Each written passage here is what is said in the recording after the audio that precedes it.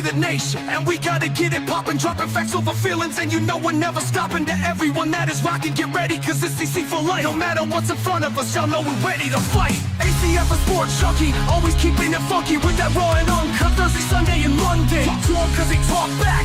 People hating while they debating, keep it real wherever their thoughts at. Never walk back and take this real on the channel. Haters can keep the hating pushing if it's too much to handle. If y'all ready for the smoke, drop a flame in the chat. Like Sports Junkie says, talk to us cause you know we talk back.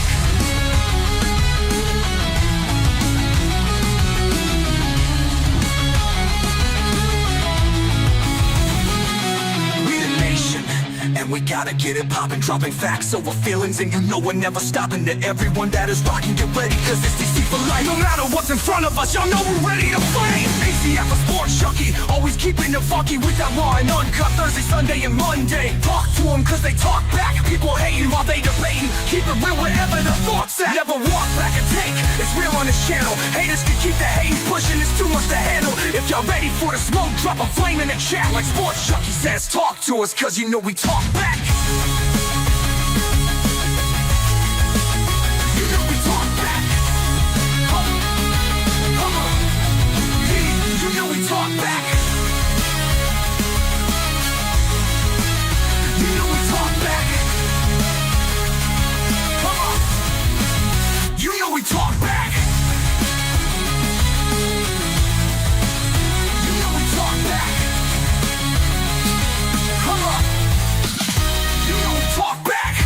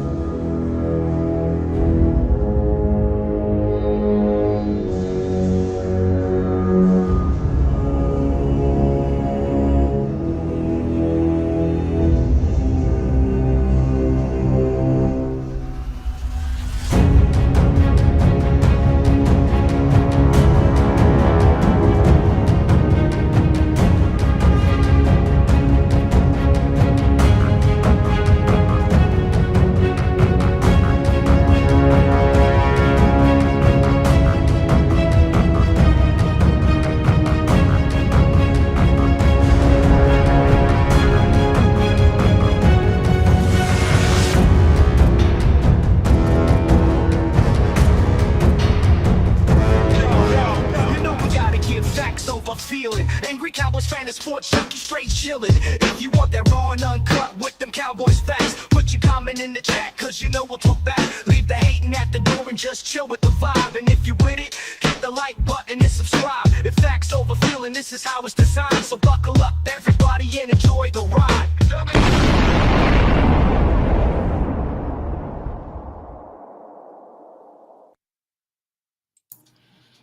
Yeah. What's going on, everybody? How's everybody doing in Cowboys Nation today? How's everybody doing? How's Sports Junkie doing? I'm good, bro. Can y'all hear me loud and clear? Everybody can hear me loud and clear? Yes, sir. I can hear you loud and clear. Cowboys Nation, can y'all hear him loud and clear? Y'all let us know in the chat. Throw a 1 in the chat if you can hear everybody. Man, this is the Facts Over Feelings podcast where we talk about them Dallas Cowboys and give straight facts over feelings, where we care what Cowboys Nation says and invites Cowboys Nation to come on up when we put that link in the chat. You know what I'm saying? But man, it's been kind of a barren wasteland when it comes to Dallas Cowboys news and what's going on with the Cowboys, you know, just sitting here waiting and anticipating moves and stuff. So there's a few topics that I gotta talk about. But what's on your mind, man? How you doing? How you feel about this Cowboy stuff, bro? It's actually been kind of quiet the last couple of days, you know what I mean? Other than, you know what I'm saying? I think the free agency talk kind of died down. I kind of feel like we ain't going to do nothing before the draft. So that's kind of done died down. A lot of people frustrated, but the frustration is kind of like quivering away over day by day because we ain't did nothing, bro. I think we all know we're not going to do nothing. So it's just time to face the facts, bro. Like, it's draft. If draft or bust, that's where I'm at with it. Damn. It's draft or bust. How many people feel like it's draft or bust? Like we're not going to make any type of moves before the 2025 NFL draft. But y'all know how we rock these things. Y'all know how we do these lives. We always got to say what's up to everybody in the chat. What's going on, Dak Owens? Filthy. Brandy in the building. Marcus, what's up with you? Jeremy Betts, yo, I got the $5 cash app, bro. I truly appreciate you. Thank you for supporting the channel. Hey, and if y'all want to support the channel, we have pinned comments and stuff in the description where y'all can do that. All right. Um, let's see what we got up in here.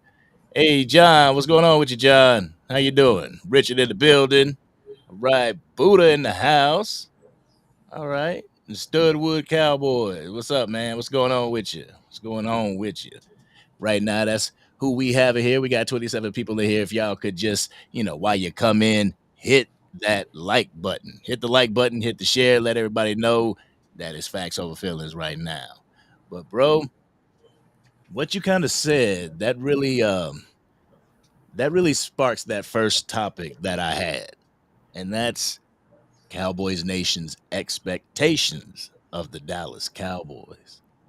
Like right now, because I had somebody in my chat in my comment section mention that like with them boys, blah blah blah, so on and so forth. And I was like, oh hey, Miss Matrix done came in the door. What's going on with you? But I was like, yeah, we them boys and everything, but for the past 30 years, we haven't been them boys to get to a Super Bowl. We haven't been them boys to get to an NFC championship. We haven't been them boys to be like, yeah, we got this in the regular season. So I kind of had a back and forth with them, like, how are we them boys right now? And the expectation coming from the top down. I did a video about this yesterday. The expectations coming from the top down. If your front office ain't them boys, your team ain't gonna be them boys. You know what I'm saying? Yeah, the nostalgia is wearing off. You know what I'm saying? Right now it's just based off the '90s. I think we all going. I think it's gonna be forever America's team, bro. You know what I'm saying? I think Jerry has a lot to do with that too. Like if Jerry was to like pass away or sell the team or something like that, I think in a matter of years it might wear off. But I think Jerry has a lot to do with that America team, the way that, like the way we're labeled America's team. I think Jerry has a lot to do with that, bro. To be honest with you, it ain't. We all know it ain't because of winning. It ain't winning, bro. So it ain't that. You know what I'm saying? So I think that's ours forever. You know what I mean? It might be another like phrase that some team use, like the Patriots or Kansas City. But as far as America's team, that's always gonna be Cowboys. You know what I'm saying? Yeah, I mean, America's team was brought before Jerry Jones. I know. I know, I know what you mean as far as like Jerry Jones being being that trailblazer and getting the brand out there. Right. Right. Yeah, that's what I mean. That's exactly what I mean. Yeah, like if it's like that, like businessman, promoter, stuff like that, Jerry Jones is second to none, dude. He is. Like, Is that a good thing though? that's the thing. It's like you're a great promoter. You're this great promoter, but you suck at building a team, bro. Like, get somebody in here that can actually build a damn team. What's going on, JVB boy? What's going on, Hoodie Kush in the building? Richard in the building. Y'all done slid up in here, no diddy. But yeah, man, the reason why I say expectation is because like I don't know about you, but before I really got a hold on it, before I reined it in, it was I would go into training camp with these high expectations, like we gonna make it to the playoffs, and then toward the beginning and the middle of the season, they showing me that they doing good. That oh man, yeah, oh wow, we get to the playoffs, and it's like, all right, how can we? All right, we got this team. We got this team in the wild card. What about the 49ers in the NFC Championship? That's how I was. But now I'm just like, y'all go out there. The 53 men on that field, the coaches staff, the front office, win at your job. You know what I'm saying? If you win at your job, from individuals to the group to the whole organization. If you win at your job, this organization can win. But there's people that ain't winning at their job, man. Hey, Angry, before we get to that right now, can you really put that comment right there, Bernard Fields? Bernard Hey, Fields. that comment right there kind of made me laugh, bro, because Bernard, I just seen that yesterday. My sister sent that to me yesterday, bro. And it's funny that you mentioned that for the Dallas Cowboys. He said Jerry acting like he done passed the collection plate and locked the door. Now I know y'all been seeing that that's going around on YouTube. hey, man, that's a good analogy, bro. That's a good analogy. You know what I'm saying? For those of you know familiar, it was a preacher. I forgot his name. He told them to lock the doors, man, until he get 40,000, man. You know what I'm saying? So. We locking the chat. Nobody can lead till we get $40,000 in the chat. Right, bro. Hey, that was a good analogy, man. But yeah, Jerry, I asked this question yesterday. Do you really believe, do Angry in the chat believe that Jerry really want to win? Like, is that a priority to him? You know what I mean? Because as a fan, looking at it from his point of view as an owner, of course I would want to win. That makes my team more valuable. If you think the Dallas Cowboys is valuable now, let them go to a Super Bowl. Man, they'll be real valuable. You know what I'm saying? They'll be like, they market to go up higher than it already is, in my opinion. You know what I'm saying? But I'm starting to believe that Jerry do not, like, I don't want to say he don't want to win, but it's not priority to him.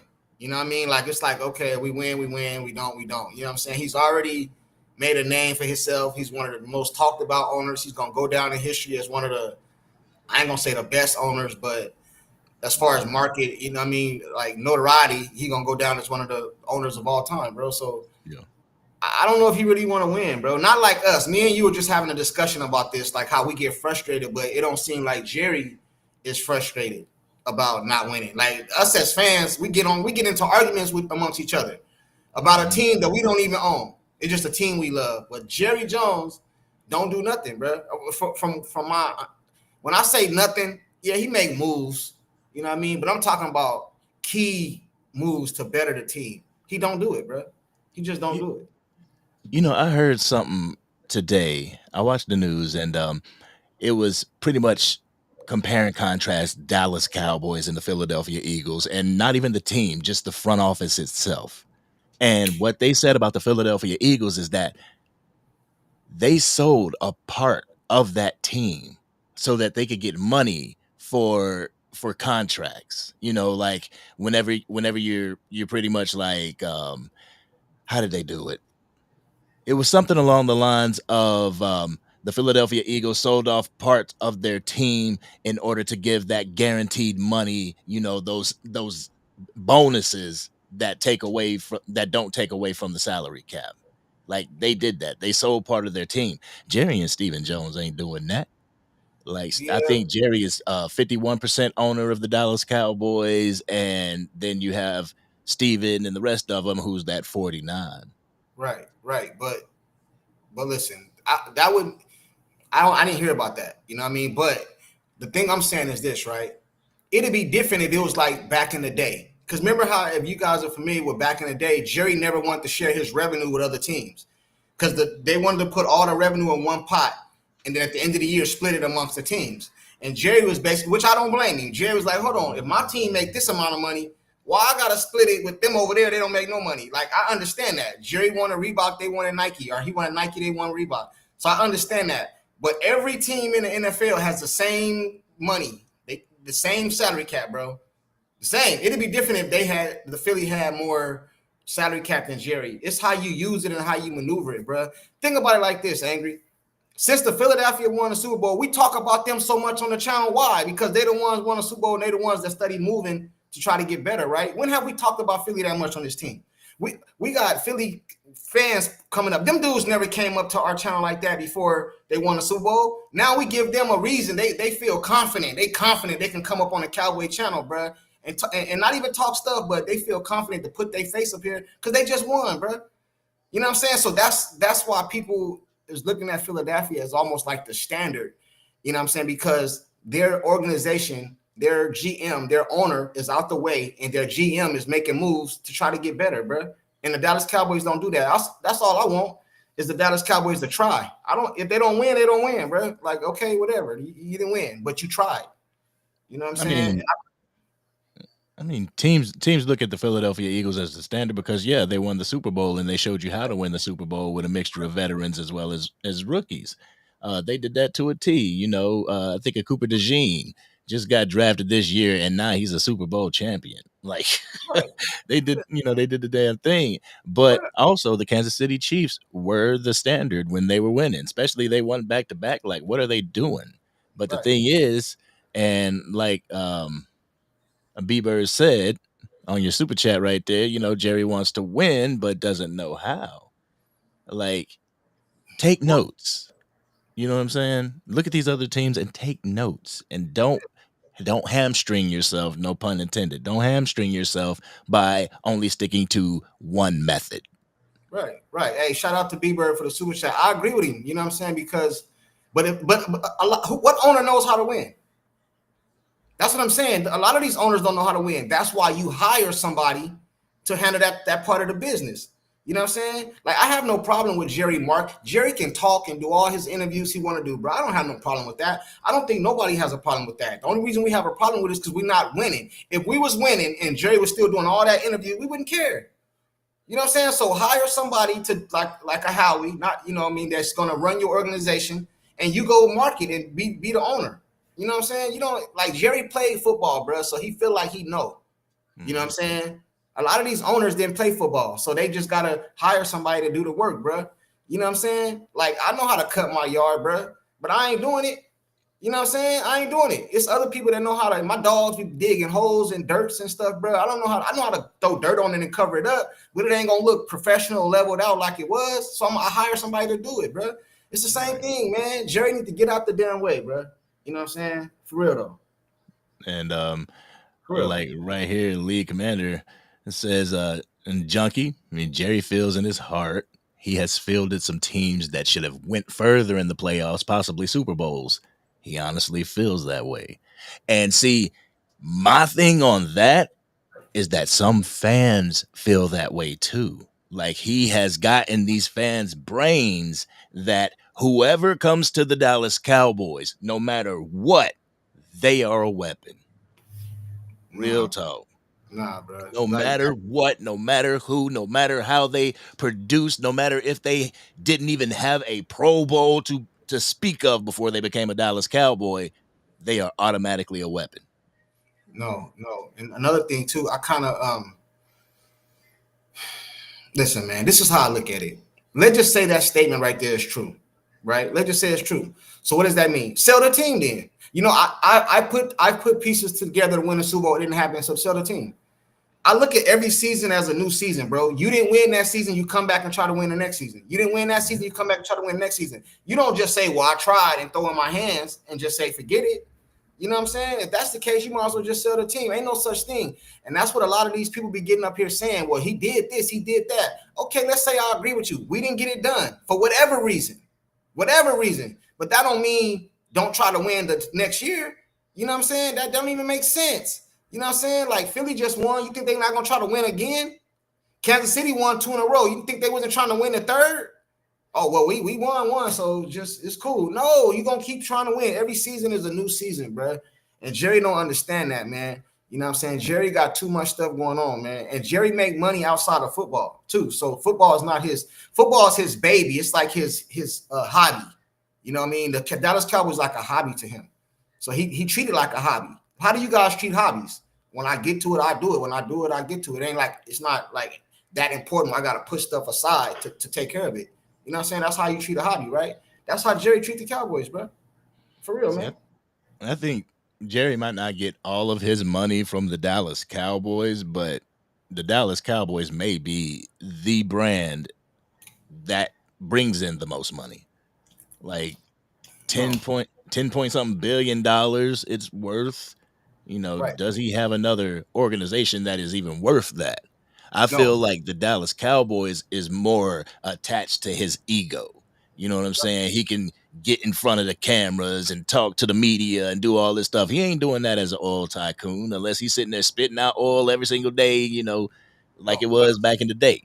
But that's not what I mean, though. I mean, like, like for example, how much money do you think Jerry makes renting out his arena to the fights?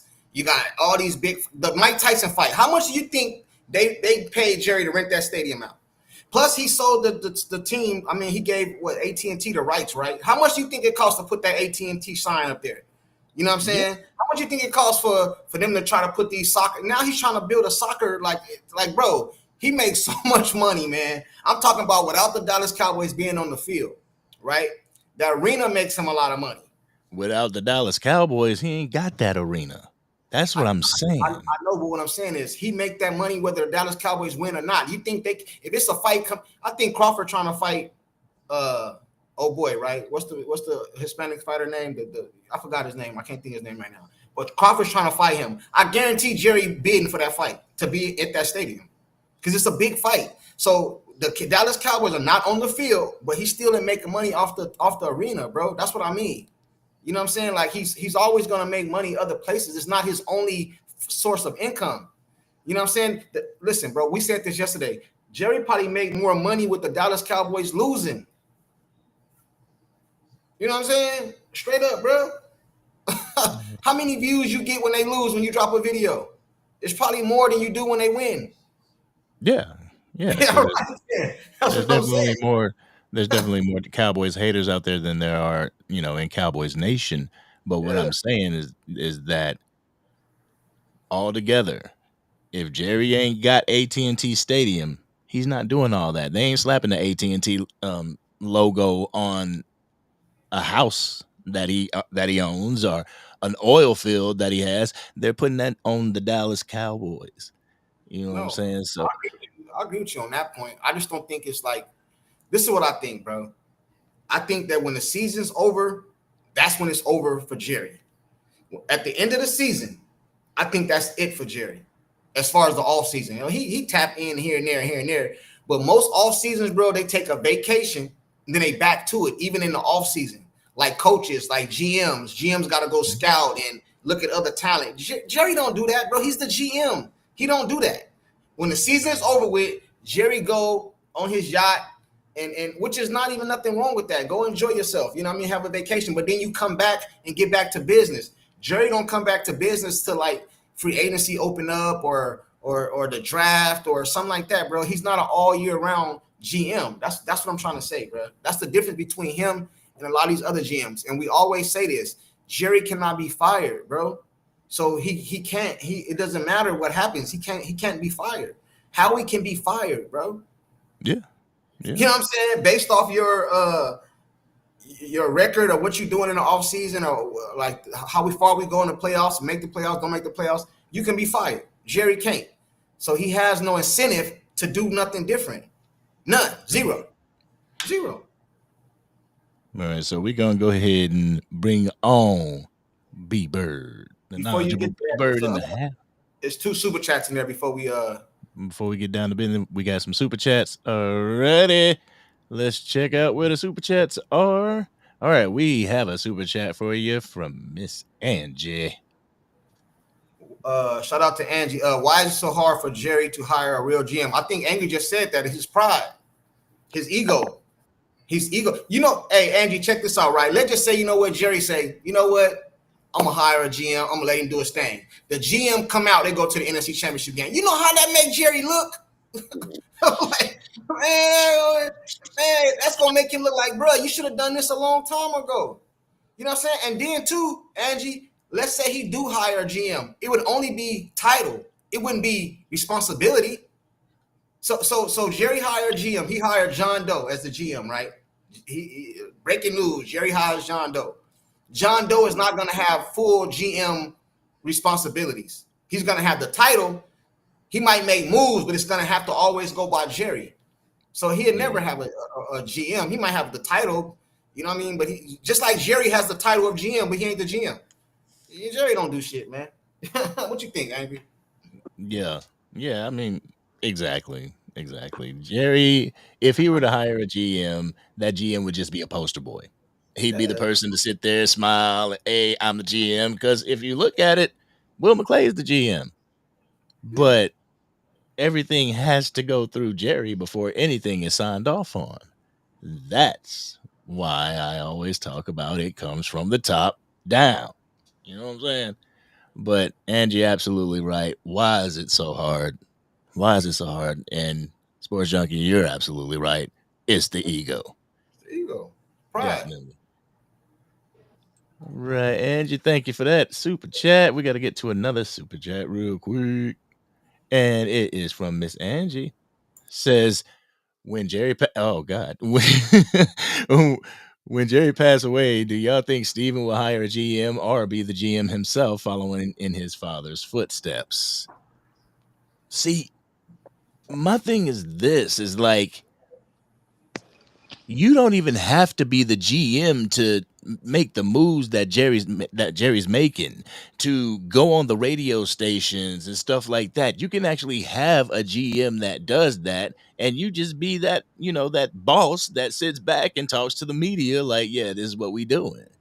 But when Jerry passes away, I think that Steven, he may keep that Jerry role, but he will have a GM in there because Jerry has Steven.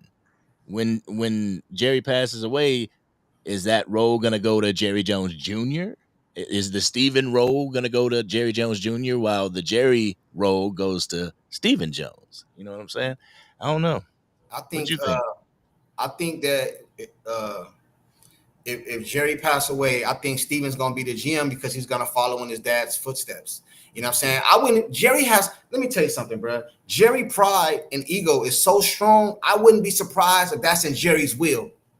It can never be another name other than a Jones as a GM. Bro, I can picture him. Can you picture him doing that? I can picture Jerry doing that, bro. You know what I'm saying? Hey, man, in my will, it go to my son and my family, but it can never be a GM other than a Joneses, bro. You can write stuff like that, bro. You know what I'm saying? My family own a lot of property in Texas, bro. One of the wheels on some of that land down there, it can never be sold. Ever. How that works. It can never be sold, bro. Like, you know what I'm saying? So it has to stay in the family. You know what I mean? And I wouldn't. Let me ask you this: would that surprise you that Jerry put that in his will that nobody can be the GM? Would that surprise you? Is that shocking? Would that shock you if you heard that?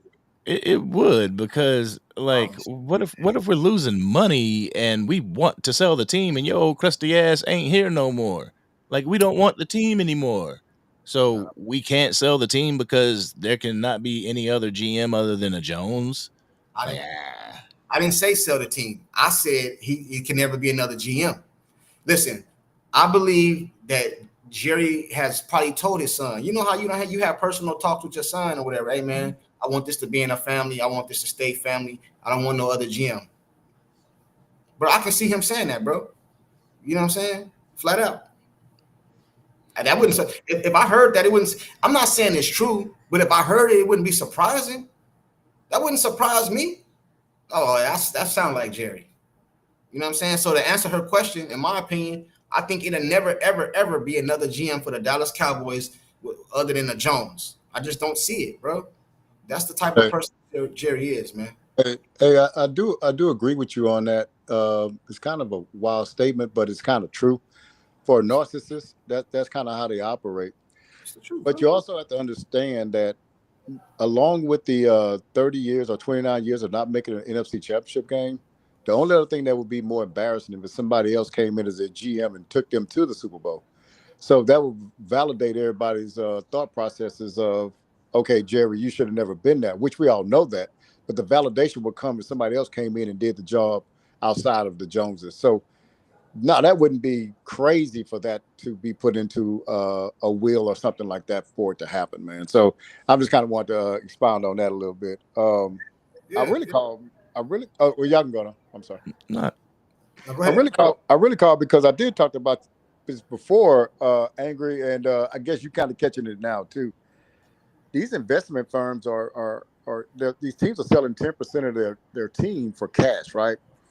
And so what they're doing is they're using that cash to sign free agents, sign players, so it won't affect so much the cash flow of the teams. So now you have two things, I think. Right now, you have free agency that teams are ahead of because we don't participate fully in it. And now you have another thing, which will be these investment firms buying 10% of the team, which the Joneses definitely not going to do. They're not going to sell any parts of their team. So, man, we're going to have to hurry up and win a Super Bowl because we're going to have a couple of things going against us, tools that other teams use that we don't use at all, man. And that's kind of undercover. I've seen that in business magazines and other things, but a lot of people in sports, even in our cowboy content creation, they're not really looking at that. But that's a big thing to me, man, that teams are using that other tool right now to get better. Yeah. Right. See, that's what I was saying. That's what I was saying earlier, that they're actually selling off parts of their team in order to sign these guys, so it's not so much of a cap hit. Because Yeah. like those sign-on bonuses, like they convert it into a sign-on bonus and stuff like that. That's not money from the salary cap. That's money from them. You know what I'm Yeah. saying? I didn't know you So could. I didn't know you could do that. But But that just puts us behind the eight ball more because we all know Jerry not doing that, bro. absolutely. Yeah, that's what I'm saying. He's not So, man, doing it. that's another tool that we're not using that they are. And Angry, just to let you know, the little bit of research I did, I didn't do too much, but they're only allowed to sell 10% of the team, right? Mhm. So whatever that team's valued at, 10% of that, you can get that cash. So just think Philadelphia, their value kind of high, and Cowboys are valued high also. So that's a lot of cash flow coming into the team.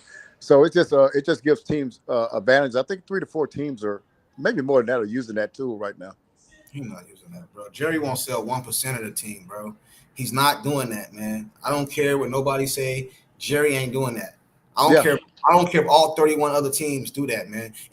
Listen, I wouldn't be. You know how the president is. You only get 8 years. I wouldn't be upset if they had something like that for the NFL, bro. Like every 4, just to keep new coaches like GMs. You only get GM for 4 years, bro. Jerry got to get rid of that position, or the owners can't be GMs or something like that, man. Like, but it wouldn't even matter because then Jerry would just be running the dude and just like it wouldn't matter, bro. Like Hey, I think we stuck. We just stuck, bro. We stuck. one thing you said, sports junkie, you say Jerry, Jerry goes on his yacht. He definitely do. That's just not y'all just not saying that. They do take that spring break trip with the grandkids and all that, and that's during the first week of free agency every year. But one of the things that Jerry takes with him, Jerry the owner takes with him, he also takes Jerry the GM on the road in the yacht too.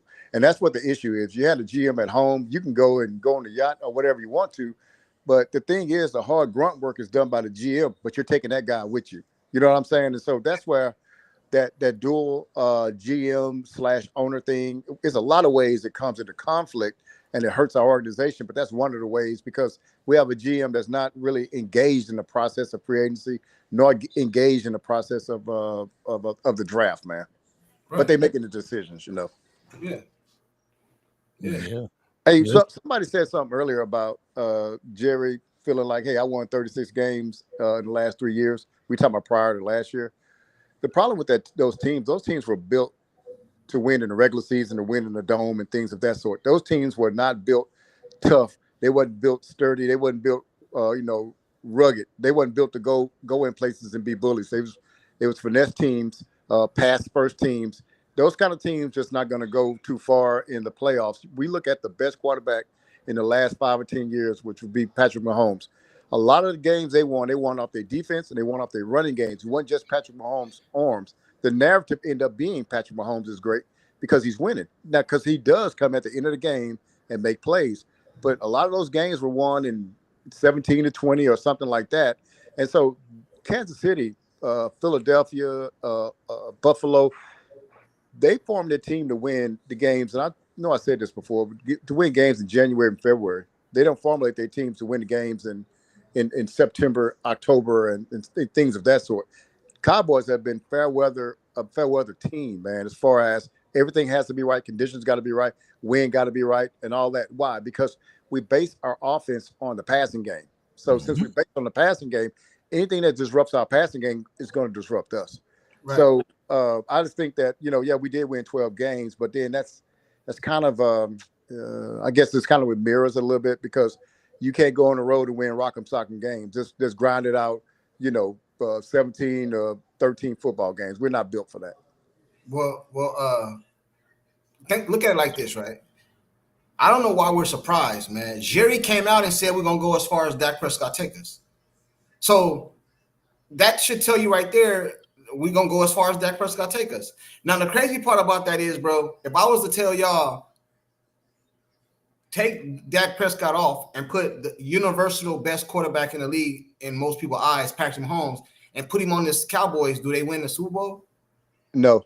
All right, then. So if the answer is no, why do we just blame Dak? That's what I'm saying. So I agree with you, bro. The teams we need to build a whole team. You know what I'm saying? The Cowboys have built, like you said, regular season teams, put up a lot of stats, like top 5 in receiving yards. We even led the defense when Dan Quinn was here with turnovers, I think a couple years in a row, things like that. You know what I'm saying? But which is great, but you have to put all that together as to become. You can have different multiple, like people say, well, y'all have all these Pro Bowlers, y'all have this and this. Okay, cool. We had a lot of individual talent, but that didn't create a team. We had a lot of individual talent. You know what I'm saying? Like, you can't take LeBron and Iverson and put these dream teams together, bro, and it be just good. You got to take a while to mesh. You know what I mean? You just have a whole bunch of individual talent, bro. You know what I'm saying? That's what the Dallas Cowboys haven't did, in my opinion, bro. You know well, one thing too, one of the things that because if y'all kind of get my theme, the biggest problem with the Cowboys is a GM, right? And the front office, the way they're situated, the way they're structured. But think about this. We can name 5. We can say the Allen kid out of Buffalo. We can Patrick Mahomes. We can name like all these quarterbacks. The one out of the Chargers quarterback. We can name all these young quarterbacks that are great franchise quarterbacks. The GM cannot afford to say that, hey, we're going to go as far as Allen takes us. We're going to go as far as they can't afford to say that. The reason why they can't afford to say it because they are attached to the hip with the quarterback. That quarterback is their livelihood. Like if this quarterback doesn't succeed, then I'm probably going to be out of a job. So the Cowboys with Jerry take some liberties because he's the owner. He's not going to fire himself. So they say some things. Why do you think they negotiate through the media? Think about it. Think about this. I've seen quarterbacks sign. I didn't even know they was up for a contract. Next thing you know, they signed to these big contracts, like Allen this year. But we know well ahead of time that Dak's up for a contract. They drag him through the mud. They drag CD through the mud. They drag all these guys through the mud. Why? Because my job doesn't depend on those guys, the relationships I have with those guys and all those things. So we can say that, it's all on Dak. Why? Because it doesn't matter if he fails or not. Most people don't want to put that pressure all on the quarterback. They want to build around him. And we don't like Philadelphia. We're born not to like those guys. But you have to respect the way they built their roster. They didn't build that roster saying our quarterback is going to take us. No, we're going to give everything around this quarterback. And then that's going to allow him to be as successful as he can be. And the Cowboys have done the opposite. Hey, and they've done it. And guess what, though? They did it with Romo. Hey, his offensive line don't have to be that good because he can move around. Dumb thinking, man. We didn't waste 2 Pro Bowl caliber quarterbacks' career right now. We're wasting that away with the ideology that these guys can just will us to a game when you look at Mahomes and he hasn't done it. So, I mean, this is some crazy things from the front office, man, that just throws me off. No, yeah. I agree. I agree with you, bro. You know what I'm saying? Yeah. Absolutely right. I want to get to the super chat real quick from Angie. Thank you again, Angie, for the super chat. Says, I feel like Steven doesn't have the nuts to face the media like Jerry, so he would probably hire a GM to be his fall guy. That's what I see. I see more of, even if he doesn't hire a guy, even if it's like Jerry Jones Jr., Stephen Jones is going to use him as that puppet. Like he's making all of the, all the say goes through Stephen, but if something doesn't work, it's the fall guy's fault. If it does work, it's Stephen's genius, just like Jerry. So I see where you're coming from, Angie. They don't have to I don't understand the comment though. She said, I feel Steven doesn't have the nuts to face media like Jerry, so he would purposely hire a GM. What do the GM got to do with the media? Like Stephen Jones can be the GM. He don't got to go talk in front of the camera. That's not a necessity. That's not something that's required. Like the The players, they have to talk because that's part of their contract. The GM don't got to get in front of no camera. So Stephen Jones can be the GM, and he can hire like a person to go talk to the media if he have anybody talk to him at all. Listen, Jerry Jones, the GM, does that because he wants to. It's not a necessity. So Stephen Jones can be the GM and not say nothing to the media. He ain't got to talk to the media. Am I wrong? I could be wrong. If I'm wrong, I'll correct myself. But I don't believe that it's a requirement for the. When have y'all heard how he talk? It says right I've never here, heard him talk. I mean, I ain't it never says, heard. I've never heard him either. It says right here, GMs are also responsible for negotiating contracts with players and coaches, as well as head coaches and some players. GMs are required by the NFL to attend press conferences with the media. Hey, Bill Belichick was required to return. What do you say? Next question, bro. You don't have. He was short. You don't have to get up there and say all the stuff Jerry say. You know what I'm saying? You know why Jerry says it though? Because he likes the celebrity, man. He basks in it. I went to a play. I think it's a preseason game before, and you could see the people handing Jerry dollar bills to sign. I say he's loving it, and they're eating it up, and he's eating it up. I say that guy's a celebrity, man, and he loves it. Celebrities like the limelight, man, and that's why they do it. Because Jerry does not have to give this. He does not have to give that every week on the radio show. He does not have to have those shows. Stevens on a radio show. They don't have to have that, man. And look here, let me get off here, man, because somebody else might want to get on. But I had one question to ask Sports Junkie. Did he find out? Because Sports, remember last time I talked to you, you said that Jerry started the Thanksgiving Day game. Did you clear that up yet? No, I think it was his wife, though, bro. It was a story that it was. Man, you got to clear that up, man. I'm telling you. I promise this. Because I know it. That's what I'm trying to say. The next time you come, I have it for you, bro. I didn't. You just remind me. I will. Angry, you got to look it up for us, man. So let me look it up. Hold on, man. Look it up. Hold on. And I'm gonna let y'all go. I'll listen offline. Why I'm listening offline, Sports Junkie, while you tell me I'm right. Owner G.A. Richards. The Lions were the first up to host games every year. In 1934, Lions owner G.A. Richards scheduled a holiday matchup between the Lions and the Bears. Earlier that year, Richard had purchased the Portsmouth, Ohio Spartans football team and moved it to the Motor City, naming it the Detroit Lions. I'll give it to him, man. I'll give it to him, man. I take your word for it. I seen some type of story that they said what his wife had to do with it then.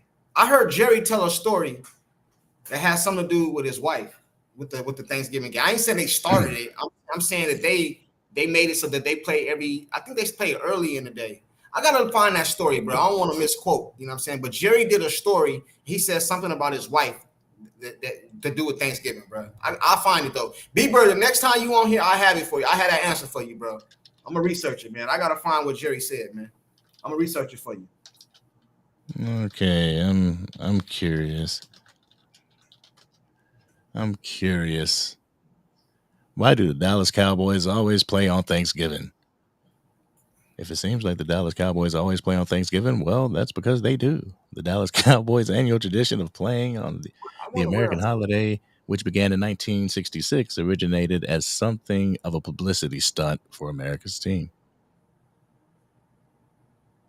I'm gonna find that interview with Jerry, man. Jerry said something about his wife, man. You know what I mean? I don't know what it was, but it's another super chat. Thank you for that super chat, Angie. Truly appreciate you. Rolling on down to the next super chat. Hey, everybody in the building. Appreciate y'all joining us. The Facts Over Feelings podcast. If you're not subscribed to the channel, I highly advise that you do so. And here's the next super chat. Angie, if Stephen follows in his footsteps, father's footsteps, yes, he will, Junkie. He will be talking now. So what are you talking about? I don't think he'd do it like I don't have a problem with a person interviewing when they supposed to meet requirements. I'm talking about the extra stuff. You know what I'm saying? Jerry is extra. Jerry is not required to go to the locker room before the game and talk to the players and talk to and hold a whole press conference right in front of the locker room. That ain't required. Like if it's a requirement to go on stage to the podium and get asked questions, okay, cool, whatever. I'm talking about the extra stuff. I don't see Steven doing all that extra stuff that Jerry do. Jerry is available for the meet. Like somebody just said, I ain't never seen a Brian. Jerry never saw a camera he didn't like. You know what I'm saying? So why do y'all think it was a big news that a couple weeks ago when Jerry was avoiding the media? Why was that news? When he was declining interviews, right? Remember that? Why was that news? Because he always got something to say. You know what I'm saying? So that's why it was news. He always got something crazy. Even if he don't got nothing to say, he'll tell you a story or he'll say something crazy. That's why I feel like Steven not gonna be like his dad. He might have a title, but he ain't gonna do all that extra stuff. I could be wrong, you know what I mean? But I just don't see Steven, you know what I mean, doing all that. He look uncomfortable in front of a camera. Jerry don't look uncomfortable. Steven be looking uncomfortable. You know, Jerry don't, to me. That is my opinion, though. That's my opinion, Angie. You know what I mean? But I could be wrong. Why am I feeling like your feelings are like aligning? You know what I'm saying?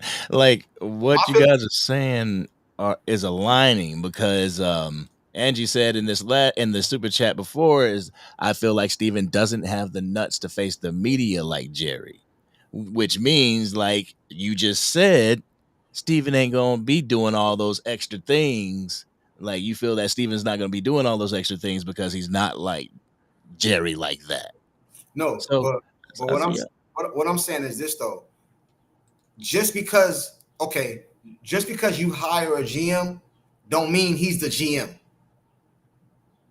You know, do you understand what I'm saying? It doesn't mean he has all the responsibilities. So let's say, because I think the first comment was if Jerry passed away. I think that's what they said, right? So if Jerry passed away, would Steven hire a GM? Let's say he did. But I feel like the control is always going to be for the Joneses. It's never going to be like other teams. They hire a GM and just let the GM do their thing. You know what I'm saying?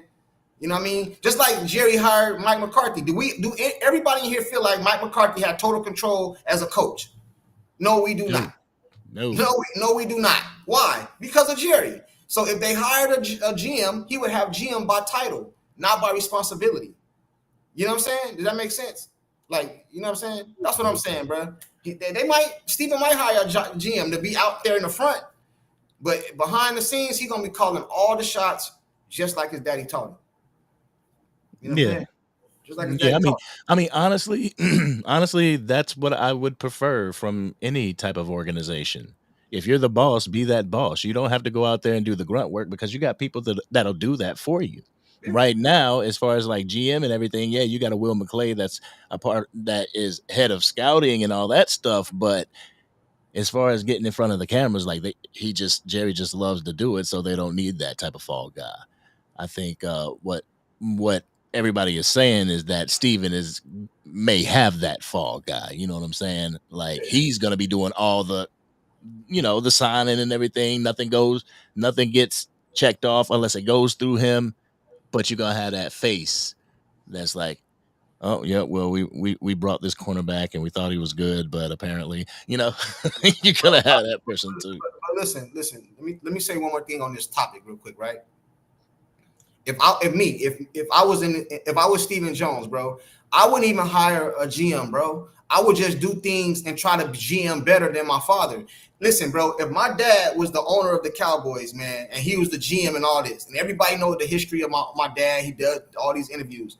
My dad passed away, and I go hire a GM. We go and within 5 years, we go win a Super Bowl or two NFC. That make my dad look crazy as hell, bro. That kind of like it makes him look. It just makes him look crazy. Like, damn, this what they would be saying. It took his dad to pass away for them to actually go win to a Super Bowl. I wouldn't want to put that on my dad's legacy. You know what I'm saying? So what I would do is I would be the GM. I would just do it. I would really be the GM though. I would really try to make the team better, and I would hire personnel to assist me. I'm the GM, but I would hire football heads to assist me in creating a better team. But the GM title gonna be mine. I am not gonna let my dad pass away, bro. And y'all go over here and kill him and mess his legacy up because somebody went right down there and won a Super Bowl or NFC Championship game, right? Like, for real. Hey, is that you feel the same way or you different? Like, bro, I've kind of said this. I'm like, what you want to bet? Like 1 or 2 years after Jerry passes, the Cowboys are going to win a Super Bowl. And they're gonna kill Jerry.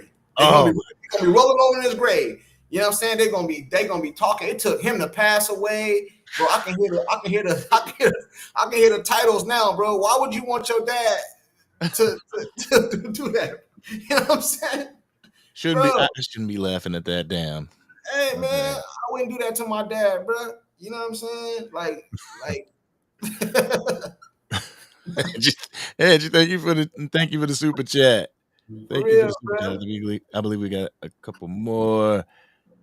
Yo, Anthony Likes with the first ever super chat. I appreciate you, bro. Appreciate your support. Appreciate you just being here talking Cowboys talk with us and being invested, because everybody that's in this chat is invested in the Dallas Cowboys. Whether you spend a dime or whether you spend $5,000, you are invested in the Dallas Cowboys, and I appreciate you going on this journey with us. Thank you very much. Real talk. Man, well, that was a heated conversation. Well, not heated, but it was a good conversation. Yeah, you know what I'm saying? It started off with Cowboys expectations, but fans expectations, you know what I'm saying? Yeah. So do you feel fans should lower their expectations? Like, my expectations is to make it to the playoffs, bro. That's not me being delusional. That's not me being like, that's just my expectations of the Cowboys. It should be a Super Bowl or bust. But we ain't been to the Super Bowl in so long. We can't even put our standards that high, bro. So my expectations has dropped. They have dropped to the playoffs. It used to be expectations is Super Bowl. Now expectations for us is just get to the playoffs, bro. And then if you get in the tournament, anything can happen, man. Just get there. Get to the tournament like the Giants wild card went right to the Super Bowl. I'm not saying that's going to happen. Get to the tournament, bro. That's my expectation, bro. And I think that is my expectations being low. Think about that. I'm just expecting us to go to the playoffs. That's kind of low expectations, bro. See, right.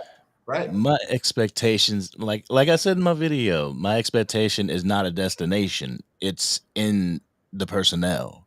It's in the people that we have on this team. It's in my expectation is with the head coaches getting 53 men who have 53 different sets of talents together to make one huge talent for this team. You know what I'm saying?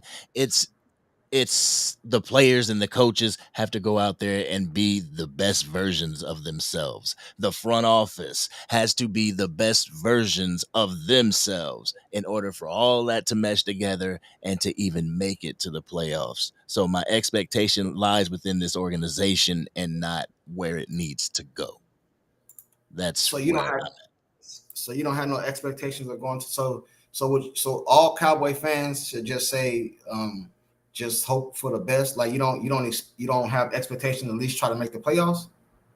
Like you don't like. I'm not saying get hyped up and then so you'll be let down if it don't happen. But I think all Cowboys fans should have some type of expectation.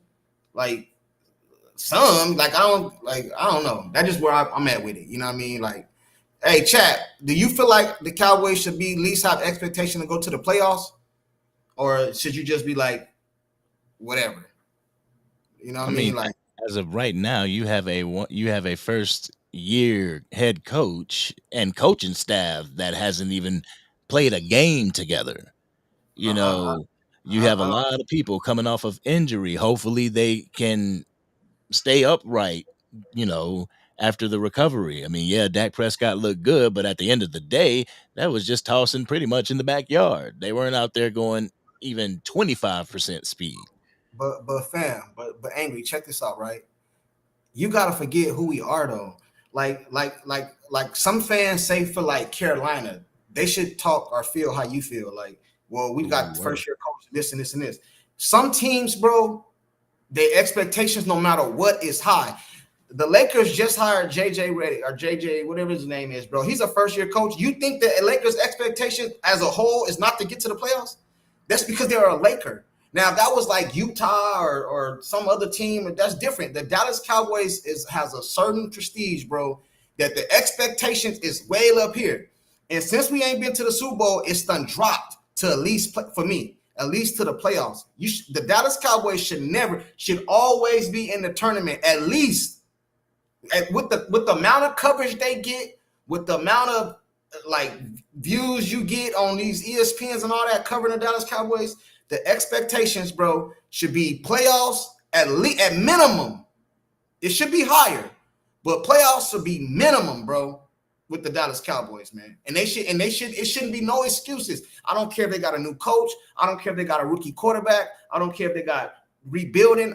The expectations should be playoffs at least, man. That's how I see it. I don't get no excuses for no first year quarterback, and I don't believe in that, man. Damn. I ain't making no expectations. Hey, smoke one for you. Says angry. I saw you watched that video on Twitter. You talking about that the one that was informative. What was that dude's name? He was talking about all the prospects and where they would land. Who was he for? Yes, I watched the video. I watched the video this morning. And that's actually where that whole 10%, the Philadelphia Eagles selling their 10% of their team to deal with, signing bonuses and stuff like that. Like, yo, that was a pretty informative damn video. I appreciate that. Yo, he goes on and go ahead. My bad. Go ahead. My bad, bro. Nah, he just tagged me and a few people in this video. It's like I went and watched the video. I was like, damn. I didn't even know that. So I really want to break that thing down, or break a little bit of it down, what he said, and do my own spin on it. But yeah, I appreciate you. What was you gonna say? I was saying it was a couple comments. Smoke for you. Was it Smoke 14? Smoke one for you? Smoke one for you. Yeah, my bad. I butchered his name. He said, bruh, y'all really think just one bad year and we will be terrible? Nah, bruh. No, I don't. I don't believe that. That's why my expectations, at least the playoff. I heard somebody in there tell me I'm smoking, I'm tripping. Somebody said you smoking, bro, you tripping. Like, bro, if I said Super Bowl, then I can understand somebody saying I'm tripping, I'm smoking, and all that, bro. But for me to say the playoffs, that's lowering my expectations because it's supposed to be Super Bowl or bust. You know what I'm saying? But we haven't been there in so long, we shouldn't even let Super Bowl come out our mouth, right? So my expectation has lowered to playoffs. You know what I'm saying? So I don't know how I'm tripping or smoking by saying that, man. You know what I mean? Y'all don't expect to go to the playoffs? Like, come on, man. Y'all, I don't know, man. Y'all, my expectation ain't that low, bro. So basically, y'all expectations is just to be what? Under 500? Like, No, see, it ain't gotta be the extreme negative if we don't think the extreme positive. It's this, like, I'm gonna speak for myself. I'm not going to put an expectation of a destination because I don't want to be let down if we hit road bumps, if we hit barricades and road bumps in the road. First year, I understand it, No, but I don't think that's being let down if you expect to get to the playoffs. Like that's a mindset. So if your mindset is we gonna get there no matter what, we gonna get there, we gonna get there. That's an individual expectation. I'm talking about like my expectation for the team is to get to the playoffs. Now if they don't get to the playoffs, I'm not gonna be mentally done. Oh, we didn't get it. Like I didn't. You know what I mean? I'm not gonna be like that because I'm not gonna allow myself to get in that mindset that we're gonna be great this year. You know what I mean? But as for expectation to at least make the playoffs, that's a low expectation. I feel like that's fair. That's game. You know what I'm saying? Now, when the season starts, based off how we playing and how the team look, based off injuries, now I can lower my we ain't playing that good, so I don't see us making the playoffs this year. But before the season start, I'm delusional for having expectations to go. Not you said that, but I'm saying I'm delusional for having expectations to at least get to the playoffs. Come on, man. You know what I'm saying? You listen, this is what I looked at. This is what I think. And this is where Dak Prescott comes into play, right? Like, I don't believe personally that Dak Prescott is the main reason for us not getting to or winning a Super Bowl. But if I'm Jerry Jones and I put money inside my offense, I do expect you to get to the playoffs. I expect that. And Dak has a lot of them playoffs we've been in. He has carried most of the teams to the playoffs. He just didn't get it done in the playoffs. So my expectations every year is to at least make the playoffs, bro. At least, like, you know what I mean? That's minimum for me. You know what I'm saying? That's how I'm carrying it, bro. That's how I'm carrying it. Yo, Tricks, appreciate you 5 months. ACF family member, appreciate you, bro. I appreciate you. Roll through these real quick. Hey, Anthony became a member. I appreciate you becoming a member. Hey, he's a part of the Angry Cowboys fan family. We are going through these super chats real quick. Angie with the $10 super chat. I appreciate you. She says, tell Drew to put the crack pipe down. Hashtag crack is whack. You may it, she made sure she put a super chat in to make me read it. Yeah, come on. I don't think Drew. Come on now. Thank you so much, Angie. I appreciate your support. Let's see if we got any more. Let's ride through it real quick. All right. We are up to date. And what I mean about my expectations. See, I'm already being let down with my expectations. And my expectations starts with the front office, and the front office doing their due diligence in order to make this team better. They haven't been doing that. So right off the rip, right off the jump, something ain't right. Then we go down to the coaching staff. They're doing what they got to do, doing their due diligence to make sure that we have a good scheme this year. Bam. But what the front office did, they didn't hit my expectations, is going to make the team suffer. And a lot of people don't see that. You know, they'll look at this one figure and be like, it's his fault. It's his fault. Like, there's a lot of stuff, and I said it in my video, that had happened before the 2024 season started that was out of Dak Prescott's control, but affected the team. Right. Now, I agree with you. Hey, Hoodie Kush, he said I'm crazy, Junkie. What I'm crazy on? What I say? What did I say right now that was crazy? Hoodie, what I say that was crazy? Because he said, Junkie, you crazy. You know what I'm saying? What I say that was crazy? Hoodie. You know what I'm saying? Yeah, I'm gonna bring in a few people, right? Okay. Say league commander. He said, yeah, go ahead, fam. League commander says, Junkie, if your quarterback is one of the reasons you lose a first round playoff game, I'm sorry, that's a serious problem. See, I don't believe he's the reason. Yeah, we lost playoff games. I don't believe he put us over the hump to get us. I don't believe he put the team on his back and carried us to the finish line, but I don't believe he's the reason, though.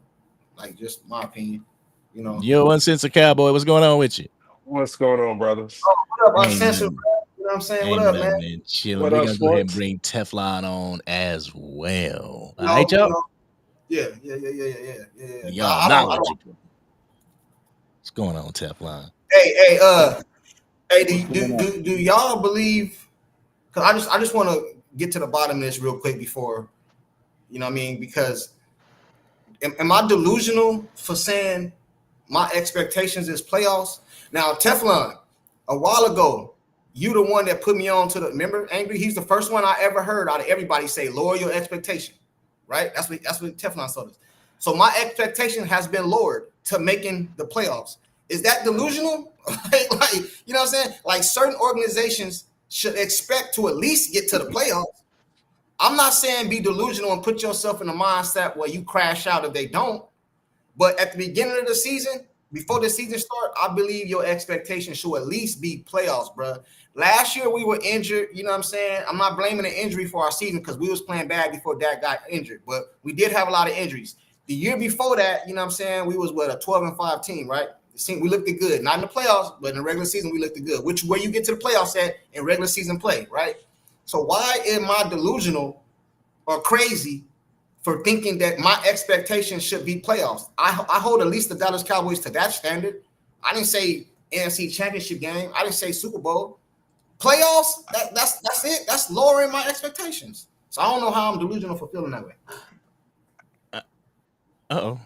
We lost Tef. Yeah, you lost him. I understand why you have your expectation based off of the history and legacy. I understand when you mentioned the Lakers, how they expect to be competing for a championship every single year. And the difference is the Lakers go out there and they will make those blockbuster trades to get the players that they need to make sure that the Lakers are the Lakers consistently. I mean, I think though, and I watch a lot I of get basketball. I think the history of the Lakers, I only think they have, well, since let's start since Magic. They've only had downs of about 2 or 3 years, and then they right back in the cream of the crop. right, right, You know, right. One of them was when Jenny took over. So I get what you're saying. I can agree with you on that. That the and Lakers go out. Right after Bryant retired, Right, right. it took a couple of years for them to get their feet back together, and then they right back there. And now what they did was they learned from the Kobe Bryant situation, and they brought Luka in early, knowing LeBron only had a couple more years. They let Kobe ride it all the way out without bringing in somebody for him to pass the torch to, while they could pass the ball from each other instead of having somebody come in after. They learned from that. No, I got you. I Yo, got you. Derek, you coming up, Derek? I got you. I got you. Damn, there you go. I got you. But I don't feel like I agree with you, Uncensored, but I just don't feel like it's an undelusional take to say playoffs. I think that's low expectations, bro. I believe My, just my, saying to make it sorry. to the playoffs. I believe that is low expectations, bro, for the Dallas Cowboys. I don't feel like When I now look when if I I got when on I here and look at said we going to the NFC Championship I'll game get or in a Super little, Bowl, then I would understand. I'll get in a little bit. I'm on a call. yeah, but when I look at the Cowboys, I look at I look at the current construction of the Cowboys, and I realize that we don't have a coach, a a, a big position coach, coordinators and up that had a winning season last year out of any of them. And then you got an offensive line in flux. You had 30 something Mom, I'm on free a call. agents. I'm So on a call. I will change my opinion after the draft when I see how they move. But as constructed, I don't see a playoff contender. And the reason I do that is because I look at the rest of the the NFC, and there's only so many spots. And when you look at the North, the West, there's a guaranteed spot in the South, and then you got the Commanders and the Eagles. You gotta realistically gauge yourself. Where do you stand amongst those guys? Are you winning the NFC East? Probably not. So now you're competing for a wild card spot, and you have to look at the Rams, the Vikings, the Lions, those type of teams, and see if you are the top seven in the conference. And then I Right. set my expectations off of that. But you going off names, bro. The play still got to be played on the field. Absolutely. You're going off rosters. You're going off rosters. You know what I'm saying? We done seen a lot of teams be like, I ain't gonna say elite, be good one year and they come back same team and not the same the next year. Things change. You know what I'm saying? So all I'm saying is I'm not looking at this is what I told Angry right now. I said before the season start, my expectation is playoffs. Once I see a couple games, them playing and see what's going on, injuries and everything else, now I can adjust my expectations during the season. Oh, we ain't gonna do nothing this year. You know what I'm saying? But before the season start, I should expect playoffs, bro. I don't give a damn who, Minnesota, Philly. I don't care who we got to play. None of that. My expectation should be playoffs, man. My bad, Amy. Go ahead. See, the thing is this though, like it's easy for people to say like my expectation is playoffs, and if we make it to the playoffs, oh, I'm not gonna crash out. But look at the evidence of the Green Bay Packers game. Our expectation is playoffs. We get bounced in the first round of the playoffs and we crash out. Expectation leads to disappointment.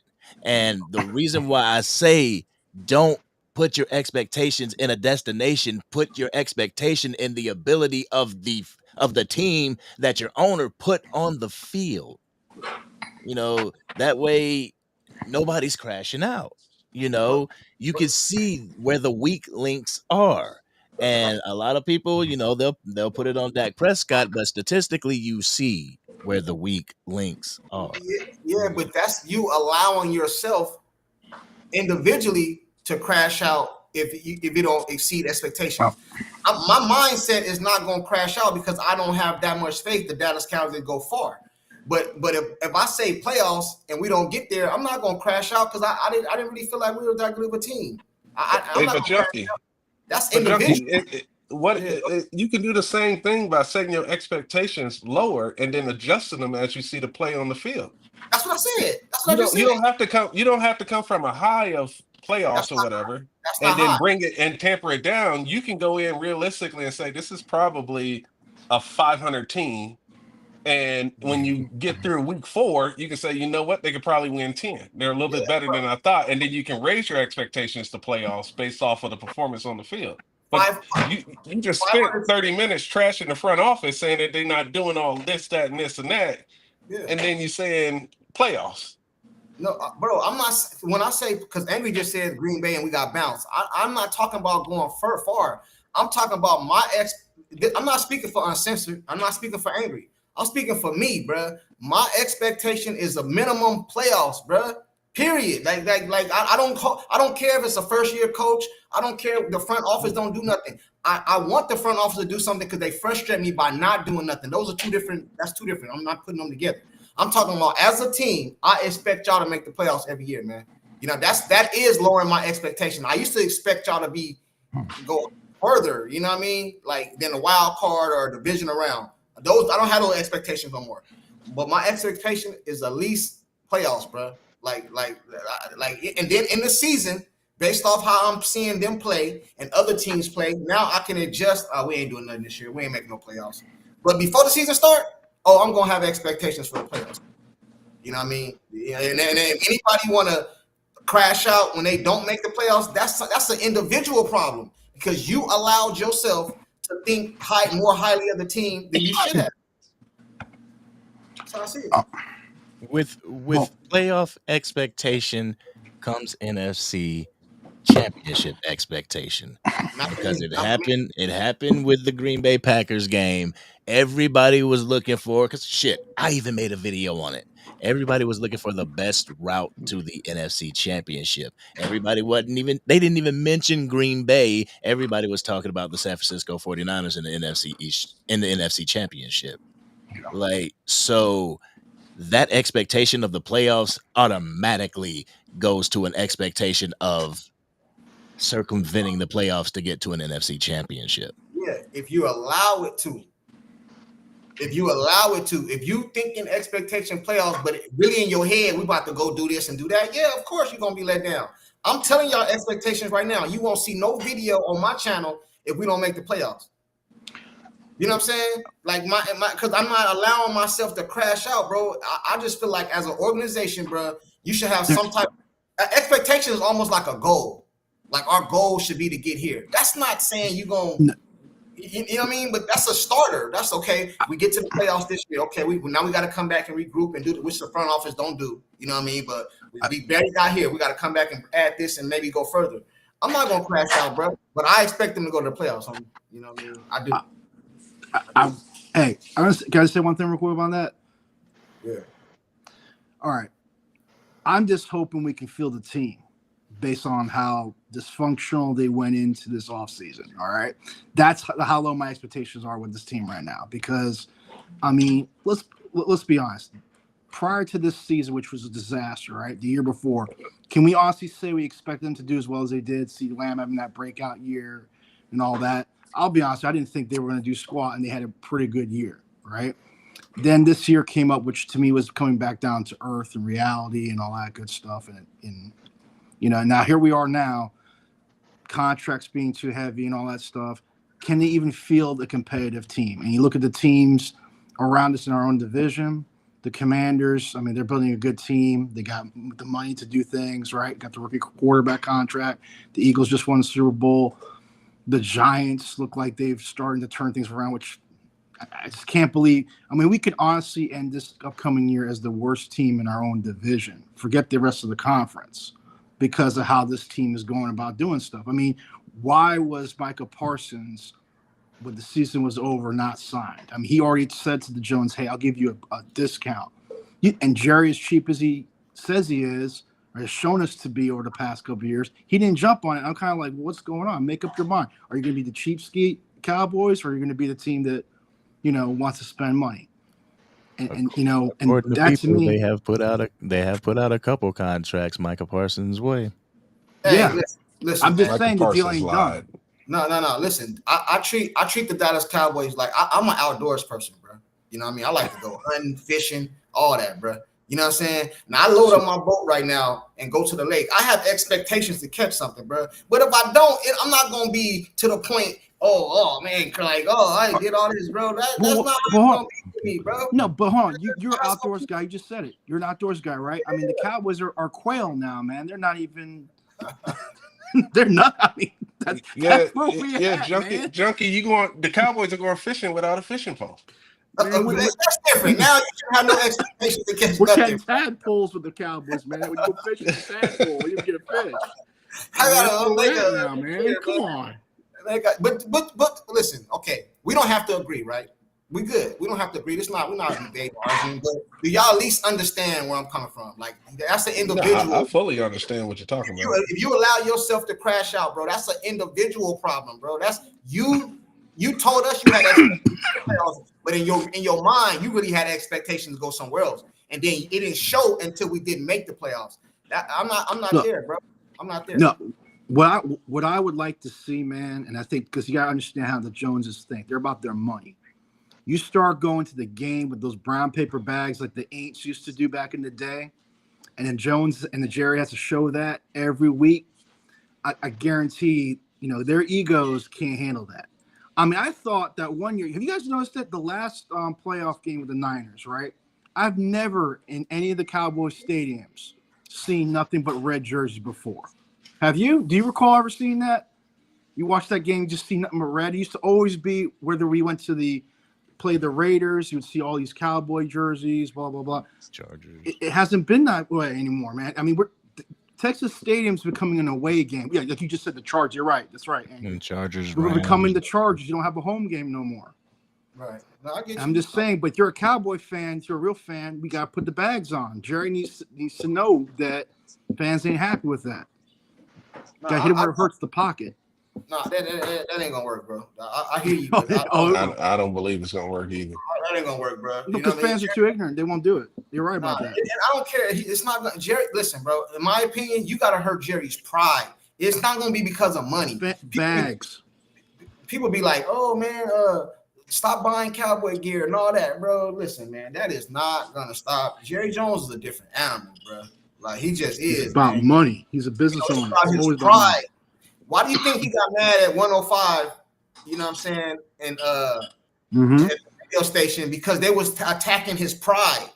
Jerry, why you didn't do nothing in the offseason? Jerry, why you didn't do this? Why you didn't do that? That's why he went off on him. You know what I'm saying? Like if the fan all wear bags, you don't think that ain't gonna happen, bro? It's no, not gonna happen. I'm just asking a question. If creators like yourselves and all that, and all they're seeing on TV, it gets to the point where even Stephen A. Smith's like, damn, the Cowboy fan base is wearing bags all the time. What's your thoughts on that, Jerry? Jerry can't handle that. He ain't gonna do nothing. His bro. ego cannot handle that. Jerry bucked the system because of that. That's what Jerry. That's what he. How do you buck the system with that, bro? I don't even believe you believe that, bro. Like you believe that Jerry he's showing an ego. He's showing that ego when he did the fan thing. That's the very point you just made about what happened on the fan. What did the fan say? You're questioning what he did. I got you. But what I'm trying to tell you is, bro. Yeah. I don't believe that our fan base is one of the biggest fan bases in the world, bro. It's the biggest. Period. So you gonna tell me you gonna get enough people to do that? It's not gonna happen, bro. It's a fantasy. It's almost like Jerry attacking free agency. It's a fantasy. You know what I'm saying? I mean, honestly, like almost 10,000 subscribers was a fantasy to me. We almost got there. You know what I'm saying? I mean, I am the type of person that feels like if you don't try, you have failed already. You know what I'm saying? Whether it's the bags, whether people go to the stadiums with the fire the GM Jerry hashtag on a shirt, just having your displeasure in what has been going on vocalized, Like, that's why we're gonna have Steph Gonzalez on the Facts Over Feelings podcast to talk to him about that whole hashtag Fire the GM Jerry movement. Oh yeah. But I just feel like if you don't try, you have failed already. Yeah. Hey, somebody got a lot of noise in the background. You gotta mute up, man. You gotta mute up. Hey, but I'm with y'all, man. Like I seen somebody say Cowboy Huddle. He said he drafting skill positions. Hey, I agree with that. But check this out, right? We started off this conversation by saying expectations and stuff like that. Do you guys believe in your heart, like really in your heart, that Jerry Jones really wants to win, or is that second to Jerry? You know what I mean? Like because the way go ahead, Andy. My bad. No, bro. That was me. That was Teflon. Oh, my bad. Go ahead, Teflon. Listen, bro. Listen. I'll give credit to me saying the statement lower my expectations. That comes from my boy Simons. And I was trying to figure out why he was saying that. And then I came to the realization of, man, my front office, they trash. Okay. That's when I lowered my expectations. That's when I started. Do you feel like Jerry want to win though? I'm answering it. Oh, okay. My bad. No. And I'm gonna tell you why. Yeah. We have, like I've said before, our fan base is divided when it comes to Dak Prescott. Right. Okay. Yeah. If Jerry really wanted to win, bro, we can talk in circles and we can talk about this. But if Jerry really wanted to win and Steven really wanted to win, they would not move the way they move and have moved in years of roster building, team building. If they had confidence, true confidence in Dak Prescott, hear me out. Let's just say Joe Burrow was our quarterback or somebody like that. I think they would move differently in free agency and in the offseason, bro. And that's just my honest opinion, man. Personal. I don't think they have the full confidence in the quarterback to make moves that will put this team over the top. Okay. You go into free agency and you signing former first round busts and mediocre dudes, and I like Dante Fowler, and all of that. You'd make trades where you trade 4th round picks for Trey Lances and Jonathan Mingos, and you come out and you say, oh man, we can do it with Tony Pollard, and then next thing you know, you let him walk, and then we can do it with Rico. These are not championship moves, man. These are not. How much evidence do we need? Look at the moves they're making. Like I said on another, when the last time the Cowboys made a trade where us as a fan base sat back and was like, we won that trade? You said that over here. You said that over here. You said that to me the other day. But check this out. Yes, sir. Yes, sir. When has that happened? So I have no confidence. I don't think Jerry wants to win. No. But I got something to say to what you just said. Go ahead, Angry. Oh no, I just saw something that Marcus said. He said they didn't do anything with Romo. Right, but this is what I was gonna say. It got something to do with Romo, right? This is what I was gonna say. I believe that if Romo was still the quarterback, Jerry Jones would do whatever he can to put him in a position to win. I think Jerry liked Romo, like personally, off the field, on the field. Personally, I don't believe Jerry likes Dak like that. He paid him, yeah, but I don't think he paid him. I think he paid him because he had to, and he didn't see another option. You know what I mean? That was just the market value at the time, so I paid him. But I didn't want to. I don't believe Jerry wanted to pay Dak. I ain't never said that. You know what I'm saying? I don't That's your question, Junkie. Wanted to pay Dak. I think he had to. You know what I'm saying? I don't think he liked that, bro. Can I ask you a question real quick, Junkie? Let me ask you a question real quick. Yeah. Did you like any of the moves that were made this year? This offseason? Any of the moves that were made in this offseason? I like the Osa. I like the Turpin. Okay, I no, don't I'm like. talking about as far as pieces coming to the team. No, I don't. Okay, I think to sit here and have expectations of playoffs when you just said yourself you don't like the pieces that were put here. What makes you think that we're going to make it to the playoffs? I didn't say we was going to make the playoffs. So but those were your expectations. Those are your expectations. Yeah. So how can you have those expectations if you don't like the way that the team was constructed? It's called want to. He wants us to make the playoffs. Yeah, that's my expectations. I'm not saying we're going to make the playoffs. I ain't never I'm looking said at. that. I bet somebody that we're gonna make the. Hold on. See, this conversation is different than the conversation I had on the other channel. See, on the other channel with Fifth and all them, I bet them that we're gonna make the playoffs, but that wasn't our conversation. Our conversation was expectation. It's different. Now I have no expectations. No. Now, if you're asking me, do I believe we're gonna make the playoff? Now you can call me delusional because I'm gonna say yeah, because I bet people that we're gonna make the playoff. And Stinson is one of them. He up here. You owe me that one. But that wasn't the conversation we were having. See that's not the conversation we were having. We was having expectations. You know what I'm saying? Jerry just cares about money. It's a difference, bro. I think it's a difference. Y'all trying to put them together, and it's a difference. No, all right, so I'm gonna answer your expectation question with an answer. I don't have any expectations that the team doesn't have on themselves. If the team has aspirations and expectations to do something, the only thing I can do is just sit back and watch. I don't have any expectations. If the team has, there's 32 teams in the NFL. 32 teams have expectations of getting to the playoffs, getting to an AFC or NFC championship, or getting to or winning a Super Bowl. Everybody has those expectations. The problem is, the problem is 32 out of 32 teams, only 2 teams actually get to go to the playoff, get to go to the Super Bowl. 4 teams get to go to the AFC championship. 12 teams out of 32 get to play in the playoffs.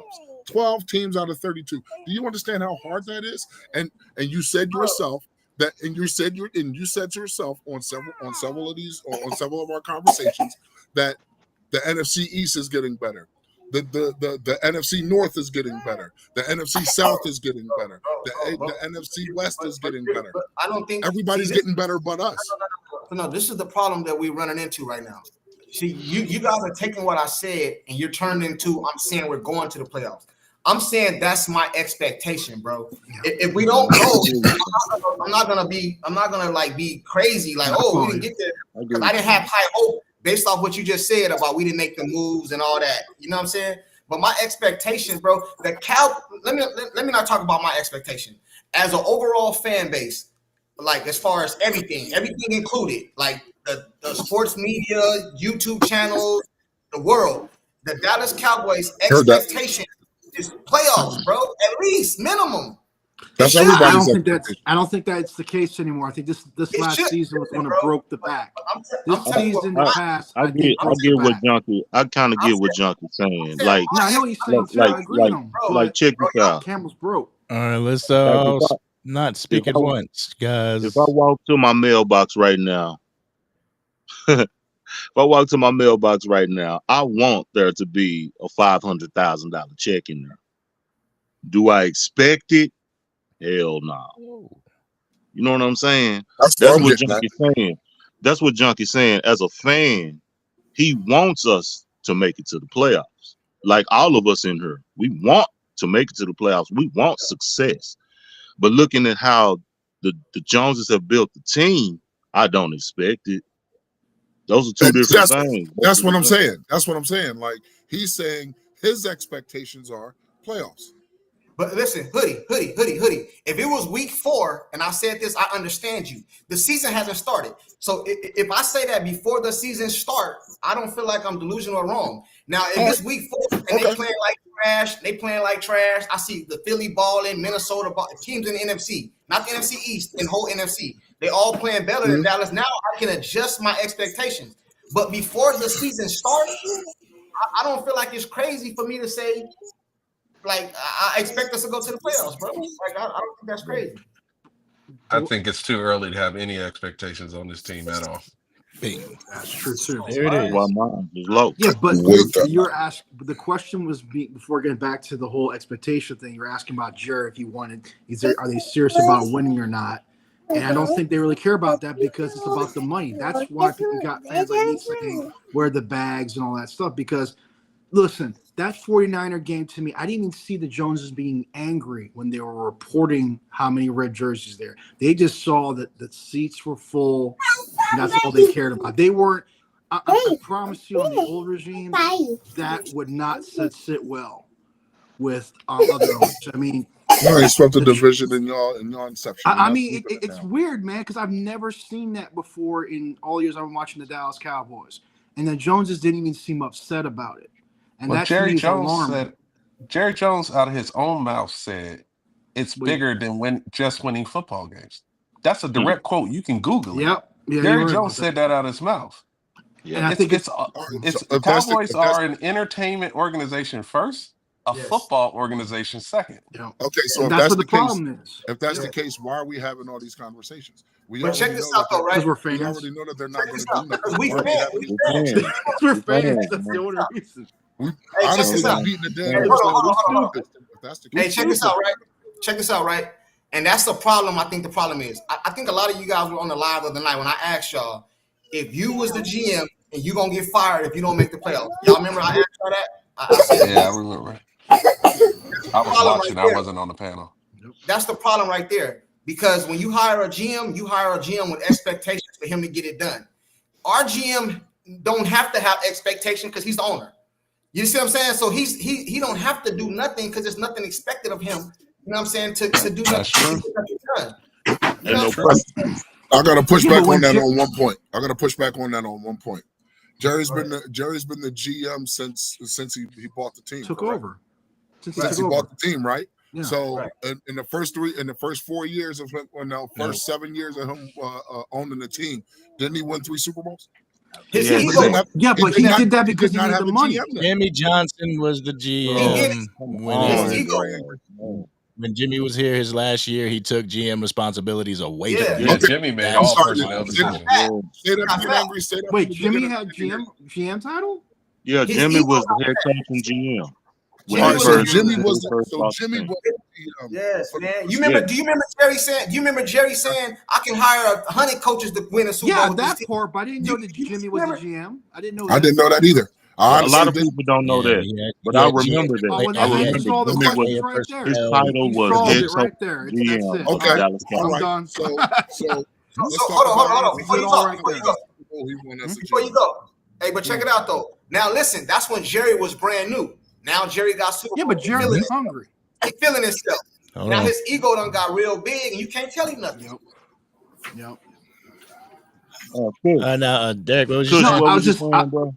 I was just saying that you just answered the question because see when Jerry came in, like I said, they were hungry, and now the hunger's done because what did they do? He brought Charlotte in to help build the brand. The brand is not sustaining, so he don't have to work no more. Therefore, he's no hungry, which is what Junkie was getting at when he said, Jerry doesn't care if he wins or not now because he knows that his bread and butter is going to come in because all of us here, are going to still watch the games.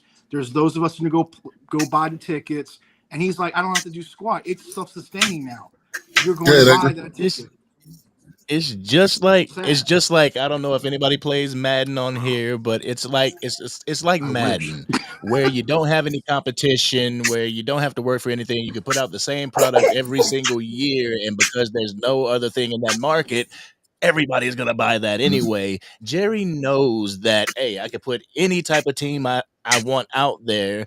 The more that we're around the rim, the more money will be spent, and we don't really have to win a Super Bowl because monetarily we win the Super Bowl every single year. Well, there's no pressure. So There's no pressure, man. Y'all know pressure bust pipes. Jerry don't have no pressure on him, bro. Steven don't have no pressure on him. I'm at a point where I see it like this, right? Let's get Jerry out of our minds. All right. Here's why I'm saying let's get Jerry out of our minds, right? Because we know Jerry ain't gonna go get no big names, right? So we have to rely on what we see on the field. I don't want Jerry to do anything. I want my players to go out there and win in spite of him. You know what I'm saying? They're not hungry like that, though. That's a I know it. hard Those amount. players are I not can't- hungry I like can't- that, I man. cannot say that. I cannot say that. You cannot definitively say that these dudes aren't hungry like that. Because why else? If not to get paid, if dudes are willing to take pay cuts, if dudes are willing to let their contracts be doing this and restructured and all that. Granted, they really don't have a say in it because that's the way the contract is designed. Yo, Let me ask you this, bro. Say Let me ask you this. Wait. Let him finish his. Go let ahead. him Go finish ahead. his Go ahead. point. But what Sorry. makes you think that these dudes don't want to hoist a Lombardi? What makes you think these dudes don't want to hoist a Lombardi for Dallas? What makes you think these dudes is coming here just to play for the bread? Now there's probably a vast number of them, but there's probably very few who feel like, I don't care. You heard what Micah said. I'm willing to take less if it means I don't get chipped and triple team. You know what that does? That helps them win a Super Bowl. You know what I'm saying? So to say that these dudes these dudes they're living off the high horse, they don't want to win the Super Bowl, I think that's false. It may not be all of them, but I know the vast majority probably do. You heard what AJ Brown said. AJ Brown didn't care that he only had 4 targets and 2 catches in the Super Bowl. I'm a fucking champion. That's all they care about. So I'm not worried about what Jerry doesn't do. I'm worried about what the dudes that's on the field going to war do. You know what I'm saying? That's what I'm worried about. I wish I had that confidence. Did he say that before or after he got his money? It's not a. No, but Mike is. Come on, bro. Mike is. Everybody's due a contract. Bro, did he say that? I'm just asking, bro. I ain't say nothing. I just said that he Yeah, said he that. got paid in the beginning of the season. All right, Yo, then. So all Hoodie. that stuff, they don't be listening to all that stuff. AJ Brown is one of the main people to be on the field talking about he couldn't get no catches. But he's a champion though. No, he said Hoodie, that. He said that when they lost. To be fair, My only AJ Brown. pushback, Hoodie. Sorry.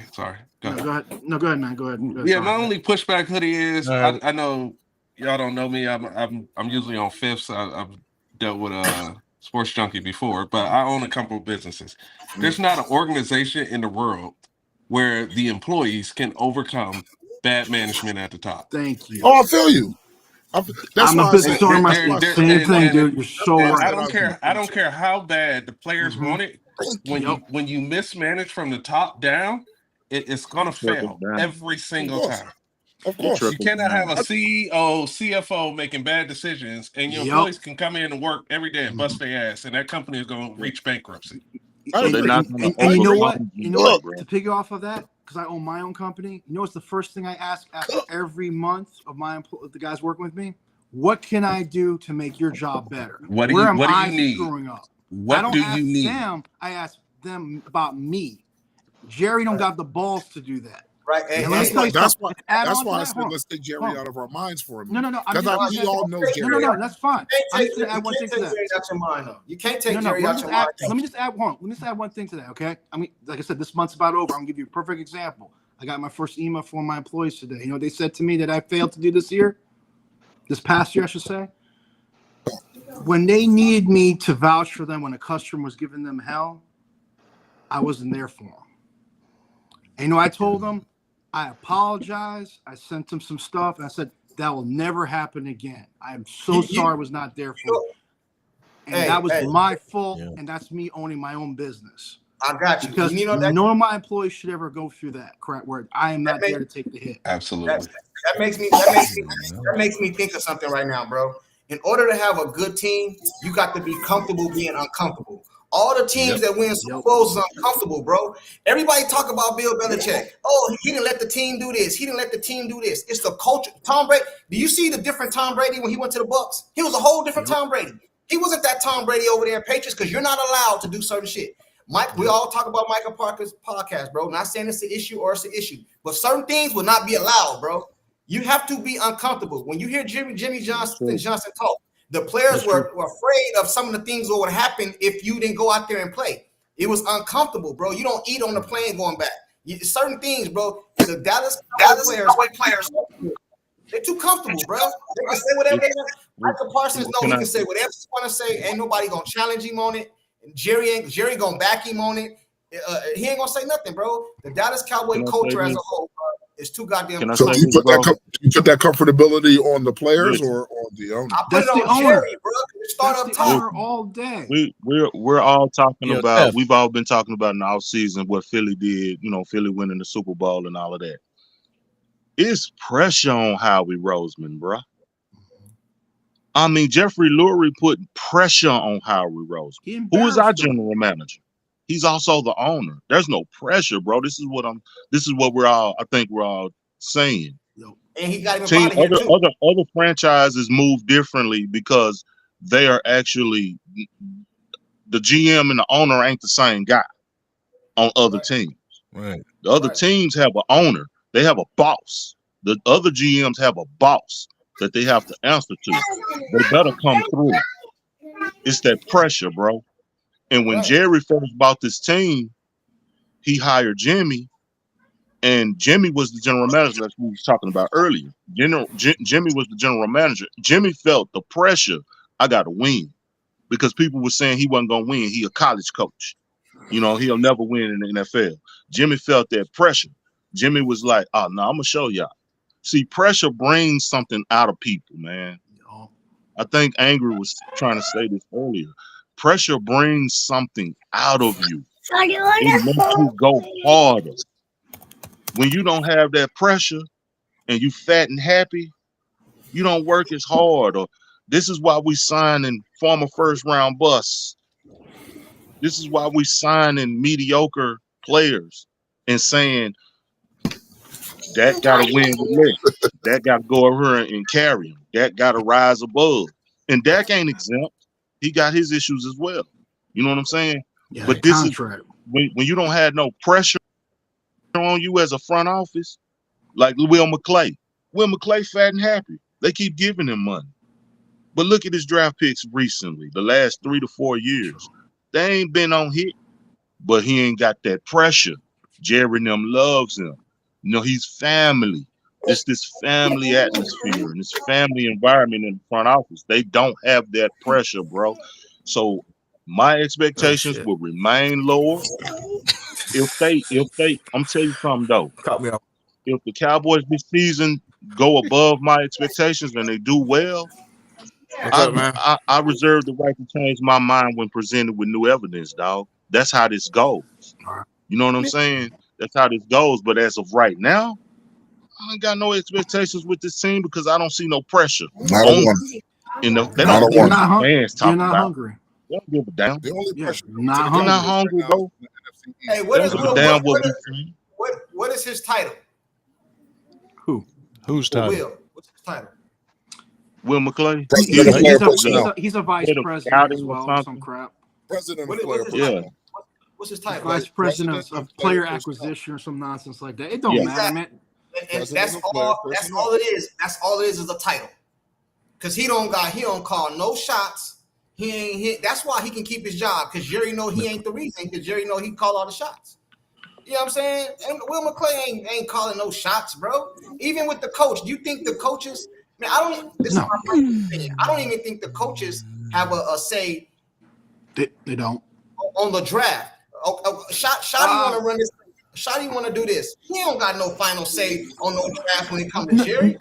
No, but they've had input. No, you can't say that they've been totally. The last couple. Hold on. If there's anything we learned in the McCarthy era versus Jason Garrett, I'll notice the change. They did have some input because there's some players I know back in the day they would not have drafted. Because especially like Mozzie would never have been drafted back in the day, and you know that because history they always went for a certain size. So they do have some input, but it's just not enough. It's not enough input, and then when you talk about the players. I'm just saying, I believe Michael Parsons wants to win. I don't think when I look at the contracts that Dak and CeeDee Lamb got, look, Lamb, you only get one bite of the apple. The quarterback can go multiple times, but he never you've heard it from Josh Allen, you heard it from Patrick Mahomes' contracts. They tried to work with the team with that, but Prescott's about making his money. Man, that's not true, bro. That's a false narrative, man.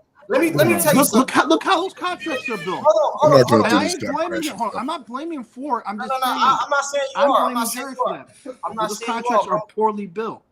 If I'm Dak Prescott, why would I take less money for you to do nothing with it? Dak. I'm not blaming I ain't Dak. taking less money, man. No, Hey, no.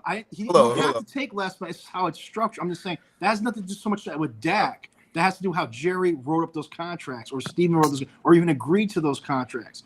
They're poorly done. This is coming from people who don't know how to do business, and that's sad because the Joneses are $1 billion organization. I still cannot get over that and making poor decisions as they did. That's what kills me. But anyway, I think they were under the gun decisions. So I'm not going to call them poor decisions. I think they were under the gun positions, because if you look at it right, Dak literally played his last year. He played his last year. You know what I'm saying?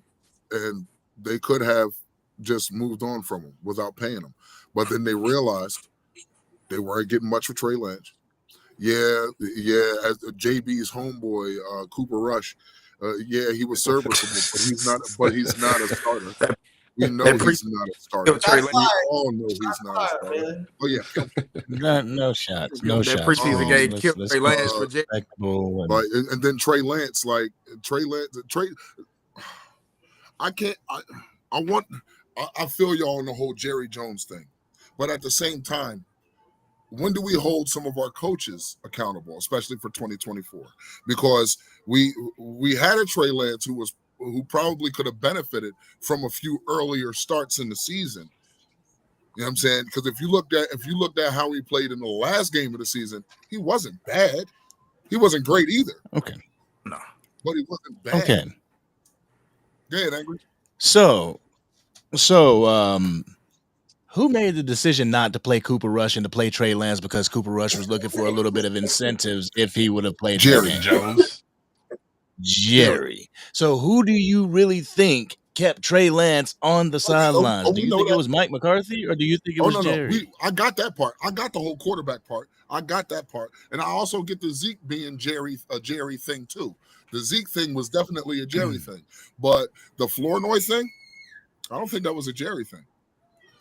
The what? Flournoy. I'm sorry. No. The Flournoy thing, the Mingo thing, I don't think that was a Jerry thing. Oh, who was it? I'm about to say, what was the Flournoy thing? Flournoy barely got any play, and Flournoy actually showed promise. He looked better than Tolbert and Brooks, and then Mingo.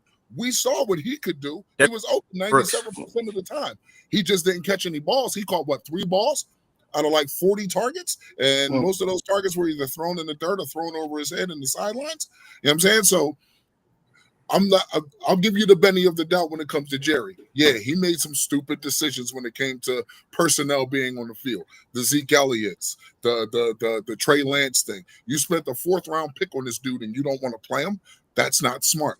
You know what I'm saying? But then you also spent a 4th round pick on a wide receiver who's just coming from a bad situation into possibly a better one. He's showing you that he has the goods and you're not utilizing it.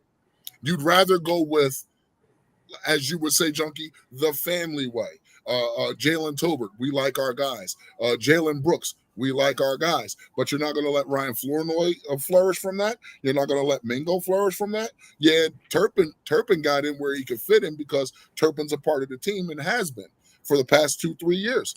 You know what I'm saying? But you got these 2 dudes who were one was projected to be a top 10, top 15 wide receiver coming out of the draft. And he was in a bad situation just to come to another one with a quarterback who doesn't believe in him because he wants to throw everything in the dirt. You know what I'm saying? That's where it's the coaching aspect. You know what I'm saying? The lack of running the ball in the beginning of the season when all you heard from this dude to get what the hell is his name? Offensive coordinator for the Eagles last year. Help me out. I forgot his name. Kellen Moore. Yeah, Kellen Moore. You did all this rambling. Run the damn ball.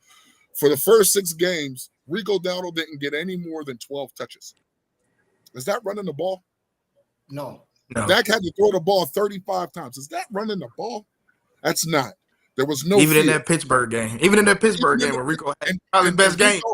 Rico had 12 carries for 87 yards. Yeah, we still was going 12 carries for 87 yards. Well, Mike McCarthy said out of his mouth that he'd like to get the younger guys more snaps. And I'm like, if you're the head coach, you can't control who gets the snaps, then then what the hell is going on with this team? Snaps, though. He Yeah, didn't get because the Jerry Jones was the one making the decision on who put the uniform on game day, and not the head coach. Because I said before the season started, I said if Dak Prescott goes down for a couple weeks, you start Cooper Rush. But if Dak Prescott went down for the season like he did, you put Trey Lance in because you gave up a fourth, so you can see what the hell you got and whether or not he was going to be a capable backup for you. But for some reason, they drug the season along with Cooper Rush, knowing he was not going to get you anywhere. Instead of evaluating your 4th-round draft pick that you gave up a year ago. And Jerry them fouled too. Took that man out there and they let him get his bonus. Man, Jerry them fouled, bro. Yeah, I think that rubbed a lot of players the wrong way. Seriously, JB, stop, bro. And what happens when your owner is responsible for the culture issues? Yep. No matter what you do, failure. you can't change the culture issues because it's so embedded in the organization. It's going to have to take that front office to change. Hey, fellas, I got to get out of here in a minute, but I came on originally to make 2 points. One, the Cowboys organization has just gotten lazy. They've gotten lazy in how they structure these contracts and getting to the table early. They've gotten lazy on how they hire coaches. The management of this team has just gotten absolutely lazy. And then I wanted to call Sports Junkie out because he said that if he was Stephen Jones, he would not hire a GM the same face of his father. I'm gonna have to go. As much as I wanna get into this with Drew and Delusional and all these guys, I can't. I got kids running around and they need my undivided attention. I just wanted to come and say what's up. Take care, brother. And talk my talk and then be gone. So I'll get with y'all later. You heard? All right. Take care. All right, man. Be safe. But my pick was with Sports Junkie. You gonna sit up there and continue to ride the same train so that people can say your father was a smart man instead of winning Super Bowls, and you have to hear that it took Jerry Jones to pass away before the Cowboys got fixed. You rather continue the same losses over and over and over just so that people won't bash your father? No. I said that if I was Stephen Jones, me personally, no. I originally said that I would just keep the GM and I would do differently than my dad. And I was basically asking, like, if you was to hire a GM, bro, and you come in here and go to the NFC Championship game within the first 5 years or something, that do make your pops look kind of bad. But as a Cowboy fan, hell no, I don't want Jerry just to if something happened to Jerry, Steven to keep the reins. Hell no, I don't want that. I was saying me as an individual, if I owned it, go back and watch. I said if I owned the Cowboys, you know what I'm saying, and that was my dad, I would just do things differently and try to get to the Super Bowl. And I also said I would be the GM, but I would hire people, football minds to help me. You know what I'm saying? That's what I said I would do. You know what I mean? But no, as a Cowboy fan, hell no, I don't want Steven to keep the reins just because his dad won't look bad. Hell no. I ain't said that, bro. I think you might have heard me. I thought you was saying that you didn't want people to look at your dad wrong so you wouldn't try to upstage him or something like that. I did say that. I said if I own the team though. I'm not saying as a Cowboy fan I want that's what Steven to do.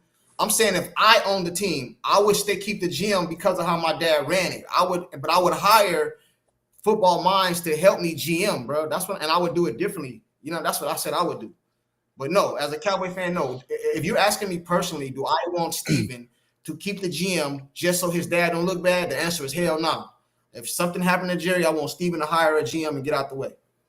As a Cowboy fan. But if it was my team, yeah, exactly what I said. Exactly what I said. Right? That's where I was a little twisted because even if that was my dad and I took over, I'm gonna correct the mistakes that I saw him doing. I'm not going to continue to repeat the same mistakes that my dad did just so that people can keep my dad's name in high regard because everybody already Jerry Jones is a walking joke when it comes to winning football games right now. Yeah, that's what I said. I would do things differently. I would GM differently. I said that. I said I wouldn't do the same thing he did. I would GM differently, but I would be the GM as title, and I would probably hire football minds to help me GM and to like scout players and stuff like that. I wouldn't do the same thing, Jerry, because look what it did. Look what got him. Nothing. That's what I'm saying. That's what my point was. Yeah, Like, hell if, no, I if you wouldn't do go, that. Hell no, you go do man. the I don't definition of want insanity. hell no, I don't want Steven as the GM right now, bro. If something happened to Jerry, I want him to hire a GM, bro. That's me speaking as a Cowboy fan, bro. But if Yeah, if it was my dad, bro, and his legacy, no, I wouldn't want me personally. I wouldn't want my dad's legacy to just go down the spoils. You know what I'm saying? So I would keep the title and just hire people to help me out, bro. You know what I mean? and people need to realize that a lot of the personnel decisions that's going on, Stephen Jones got a lot of influence in him right now.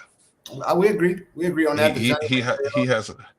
I got two family members that play for the Cowboys. I talk to them frequently, and I keep their name. I mean, we've had this conversation on Fifth Channel where I don't call them out or anything like that, but I'm familiar. there's a lot more that goes on with Stephen Jones as far as personnel decisions and contract negotiations. He does a lot more.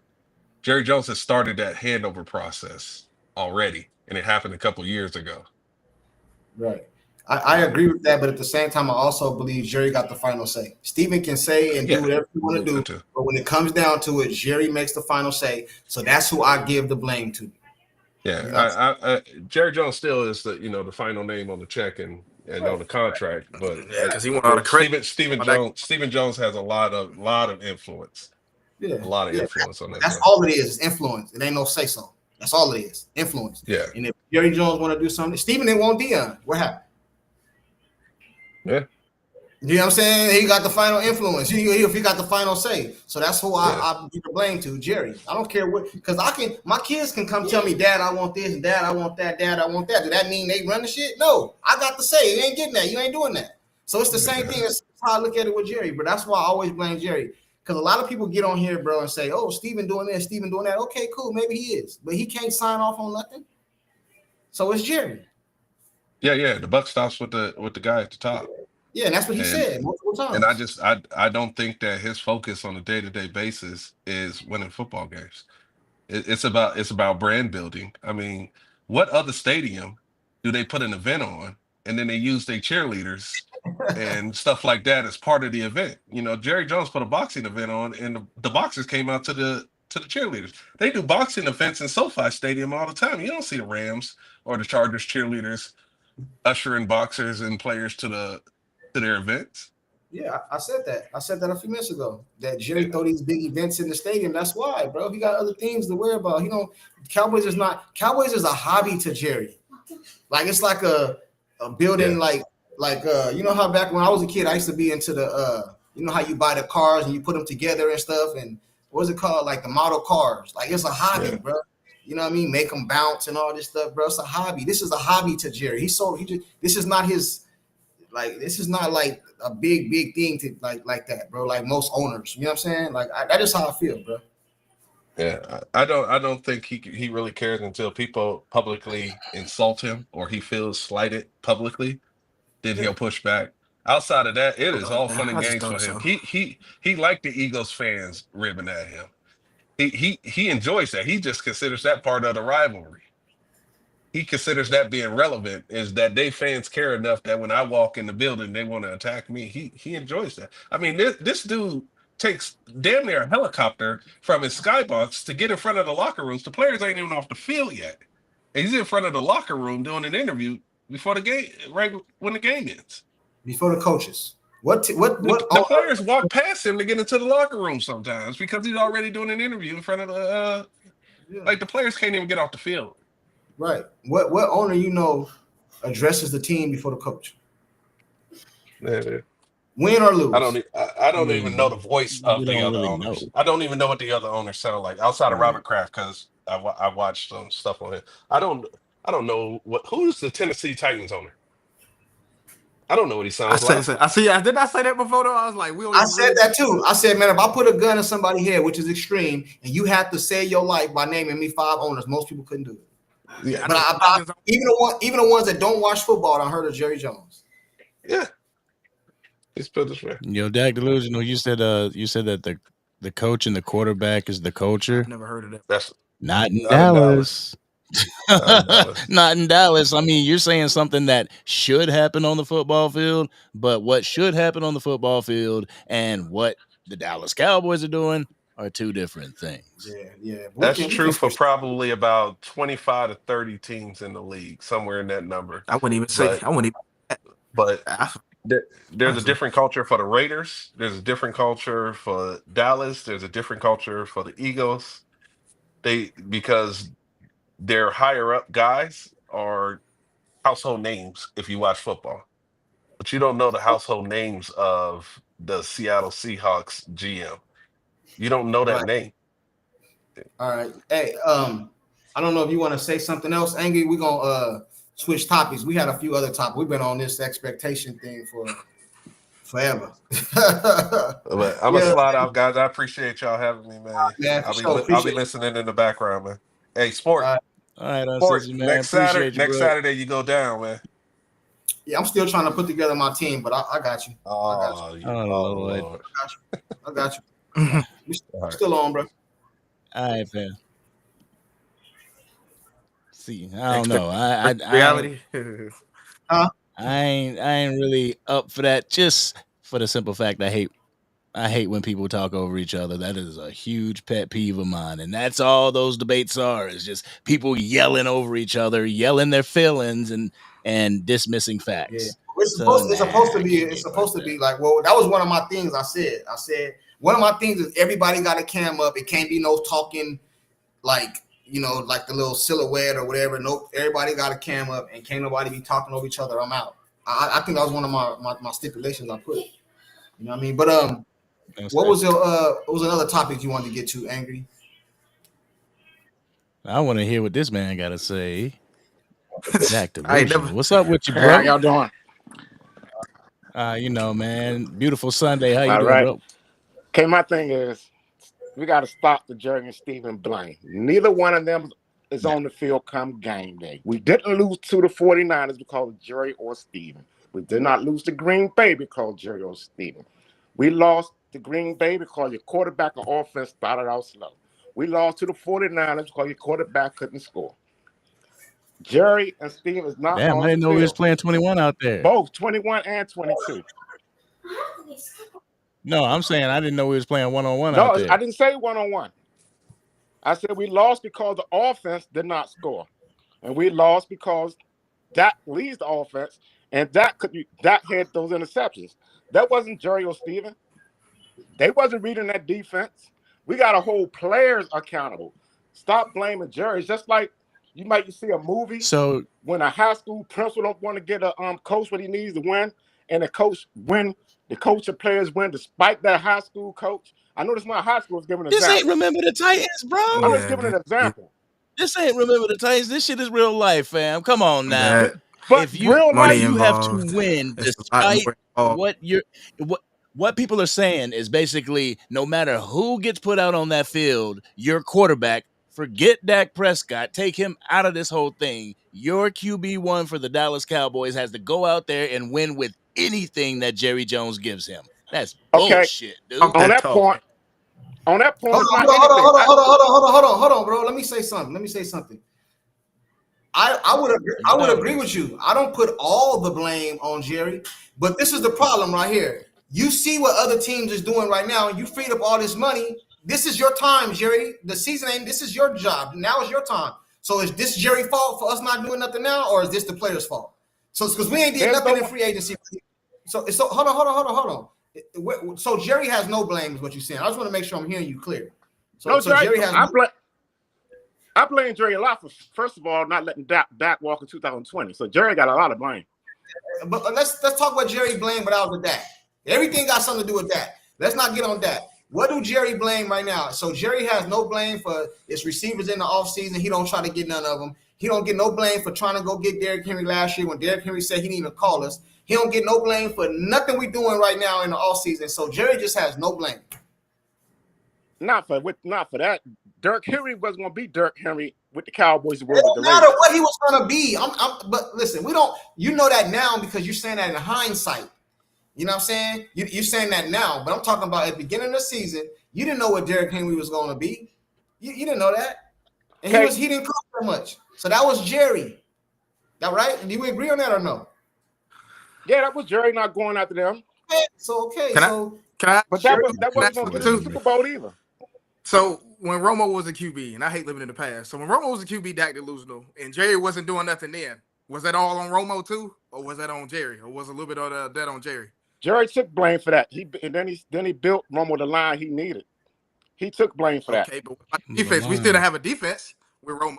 The line, that's my thing. He built the line for him, but did that line get us to a Super Bowl? Yeah, Dez caught it, but that's a different day. Yeah, right. That's a different topic for a different day, though. Put it this way: Romo got hurt in 2016. Romo got healthy. Romo come back in that 2016 season. We most likely go to the Super Bowl. But you know why we didn't make it? You know why we didn't make it? I hate to cut y'all off because we didn't. I'm sorry, but we didn't have a defense. The offense came back in the game, but they needed a stop. They needed to make 2 stops or 1 stop, and they didn't get that stop because Aaron Rodgers. We lost that game because Aaron Rodgers threw a damn. You talking about the Green Bay game, right? Yes, that walk-off field goal. Dak Prescott was a rookie that year. He went toe-to-toe with Aaron Rodgers, bro. Like you can't. Are we looking at the final stats of that Green Bay game, or we look at the whole Green Bay game? Don't forget about the first quarter, third quarter, when there's no scores. The defense kept us in the game. Defense and Zeke, the reason we got back in that game. Once Green Bay started playing prevent, that's how we got back in that game. The offense at first was the reason we was down. So the Falcons played full prevent in the Super Bowl when they were up 28-3. Is that what you're telling me? Because this is some bullshit. And excuse my language. I said nothing about the Falcons. I thought we smoked. No, I'm just saying, but y'all kill me because the Green Bay went up 21-3 on the Cowboys, and the Falcons went up 28-3 on the Patriots. So you mean to tell me every time a team just goes up big before the fourth quarter, they just play prevent defense? Is that what you're telling me? Because I've seen the Cowboys blow leads before. Most teams play softer coverage when they up 3 to 4 scores to help run out the clock. Some teams get careless and let the team come back. Atlanta known for blowing leads. So you're going to bring up Atlanta? All right, what about that was their first lead. That was the first time they ever blew a lead. And they continue to do it. That major. Don't compare Atlanta to no Cowboys. Don't compare Atlanta, the most big blowing lead team out there, to the Cowboys. Who was in the Super Bowl? Atlanta. It was a lead in the Super Bowl a couple years too. I think was it Kansas City? Wasn't they down like a whole bunch of points or something? Who they play? They was down 24-0 against the Texans. Yeah, they was down 24-0 against the Texans. Yeah, and they came back. So it's like, come on, bro. It's 4 quarters in the game for a reason, man. You got to play all 4 quarters, man. Okay, yes. since we only look at stats, because somebody. I'm not saying just stats. You changing our words. You changing our words. Though. Okay, well, since nobody can remember that national broadcast game, listen what Troy Aikman said.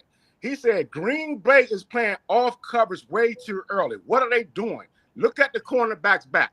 If anybody go back and rewind your tape or whatever you got. I'll go check it out. I ain't got no problem with it. I ain't got no time. I don't mind that. I don't mind that at all. But y'all kill me with that whole, they're playing prevent. Like, bro, okay, that's them. That's their fault. But everybody. I mean, even still, what does prevent do? What prevent defense? What does that do? Exactly. That prevents your quarterback from going deep, right? Yes. That only sticks him to short to intermediate passes. Because he has no argument. So if the run game was a threat, they wouldn't have been able to play prevent defense. They wouldn't have been able to sell out to Dak Prescott and the offense as far as passing if there was a run game in the damn Why does it matter if they get in a prevent defense when everybody say Dak dink and dunk all down the field anyway? So you see, that was the notion before, but then he started bombing it down the field and they had to get rid of that. Bro, I think it's the whole. That's why I don't think it's just the players. I think it got to be. I think in order to win a Super Bowl, you got to attack every aspect, bro. From the owners to free agency, the draft, bro, trades. You know what I mean? Players, and you got to have a little bit of luck. You know what I'm saying? All that got to go right, bro, for you to get to the Super Bowl, bro. That is how. And you got to be healthy at the end too. Don't be healthy. And all that. If you are having any type of inefficiencies in all that, even if it's the front office, people expect your quarterback to take up all that slack. That's why. But you know what, though? That's why the quarterback gets paid what it does. I mean, fair or not fair, fair or not fair. That's what happens. Hell no. The quarterback is not responsible for 52 other men who come in here with their own talents. With their own talents. The reason why they are in the NFL in the first place and have to build them completely up. No. Hey, but hold on. I just want to say something. I'm gonna let you talk, bro, because I want to address that real quick. What people got to do is they got to take the money and separate it from the players, bro. The players get paid off the TV deals and according to their the salary cap. Quarterbacks get this much money. Why you think Michael Parsons want to go edge? Because they get this much money. Why you think some of these players, this has nothing to do. I don't like when people use this thing, or we paid the quarterback this much money, so he expected to do this. That's not, bro. It's a market. You know, if you work at Amazon got a market, bro. This is how much you gonna get. It don't matter. It's people out here delivering way more boxes than you, bro. You know what I'm saying? They delivering way. You don't get paid more because you delivered 100 boxes and this dude delivered 50. It's a market for this is how much you get paid at Amazon. This is how much you get paid, bro. Wait. Hold on. Hold on. Forget football. You're telling me that your production as an employee has nothing to do with how much you get paid? That's not what I'm saying. In the real world? That's not what I'm saying. It's a market. I'm just going to confirm it. Okay, go ahead. I'm addressing it. It's a market value, bro. If you're a driver for Amazon, bro, it's a market. It's only so high you gonna get, bro, because that's what the market says you get paid. You're not gonna get this big old difference, bro. At big maybe like smaller companies and individual companies, but big companies, bro, it's a set market, bro. You know what I'm saying? I drive semis, bro. For UPS, okay. Let's use your market. Hold on. Semi. Hold on. Okay, semi. I drive semis, bro. I get 47 an hour, bro, and I don't give a damn how much more people boxes deliveries this dude make than me, bro. The dude gonna get $47 an hour, bro. That's the market. That's the market. It don't matter how much I do more than this dude. I make $47 an hour, bro. It don't matter what I do. I can go to work tomorrow, bro. This dude do 3 trailers, I do 2. It's gonna be the same dollar amount. It's the market, bro. Y'all keep talking, we paid you this much money, and no, bro, it's the market. That's what the market is. Like that's how it works, bro. I don't know where y'all get this shit from. Yeah, just like some. It don't make sense, bro. Like somebody else gonna reset the market next year. Yeah, it resets every year. Bro. It's the market, bro. It's the market. It's players in the league right now that make more than other players that's better than them. Why? Because it was their time to come up. And the market says you make this much money. Like, come on, bro. Like, I don't know why y'all keep trying to put this, like, these titles on money. Separate the money from the play, bro. Now, do you supposed to go out there and get busy? Yeah, of course. But don't try to act like just because you get this much money, you supposed to do this, bro. That's not how sports work, bro.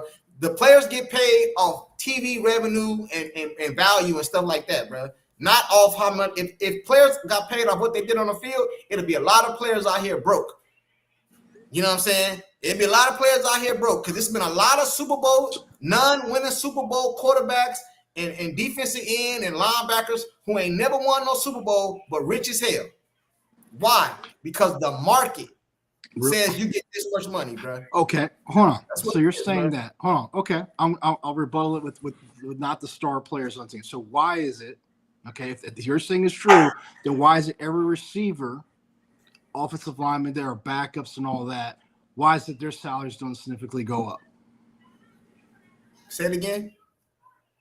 Yeah, I'm say it again. Take every position, whether you're a starter or a back quarterback, receiver, running back, whatever you want, kicker, the towel boy. Okay, the market dictates the next man up is going to get paid more, right, than the previous one. But we don't see that on every level. We don't. Okay, and that's if you're a starter, you do. Why do you think?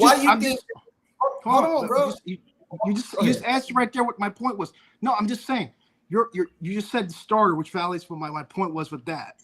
But back to the real issue. Okay, forget about that. That's just semantics at this point. Okay, all I'm saying is it is semantics. No, it's not. Dude, you're a truck driver. You're telling me that every truck company pays exactly the same rate? They don't. No, I'm telling you, at my company, UPS, right? If you drive trucks, bro, you make $47 an hour. At your company. At my company, at most big companies, bro. Listen, bro. If you got like if you got a mom and pop shop or something, Andy's like trucking or something. Talk about Andy's. They might pay more because they're different. But if you have a major business, bro, most of the drivers or the employees make the same, bro. It's a cap out. It's a top. You're not gonna make more than this person just because you do more work, unless you do overtime or something. It's not how it works, bro. So you're trying to tell me that the NFL is not a market? That's what you're saying. No. What I was talking about is that what I was talking about was the fact that one of the biggest problems the NFL's having, and the owners are to blame for this, is allowing the next man up mentality. And when it came down to the quarterback position, okay, fair or not fair, okay, I'm not here to say whether it's right or wrong, is they expect more out of you. Forget Dak Prescott for a second. Let's go back to you said earlier about Joe Burrow with the Bengals, right? Joe Burrow's paid. Those receivers got paid. You think they can build a full team with that? They can't. You know they can't. Hey, why? What has Joe Burrow won? He got big money, right? What did he win? But forget about the winning. Because it's the market. I am talking about. Changing it. Yeah, you changing it now. You changing it now. No. I'm using your same argument. I'm saying you say forget. I'm using your exact same argument to see what you're saying. Okay, that you say, well, forget about the money, whatever. That team, you and I both know the Bengals ain't going nowhere because of how financially how they're strapped right now. Will you agree with that or not? Shoot, they ain't too financially strapped. They just signed they two big right, but then what would they be able to do next? Nothing.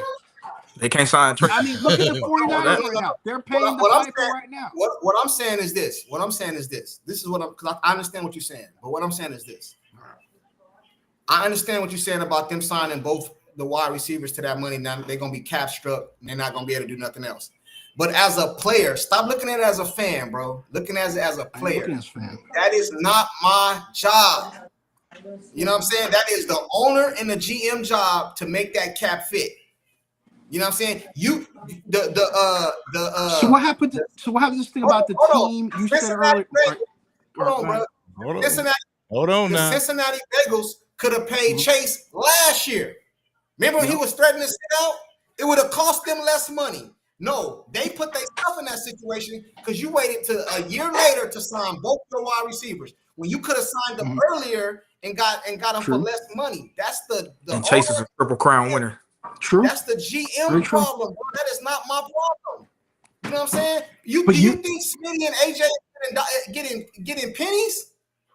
No, that's because they went to them early. Listen, the cap go up every year. The cap damn near go up every year. So what you want to do as an organization is get to your players and sign them earlier so that they already signed. So now when the cap go up, I got more money to work with because I got them signed already. So it's not the player's fault, bro.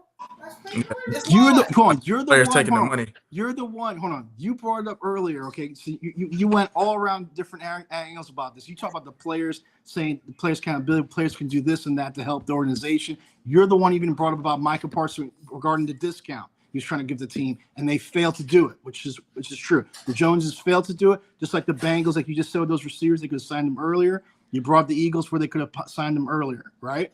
Right. And you're saying, and fundamentally, you're correct. It is not the player's responsibility to do all that, but the players that do those discounts. And you brought up Tom Brady; he did it for years. Why did he do those discounts? Bro, now Dak's answer was what? Bro, the guys. Y'all gotta stop. That's an anomaly, too, man. That's an anomaly. I'm not saying you have to do that. Tom Brady got that stuff, but he was getting big money, bro. But listen, I agree, bro. This is how I feel about it, right? As a player, and I've said this multiple times, people can know I said this. You're supposed to try to get as much money as you can, bro, because I can go out there and take an injury and get paralyzed or anything. You know what I mean? I want all my money, bro. Now, if I got paid already and I personally want to give the team a discount, that's my prerogative to do that, bro. Tom Brady done that because he was winning Super Bowls with a coach he had faith in. Do you have faith in Jerry Jones, the owner, the GM, the coach? So why would you do that? Let me give you an example. Kobe Bryant, right? He took less money, but at the end of his contract, what did he do? He maxed out. People was mad at him. You know why? Because he knew that wasn't gonna win shit. Hey, bro, do you remember when Kobe Bryant ended his career? Yep. When they were mad that he took all that money? Why? Because he said they wasn't gonna win nothing, bro. That's why. So why would I take less money if I know my GM not gonna do nothing with the money? Who is that? That don't even make sense, bro. Who is that? Maybe I'm wrong, but that don't even make sense. It's not even so much right or wrong. It's facts over feelings. Sorry, go ahead. No, I just said it's facts over feelings. Whoever said, who is That that? don't make sense. It's facts over feelings That don't make podcast. sense to me. No. That don't make sense to me, bro. It don't. And another thing too, put yourself, because this topic started with Dak, right? Put yourself in Dak Prescott's position, right? I'm a 4th round pick. When it's my time to get paid, y'all don't want to pay me. But the 1st round picks, Carson Wentz and Jared Goff. Jared Goff, they already rich when they came in the league because they was a 1st round draft pick. You don't The pay first me. 2 picks. You don't pay me. You know what I'm saying? So I went to the NFC. I went to the championship. I went to the playoffs multiple years, bro. You know what I'm saying? You don't pay me. I gotta get franchise tag. But then when it's time for me to come up, all the fan base want me to take a pay cut. Man, y'all done lost y'all mind. Y'all crazy. Yo, Angie, thank you for the $10 super chat. She says Dak owns Philly. Sponsored by Drew. Shout out to the Undercover Cowboys top fan. Thank you, Angie. Dak delusional comments. Dak delusional to get back in here. Y'all crazy, man. Thank you for your support, Angie. You were truly number one. No, I understand. Listen, on the basic premise of it, I understand all that. Okay, and you can't disagree with that on a normal level. But the thing is with the Cowboys versus other franchises, right? And they've all talked about it. Even the old hands of the Cowboys have said it, which is what you can make more money as a Dallas Cowboy player than any other franchise by winning the Super Bowl, right? And the only reason I brought up the Tom Brady thing, I'm not saying if I was that, I'm going to be upfront. Would I do what I'm saying that he could do at this point?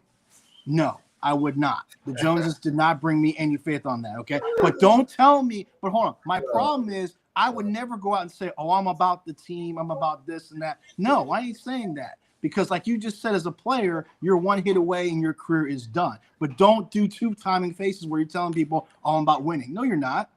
You're about making that money, okay? And I respect that. But don't tell me you're for the team. So you get all your money, you're not about winning?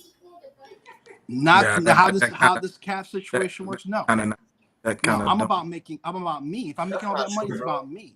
But who's it's not a player's responsibility to make sure the owner / GM has control of the cap. I didn't say it was their responsibility. You don't see the Saints players out here because they've been in cap hell for what, over a decade. You True. don't see, hey, all we for you, Miss Benson or whatever the owner's name is down there in New Orleans. Like you don't like no. Y'all bring up Tom Brady. You can bring up with Tim Duncan too with the Spurs. Those are anomalies. Like we got to stop that. Everybody is not guaranteed to win if you take a discount. Like then you broke your career over with. See, that's my thing. One thing I have an issue with is everybody taking the exception and making the exception the rule. Exactly. You know what I'm saying? The exception's to win the Super Bowl as well, man. Would you say that's fair, true or not? No, I say. But you know how for a fan, the exception. For a fan, yes, I agree with you. For us as fans, yes, I agree with you. Fans, but correct. For them as players, no. No. Let me put myself in a player. Yes, I want to win a Super Bowl, but that's second to me. I want generational wealth for my family, bro. I'm out here taking hits, bro. This is not golf, man. These dudes out here. Did you remember how Dak Prescott was carried off the field? Do you remember how Michael Irvin hit? They stretchered him off the field, Dude, I bro? was there when Irvin got his neck hurt. Okay, so you should understand. I played on that field, unfortunately, too. That field sucks. Okay, so you understand. So how is it that the players get mad? People get mad at the players. See, as a fan, take pay cuts and do all that, bro. But as a player, bro, why am I going to take a pay cut and I'm not guaranteed a Super Bowl? Now, my career over with now. Now I'm at home, don't got no income coming in, but guess what? I took a pay cut because the fans wanted me to. Man, stop it, bro. Y'all, some of you, I get called delusional. No, I feel like I'm realist. I'm keeping it No. real. Yeah, but you're talking about No, that. You're talking about that first contract. Like Michael right now is on that first contract. Bro, All right. I want all my money, bro. That's what you're not understanding. I want all my money on my first contract, my second contract, whatever contract. I want all my money, bro. Because the NFL is steady making money. Yeah, but don't you want? Yeah, I want all my money, bro. It is not my job to make sure. It is not my job. Yeah, hold on. You're thinking about the money as of right now when you're playing. Okay, if you have an opportunity, and not every player gets this opportunity, not every team has that. If you're telling me you're the Bengals, I agree with you. If you told me that the damn Bears, I agree with you. There's only a few franchises. You brought up the Lakers. Those are franchise brands. The Dallas Cowboys are those brands which if you win after you're done playing, you're part of the reason that they've won. You have additional money. Why do you think Michael Irvin, all them are talking, and all like Tony Romo, who did win nothing? Look at all the stuff they're constantly making after they've played ball.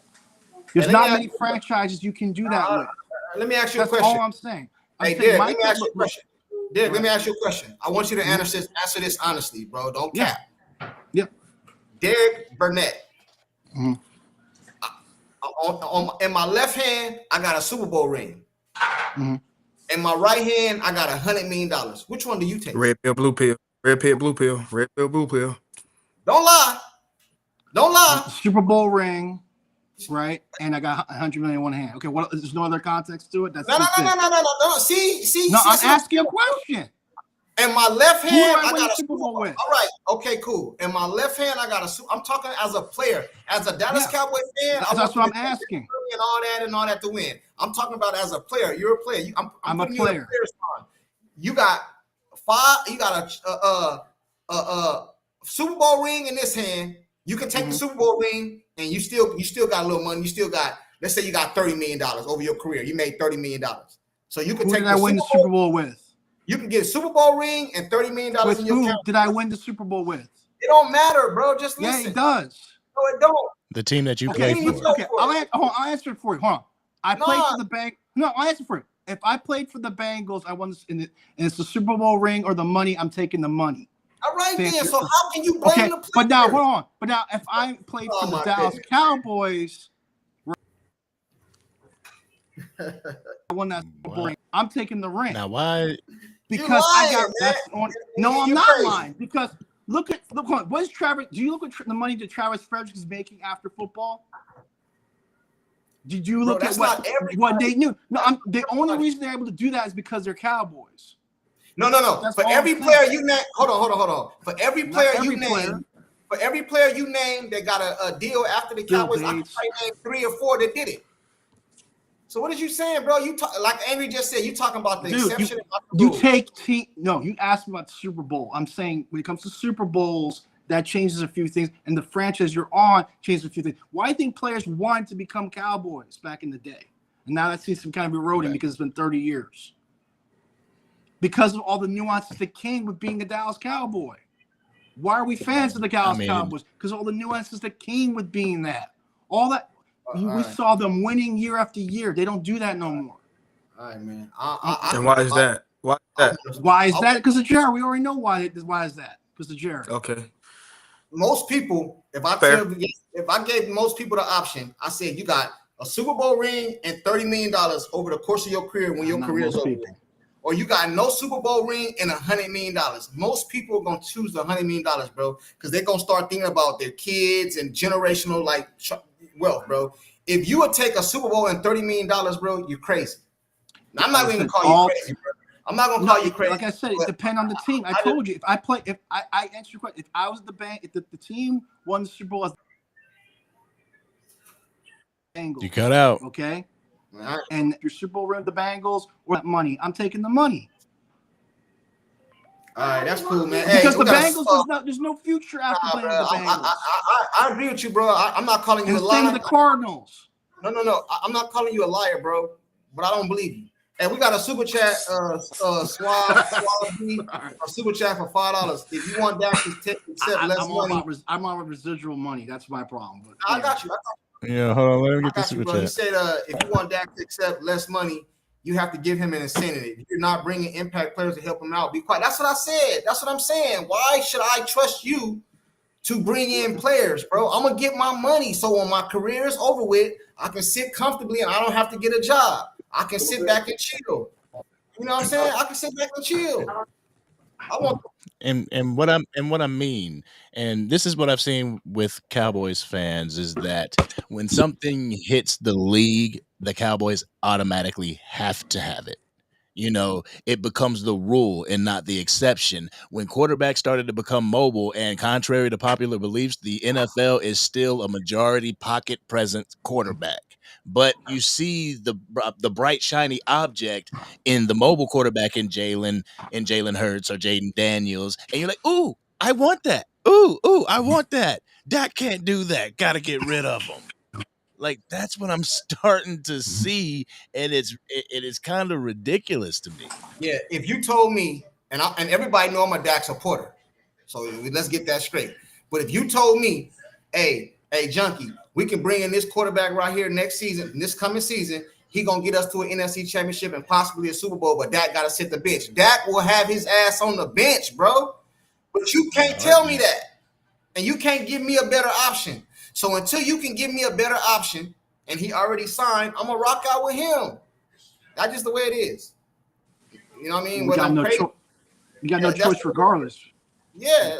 And my thing, why fight it? You arguing with a stop sign. That's what a lot of y'all fans do. Y'all argue. The sign say stop, bro, and you gonna go up there and argue with it. Why it ain't green? Why it ain't yield? Why it ain't like none of this? It's the sign say stop, bro. You arguing with a stop sign. The dude paid. You can hate and be mad. He trash. He don't do this. And after all that, when the Cowboys play next year, you're going to have your ass in front of the TV watching Dak Prescott play. So it just makes y'all more frustrated.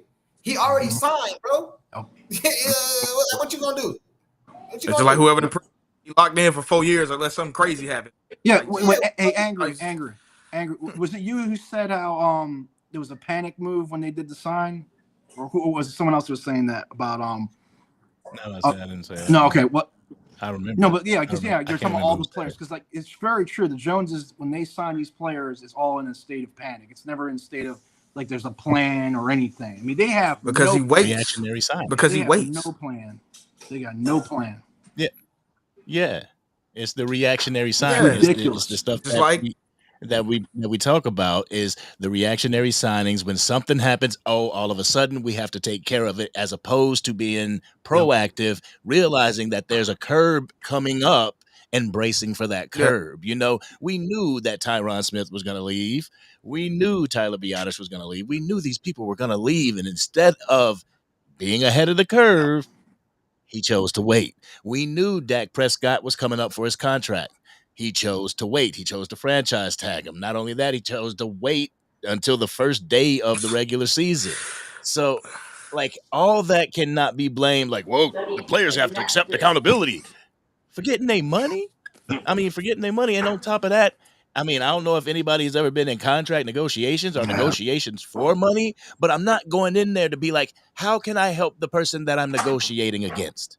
How can I help you? No, I'm here to get what I think I'm worth, what the market dictates that I'm worth, and I'm gonna get that. You know, you show me that you're gonna go out and you're gonna get players. You show me that you're gonna be aggressive in free agency and the draft, then I might cut you a deal. But just to say we're the Dallas Cowboys, we have no state tax. Fuck all that. Hey, can I say this too? Because it's just like, y'all like this. Since we like to break up Tom Brady taking discounts, okay, cool.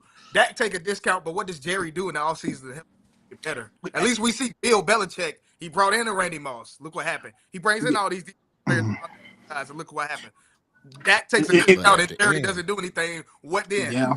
If that is the you said that's a great point. If your main argument is look, like you said, you're not going to do anything with that discount, which is what Michael Parsons just called out Jerry this offseason with. Say, look, I'm prepared to give you a discount, do something with it. They chose not to, therefore they got to pay the piper. And in terms of contracts, I'll give you an example of a contract situation which you would take less because you can get more opportunities. Case in point, there's a client we took on.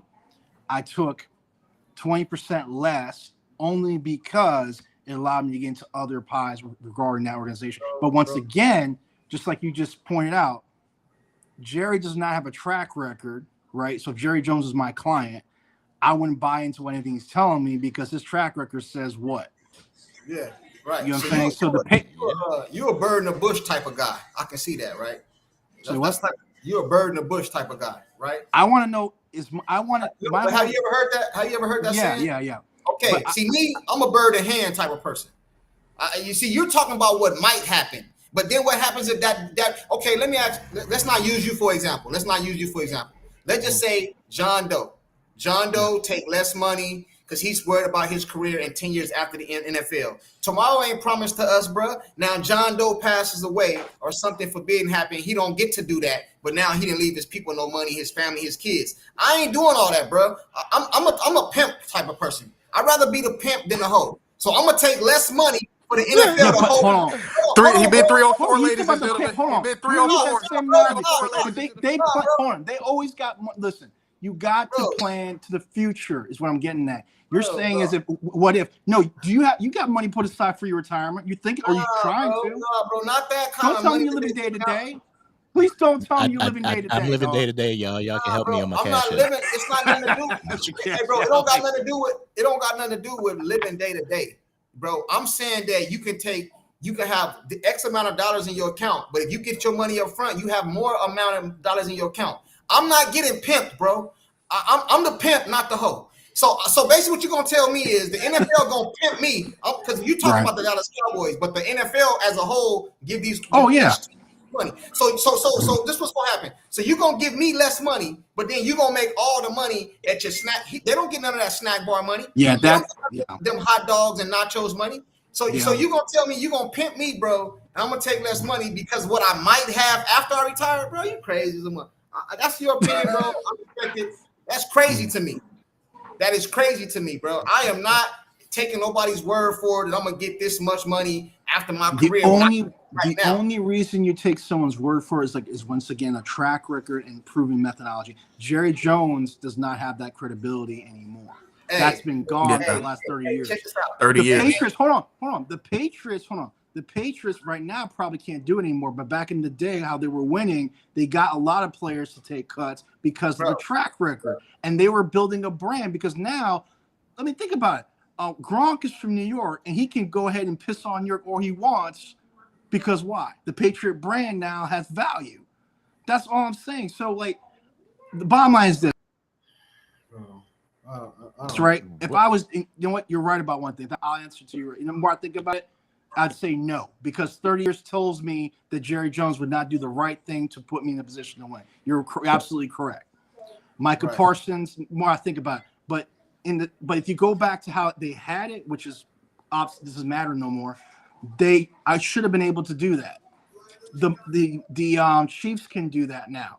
The Eagles can do that now because they've earned that right. Because they've shown to their players and to the league that they know what they're doing. Right. The Joneses have lost all that. I mean, I think the perfect example. When I think about it, do you remember Rashad Woods, the receiver? Who? Rashad Woods. He was with the Rams at one point. Anyway, he had an up and down career, right? He's a speedster, right? I remember he was the first player I remember in modern times, so to speak, that came to the Cowboys, right? Jerry wanted him, and he said, no, thank you. And then we've had a history since then of players saying, nah, I'm good. I don't want to play for the Cowboys. It used to be everybody wanted to play for the Cowboys. Right. Hey, you know, in some states, I don't know how it works in a lot of states, but I know like in Arizona, like say you hit the lottery in Arizona, right? Or the Powerball or whatever. You got options to get your money, right? So let's just say you hit it for $500 million, right? Or something like that. You can get 350 up front, right now. You know what I'm saying? Or you can get 400, but we're going to give you a check every month and you get more money in the end. I ain't trust the state. Give me all my money up front, bro. I don't know. Take what y'all going to take. I don't know what's going to happen in 10 years from now. Give me mine right now, bro. And maybe I'm the only one to feel that way, but that's how I look at these contracts, bro. Give me mine right now. I don't want to talk about next week or after I retire, I might get a job talking about it on TV because I'm a Cowboy. I don't care about none of that. What if I don't want to do that? What if I don't want to work? What if I don't want to go do nothing? Yeah, I just want to sit on my millions. I just want to sit down for and it. get fat. Like, You know what I'm saying? How much I can chill? Nah, bro, I'm not doing that, bro. You tripping, man. And that's how, as a Cowboy fan, yes, take less money so we can be better, but Jerry ain't gonna do nothing. But as a player, I be looking at it from that's the problem. My uncle played with the Cowboys, bro. You know what I'm saying? And he done told me certain stories about certain people that got hurt and all type of stuff that done happen, bro. You get cut, bro. You know what I'm saying? Yep. Like, you can get cut, bro. But then people say, well, why you don't play out your contract? Well, why the team don't play out the contract? Because they can just cut your ass. Why is contracts $200 million but only 125 guaranteed? It should be $200 million, right? If you play the whole contract, right? They just cut your ass. No, yeah, because bro, you can't. Players don't get insured and all that. Yeah. It's a business first, bro. It's a business first. You know it is business. But the thing is, what I'm talking about is business. But once again, like we talked about, I don't agree, bro. It's all about how else I can make money, because the big you've seen it all these players. I don't want to make no other money. That's what I'm saying. What if I don't want to make no other money? Like, Who doesn't want to make a lot of money? Wait, what? You don't want to make a lot of money? Bro, you talking about shit after I retire. What if I don't want to do that? Like, I want to just chill. I want my money now. Because you started off this by saying they should take pay cuts.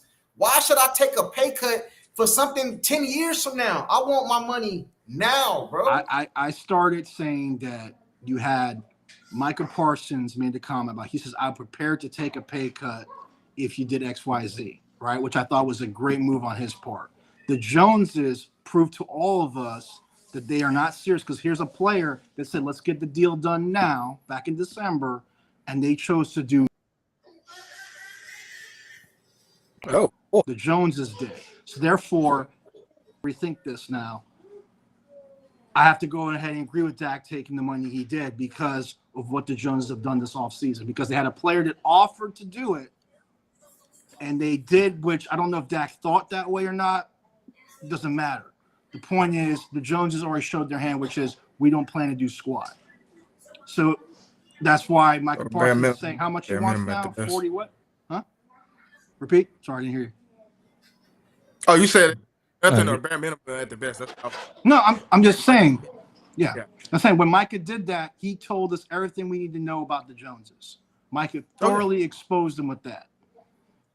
And therefore, no player going forward should be willing to take a discount ever, because Micah Parsons proved it. But if that wasn't the case, let's say the Joneses said, okay, Micah, we're going to give you take that discount. We're going to go sign Myles Garrett.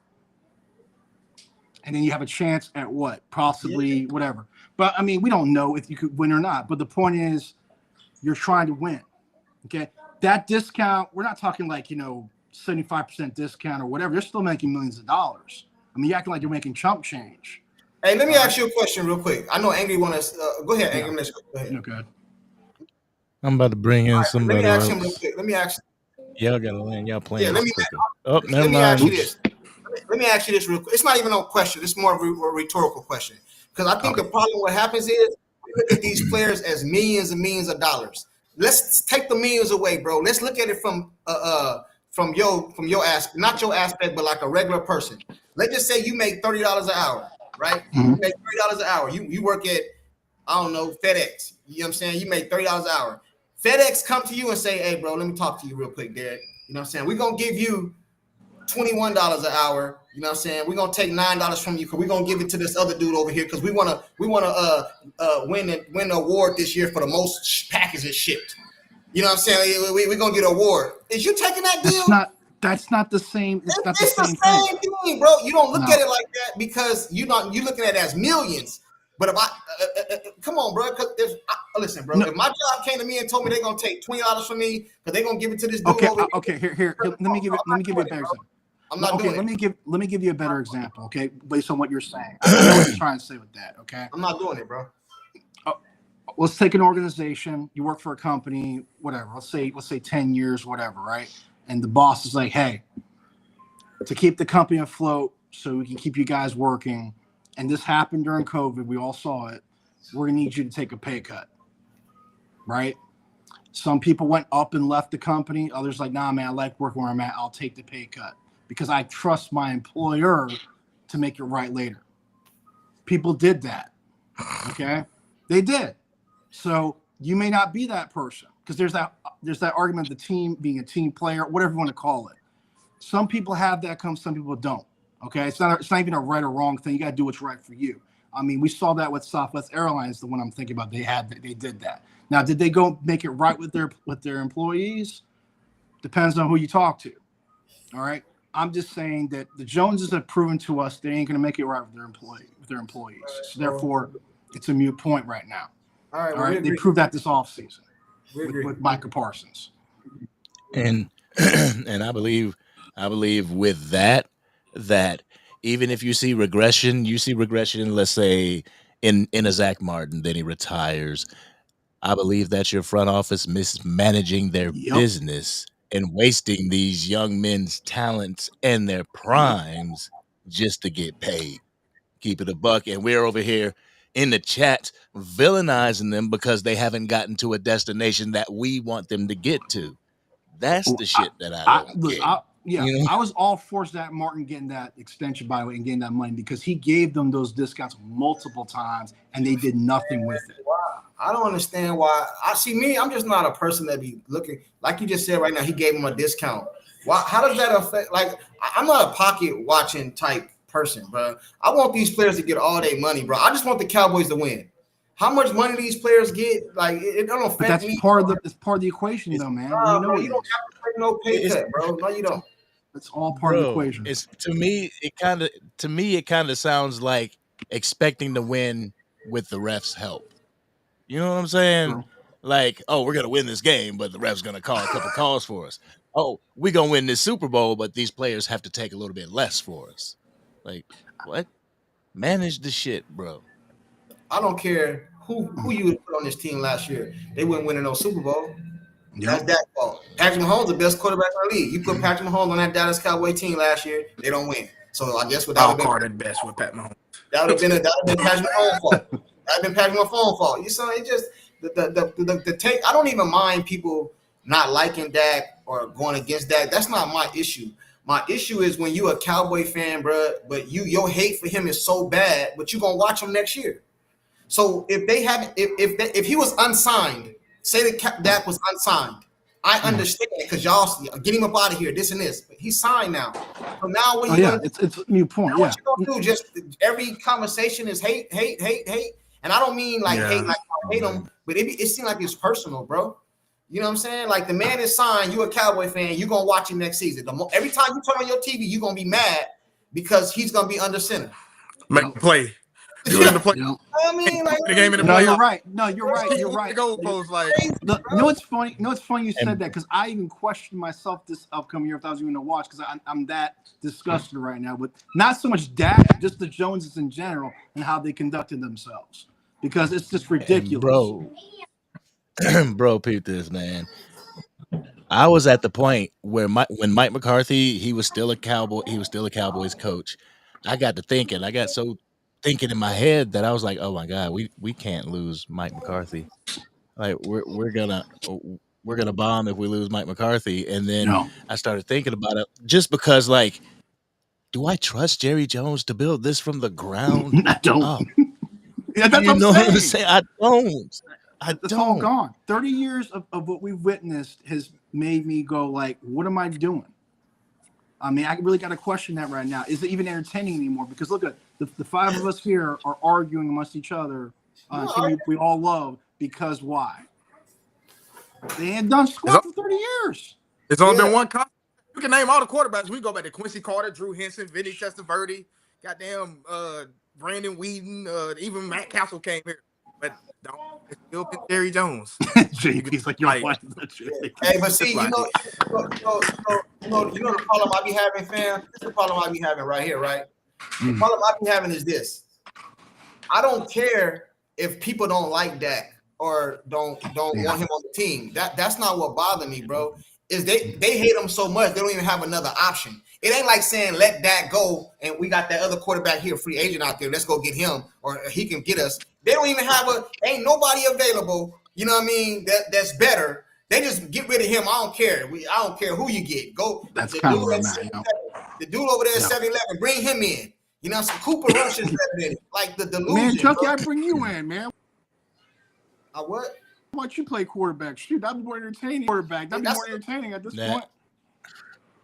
I'm just being honest. That's what I'm saying. You see what I'm talking about? It don't matter who it is. As long as it's not him. Be honest, man. You got mad at me for making him the quarterback of the Dallas Cowboys. Hey, Junkie, we're gonna give you $40 million to be the quarterback of the Dallas Cowboys. Hey, you know the crazy part about that is? What? I'm a Cowboy fan. Jerry Jones called me right now and tell me he's gonna give me $50 million to be the quarterback. I know I ain't gonna win no game. I'm gonna sign that contract. Damn right. Thank you. That's what I'm saying. And now we're gonna have a YouTube. Thank you. Bro, how I feel. I'm gonna be on the plane tonight and I'm gonna sign it. Right. Yeah, tonight. And I ain't gonna listen to YouTube. I know they're gonna be talking shit. Dude, I'll be like, I know that. Hey, I'm gonna be cashing my check every Monday. You know what I'm saying? I don't give a damn what y'all talk about. Yeah. You know what I'm saying? You goddamn right. You know Hey, Delusional, man. I want to say I've been a fan of yours, man. This finally get to hear you on here, so I want to say Delusional really dope, for real. Hey, that's crazy. You see that? The only thing that Delusional got a channel, bro. He a fan of his. You know why?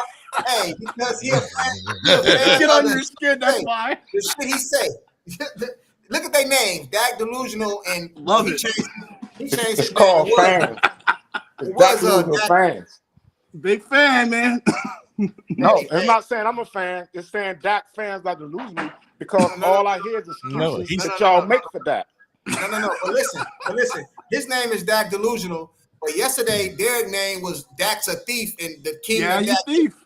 That's true. That's my name. Look at their names, bro. These guys here, man. We all be thieves. Listen. If Jerry offers any money like that, we all be thieves. So let's be real, all right?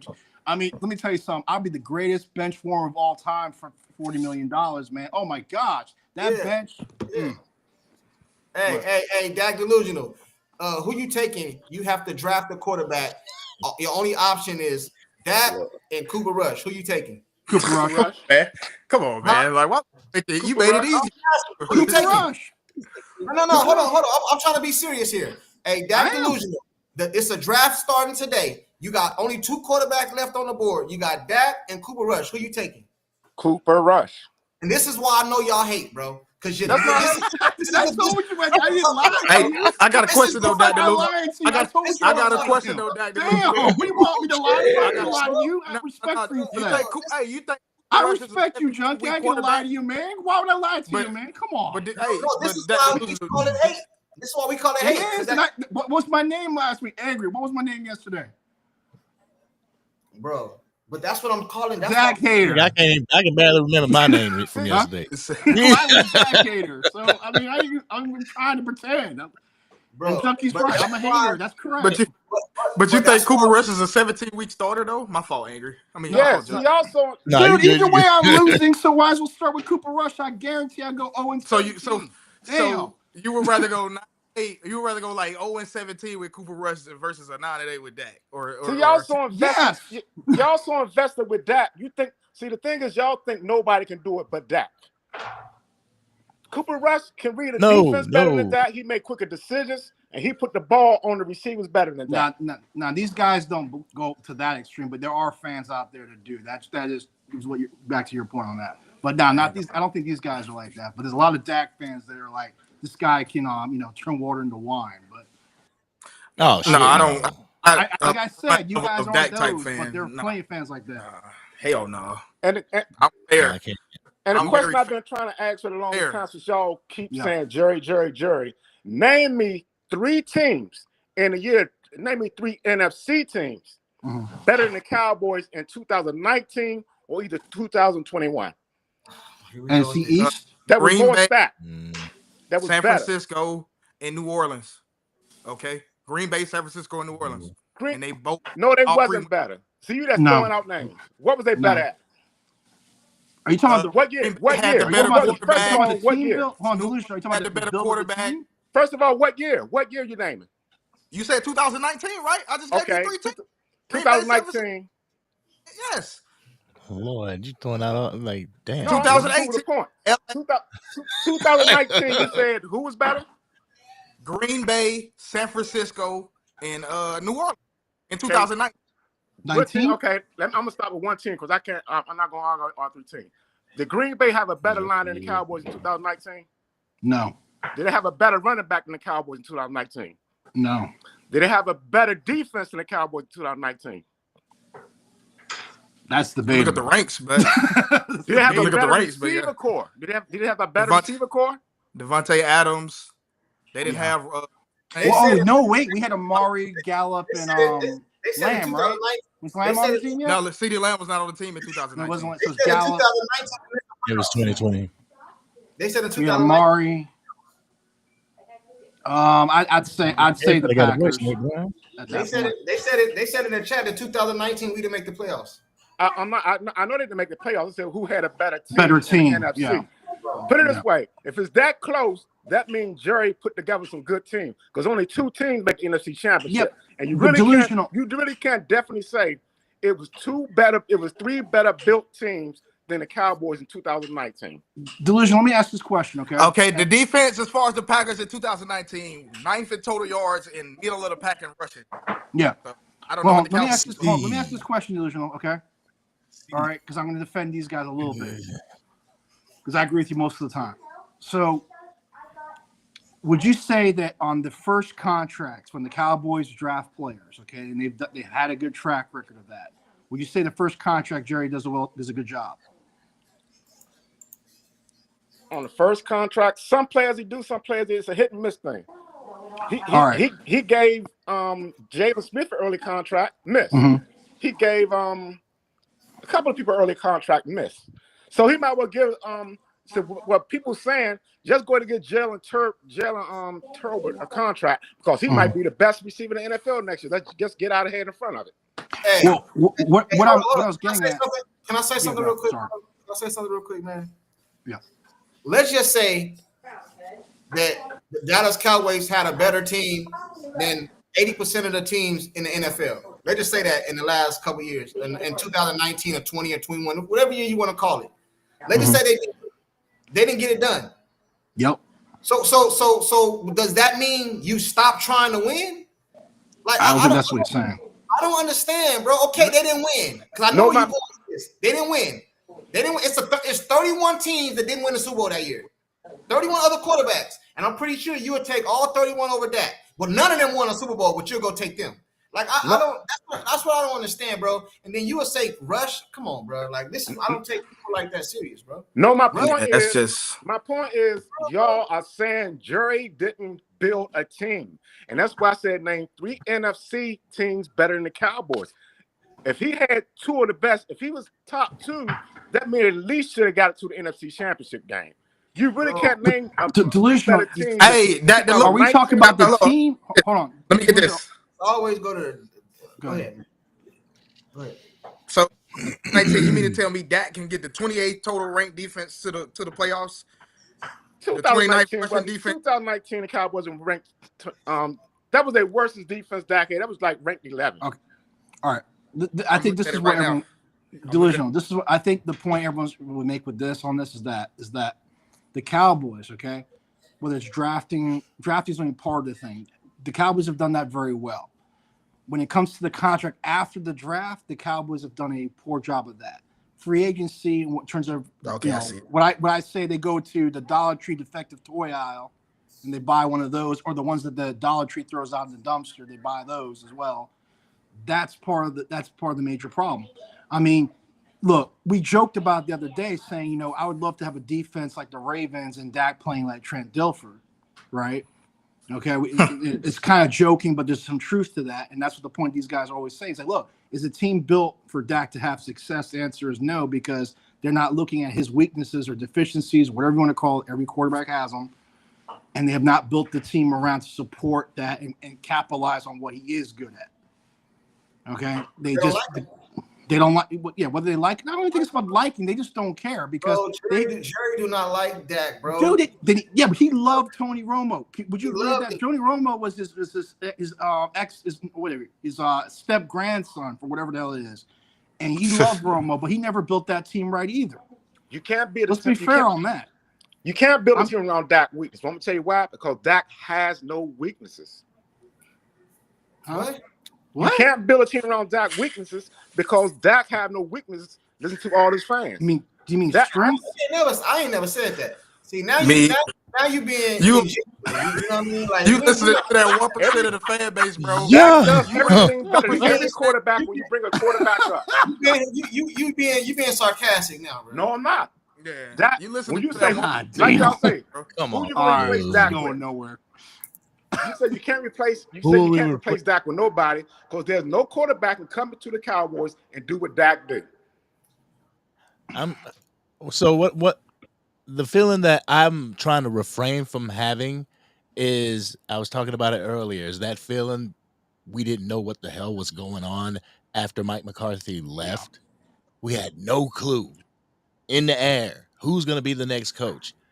I'm not trying to have that feeling with the quarterback position. Just get rid of Dak Prescott. Who's going to be the quarterback? We're scouring the bargain bin. Like, I don't want to go through that. Be proactive. That's what I've always said. Instead of being reactionary and getting a player because you lost one, have a plan for it. You know what I'm saying? Dak has 4 more years left. Get your replacement in year 2. Work with that replacement. Move on. Would you say that not that the plan was any good, but I honestly, I really believe this at this point based on how this last season ended. I really thought, right or wrong, that they were looking at Trey Lance to replace Dak. And when he's had that game in the preseason where he threw 5 interceptions, they hit the panic button.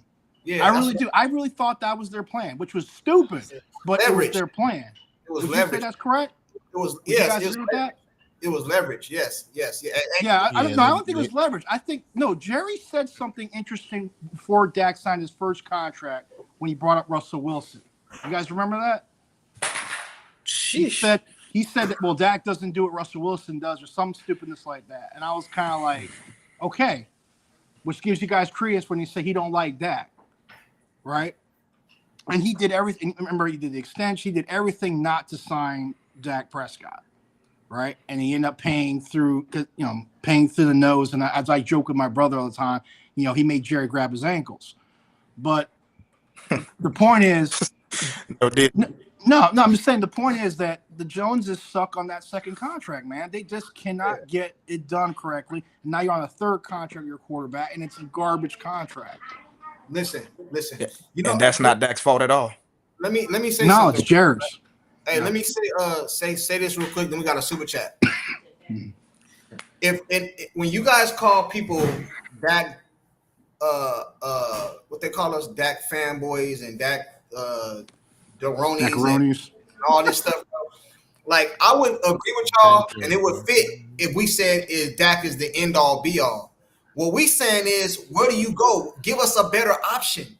Like if Right. Don't just tell me to get rid of him. You don't have an option. Let's just say, okay, y'all like Jalen Hurts now, right? Let's say I wouldn't trade him for him, but y'all would. So let's just say Jalen Hurts is available and the Cowboys signed Dak Prescott, and when they could have got Jalen Hurts, or if Joe Burrow is available and the Cowboys signed Dak Prescott, he could have got Joe Burrow. Or any other of these quarterbacks, y'all, moving Cooper Rush, because y'all say Cooper Rush, right? Then I understand.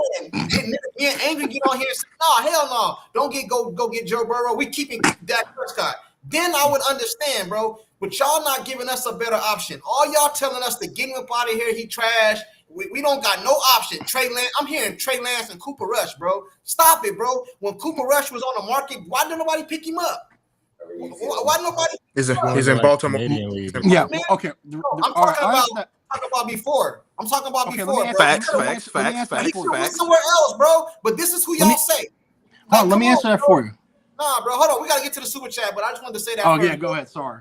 That's crazy to me, bro. I don't that's crazy. Like JB, he just want that gone. It could be the nigga. It could be the dude at 7-Eleven at QT. I want Junkie at quarterback, man. Bring the dude at QT. Long as it's not that. You know what I'm saying? I want Junkie at quarterback. Bro, it don't matter. That's the crazy part, bro. It ain't that I'm a Dakaroni, bro. I'm a Cowboy fan. What other quarterback do we have right now that's better or an option? We don't. But y'all just hate this man.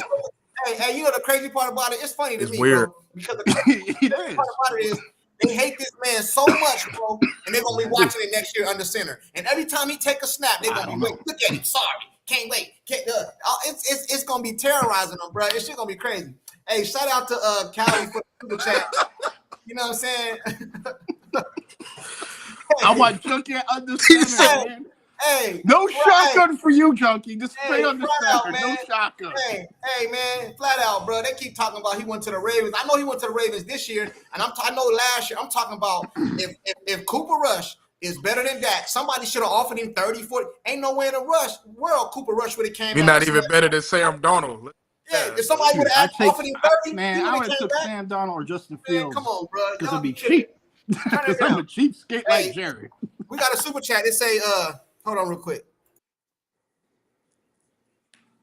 It say, Junkie, ask him my last question. Cowdy, what was your last question? I think it's name Dak's replacement. No, that's not what it is, bro. That's not, wasn't? It say, ask him why is it not good enough to produce another quarterback that can compete with Dak? I think that's his last question. Am I right, Angry? I think that was Cowdy's last question. I'm looking. I think that was because it go Keystone and then Cowdy. So I think that was Cowdy's last question. So Junkie asked him my last question. His last question was, ask him why it's not good enough to produce another quarterback that can compete with Dak. That was his last question. I think he's asking me to ask y'all. So I think he's asking Dak delusional. I can't find it. Because Jerry don't want to put pressure on Dak's shoulders to put a quarterback in there that can compete with him. No. Like who? Anybody. He's not going to anybody. That's what I'm saying. No. Junkie, I think you misinterpreted that. No. I think you misinterpreted. It's not so much like, you're trying to find Dak's replacement. You got, like you said, you got to try things. I mean, like this offseason, let's put it this way. If they allow Dak to walk, right? Let's say Dak walked. Let's say they say, okay, we're not re-signing Dak. We gotta redo this whole operation. Okay. And let's say they rolled with, I'm going to go with Trey Lance just because he was bad enough. Why not? Let's go with him. He's horrible. Dak's better than him, whatever. Let's say they went and rolled with Trey Lance, right? They played this upcoming year. Team suck. Let's say they go 0-17. Then what? You go and you draft another quarterback, right? And I'm just saying this. For me, I don't know about other people, but me as a fan right now, I'm like, look, just roll it with Trey Lance. Lose on, just go ahead and lose. Get that high pick, and maybe you get yourself a quarterback on that cheap rookie deal that works out. Maybe you get Arch Manning or whatever. I don't know. You get Billy Bag of Donuts down the street as quarterback, or maybe they sign you off the street, Junkie, and make you the quarterback. I don't care at this point because the Dak experiment, as far as I'm concerned, we already know what we got. It ain't good. It's not doing anything better. Try something. Dak needs 5 more years of growth. So y'all want to bring in another quarterback to repeat the same thing? No, it's not the same thing. It's worse because I got a higher pick. Hey, Dak delusional. That's a fair point. Is there any quarterbacks that you love or you like in the Hall of Fame that didn't win a Super Bowl? Why they didn't get it done? I can name one off the top of my head. Why didn't they get it done? No, I'm just asking them because go with that argument. Why didn't get it done? That's what I'm saying. Everybody not going to win a Super Bowl. Danny White. I guess why is it an argument? Like, especially right now, like no trade clause, just going into a new contract, knowing that he is the quarterback for this year, probably next year, and I don't understand. Yeah, man. I don't get it, bro. I really don't get it, bro. I can understand. I hear a lot of people keep trying to say, why don't Jerry be like Howie? Man, I don't want him to be Howie. I want Jerry to be old Jerry, where he takes some risks every once in a while. But they don't do that no more. They're content and they're happy where they're at. And like you, as long as the Cowboys one valuable franchise, that's all Jerry. That's all it cares. And like Angry said, it's a mute point because Dak's will be here for 4 years, so we already know what we're going to get for 4 years. Absolutely nothing. So it's all every time he comes to university, he runs. I think you start. I don't believe that Dak Prescott get another contract with the Cowboys. So I hope not. I believe that you do start looking for his replacement, but like maybe after next season, like maybe you know what I mean, like you know what I mean. But as of right now, bro, He is the quarterback for the Dallas Cowboys. So I personally don't see how we got Cowboy fans that just hate the dude when he ain't done nothing different than all the years that you've been a Cowboy fan, other than the 90s. All the quarterbacks after that, bro. And it's not no better option. That's where I'm at with it. If you give me a better option and give me something to pick from, then ask me and I say that, then I understand.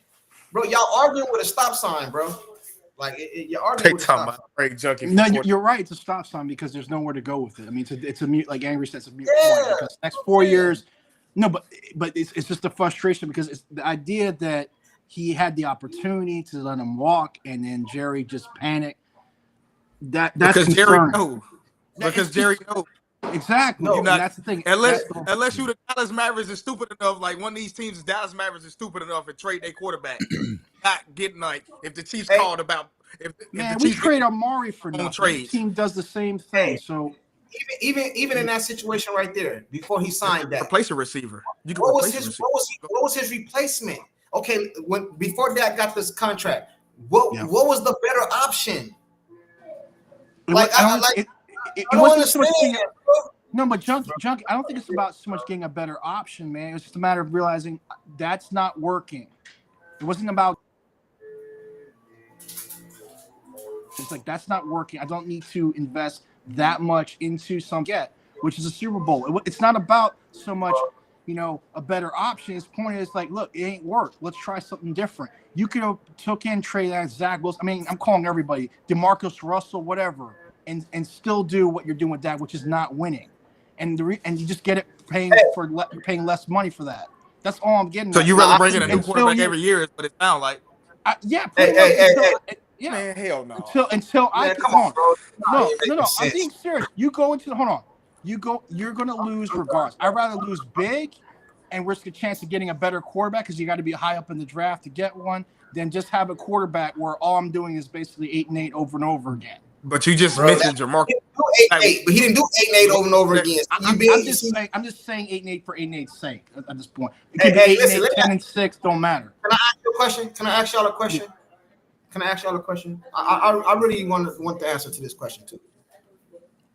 Dak Prescott was drafted in the 4th round for the Dallas Cowboys.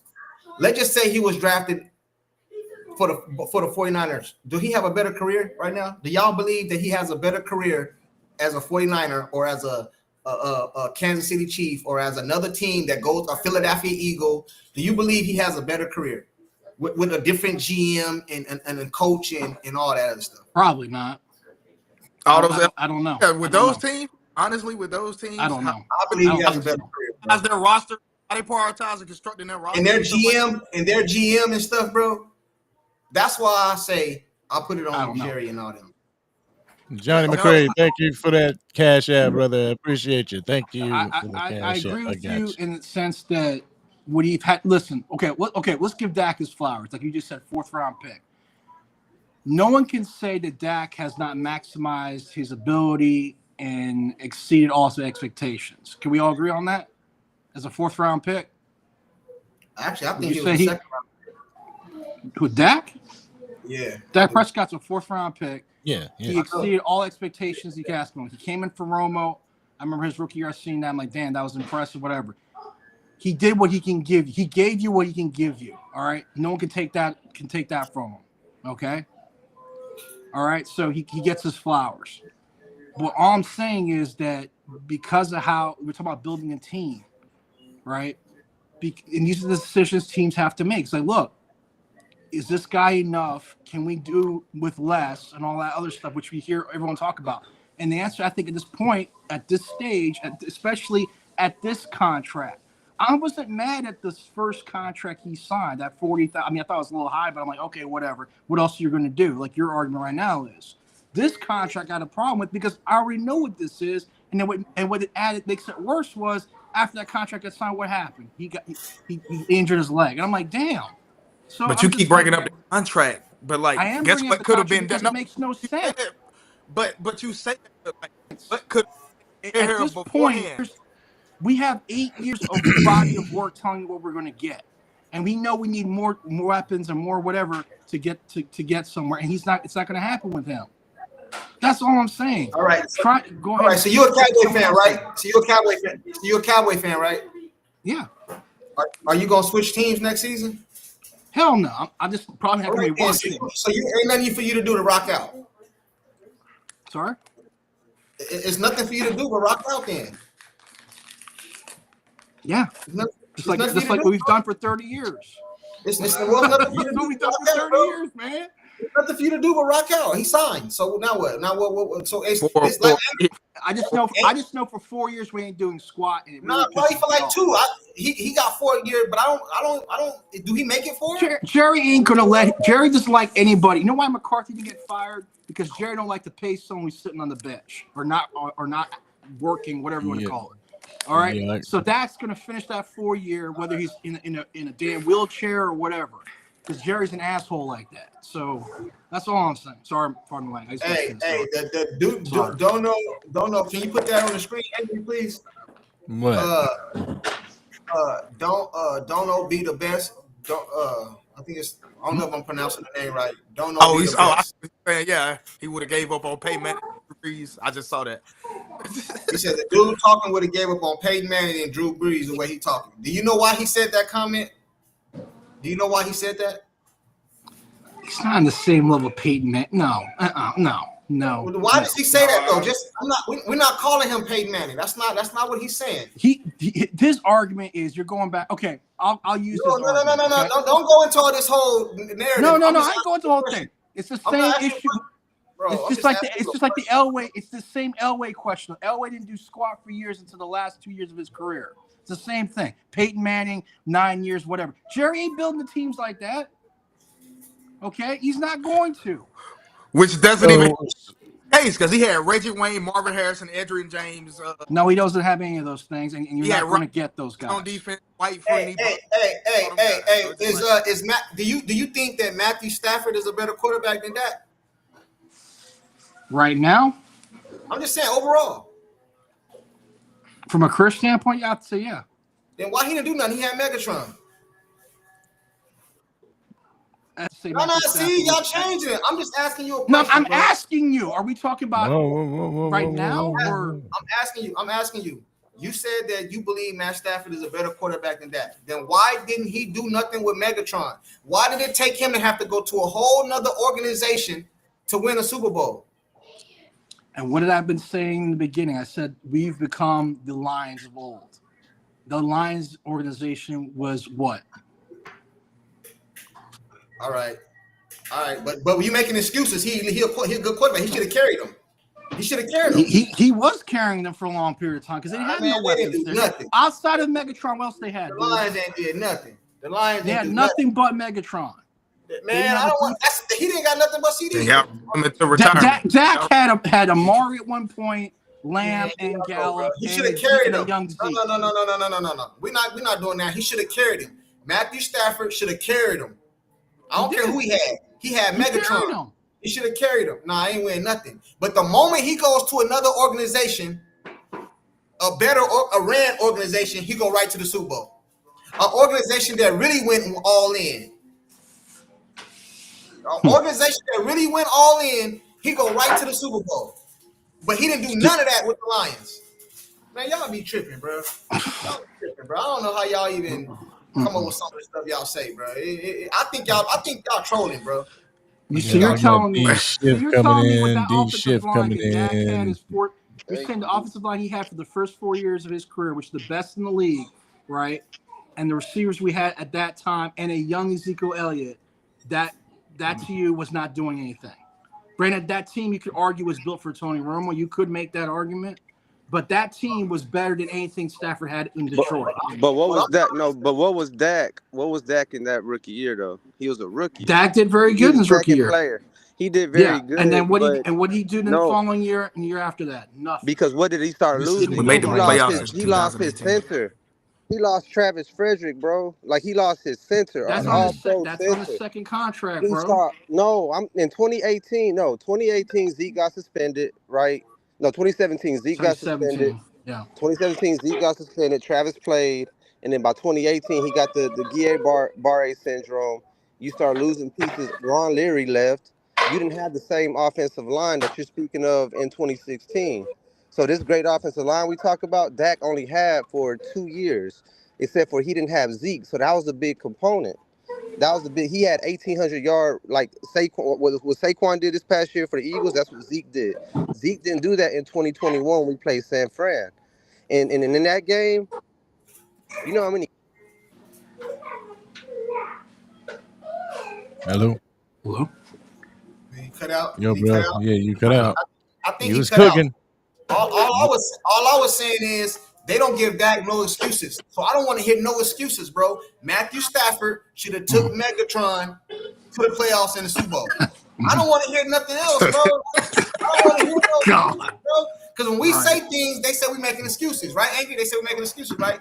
So Matthew Stafford should have took the Lions and Megatron, an elite wide receiver. Most people would say he's better than CeeDee Lamb. Yep. Most people would say he's better than CeeDee Lamb. You know what True. I'm saying? So he That's took true. Megatron to where? So basically what Matthew Stafford did is waste away Megatron's career. That's what y'all said in the chat a few minutes ago. He just wasted away CeeDee Lamb and career. So he just wasted away Megatron's career. But the crazy part about that is the moment he go over there to the Rams, they bring in Odell Beckham, they bring in Von Miller. Who else they bring in? They bring in what's the corner name? Jalen Ramsey. How many Pro Bowl? Jalen Ramsey. All this is going to the Hall of Fame, mind you. We had when they played the Rams. No, how many Hall of Famers do we have on our team? Let's talk about that. Because we always want to talk about all. And look. Let me go ahead and dispel this whole Pro Bowl thing. Because a lot of times when our Cowboys are in Pro Bowl contention, they're going to get it just because we have the most people that's going to vote for them. So we got to come off top with the whole Pro Bowl. We need to start looking more about who's going to have Hall of Fame careers. You know what I mean? Who was making all pros on these teams?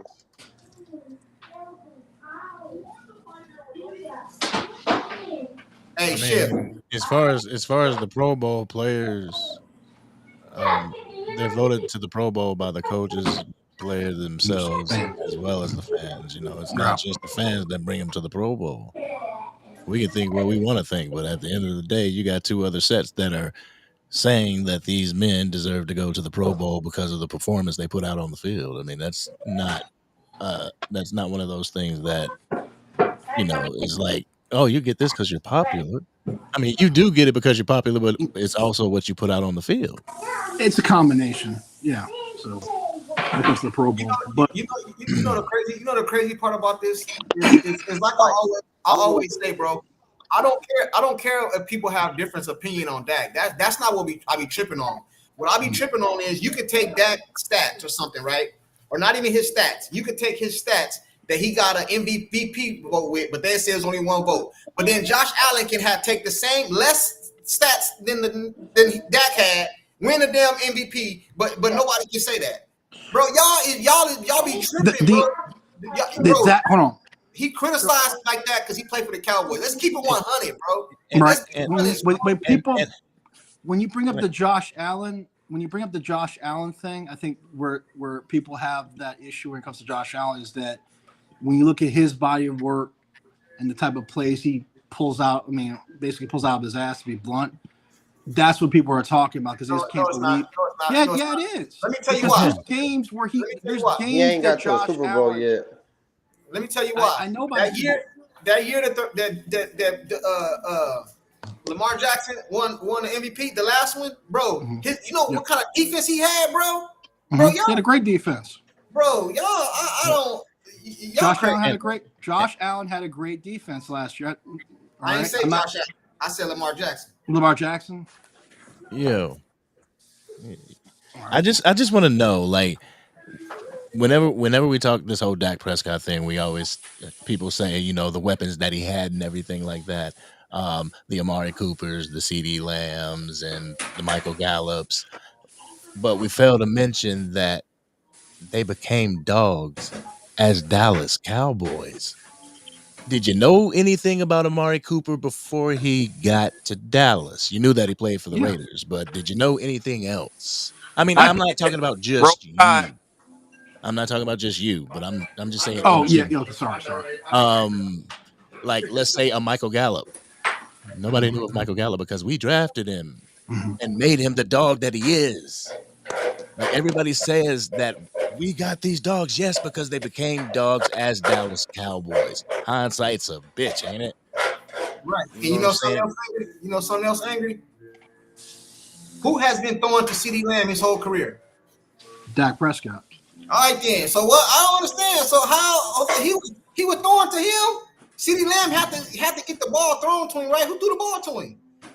I don't understand, bro. Like, all right, hold on. I don't get it, bro. Junkie.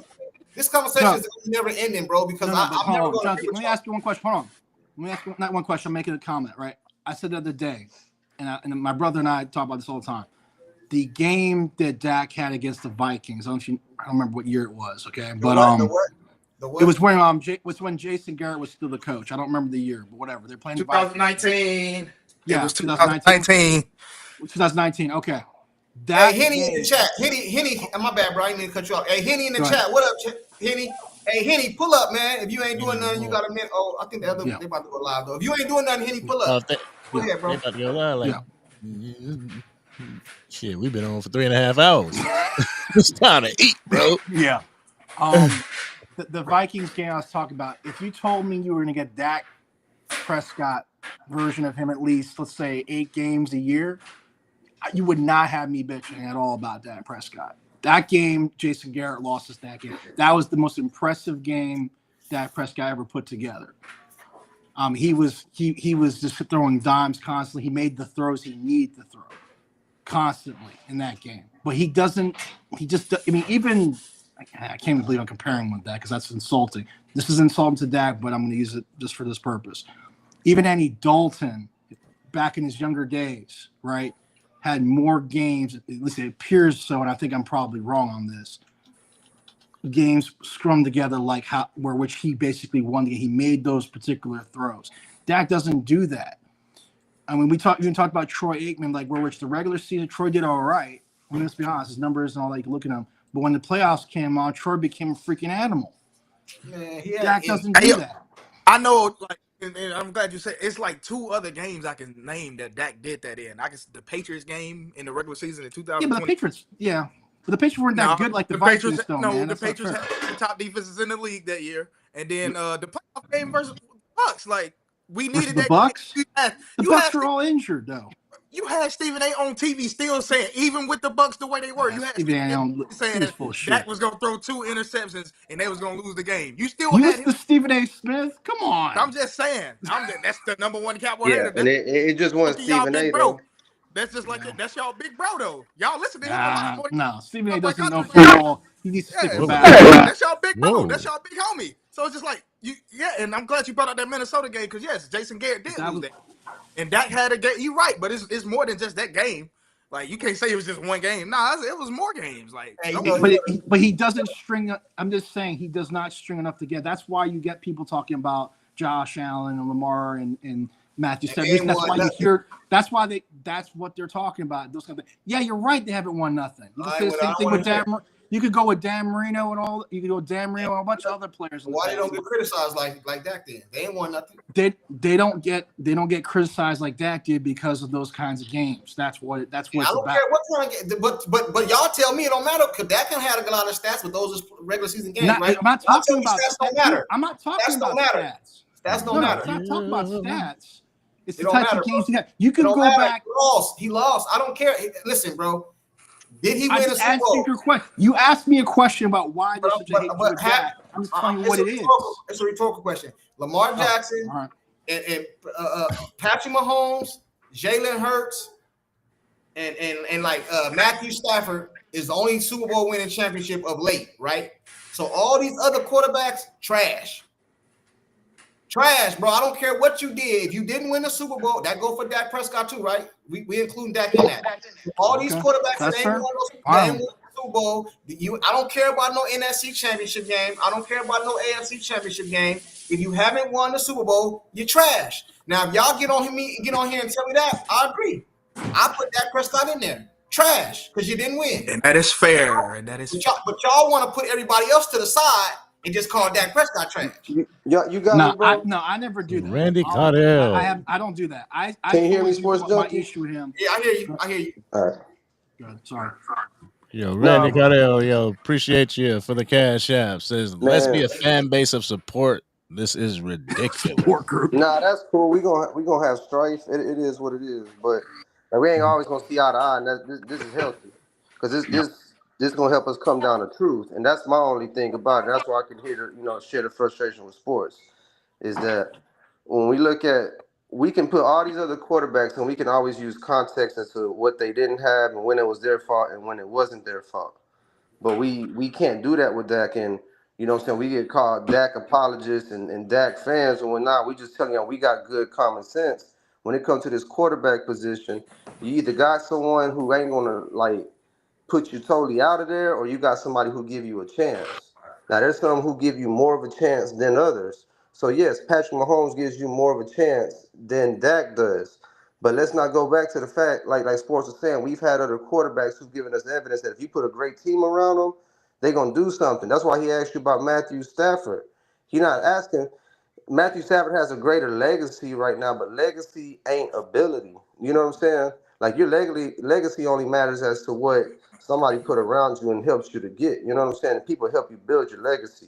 But your ability is what it is.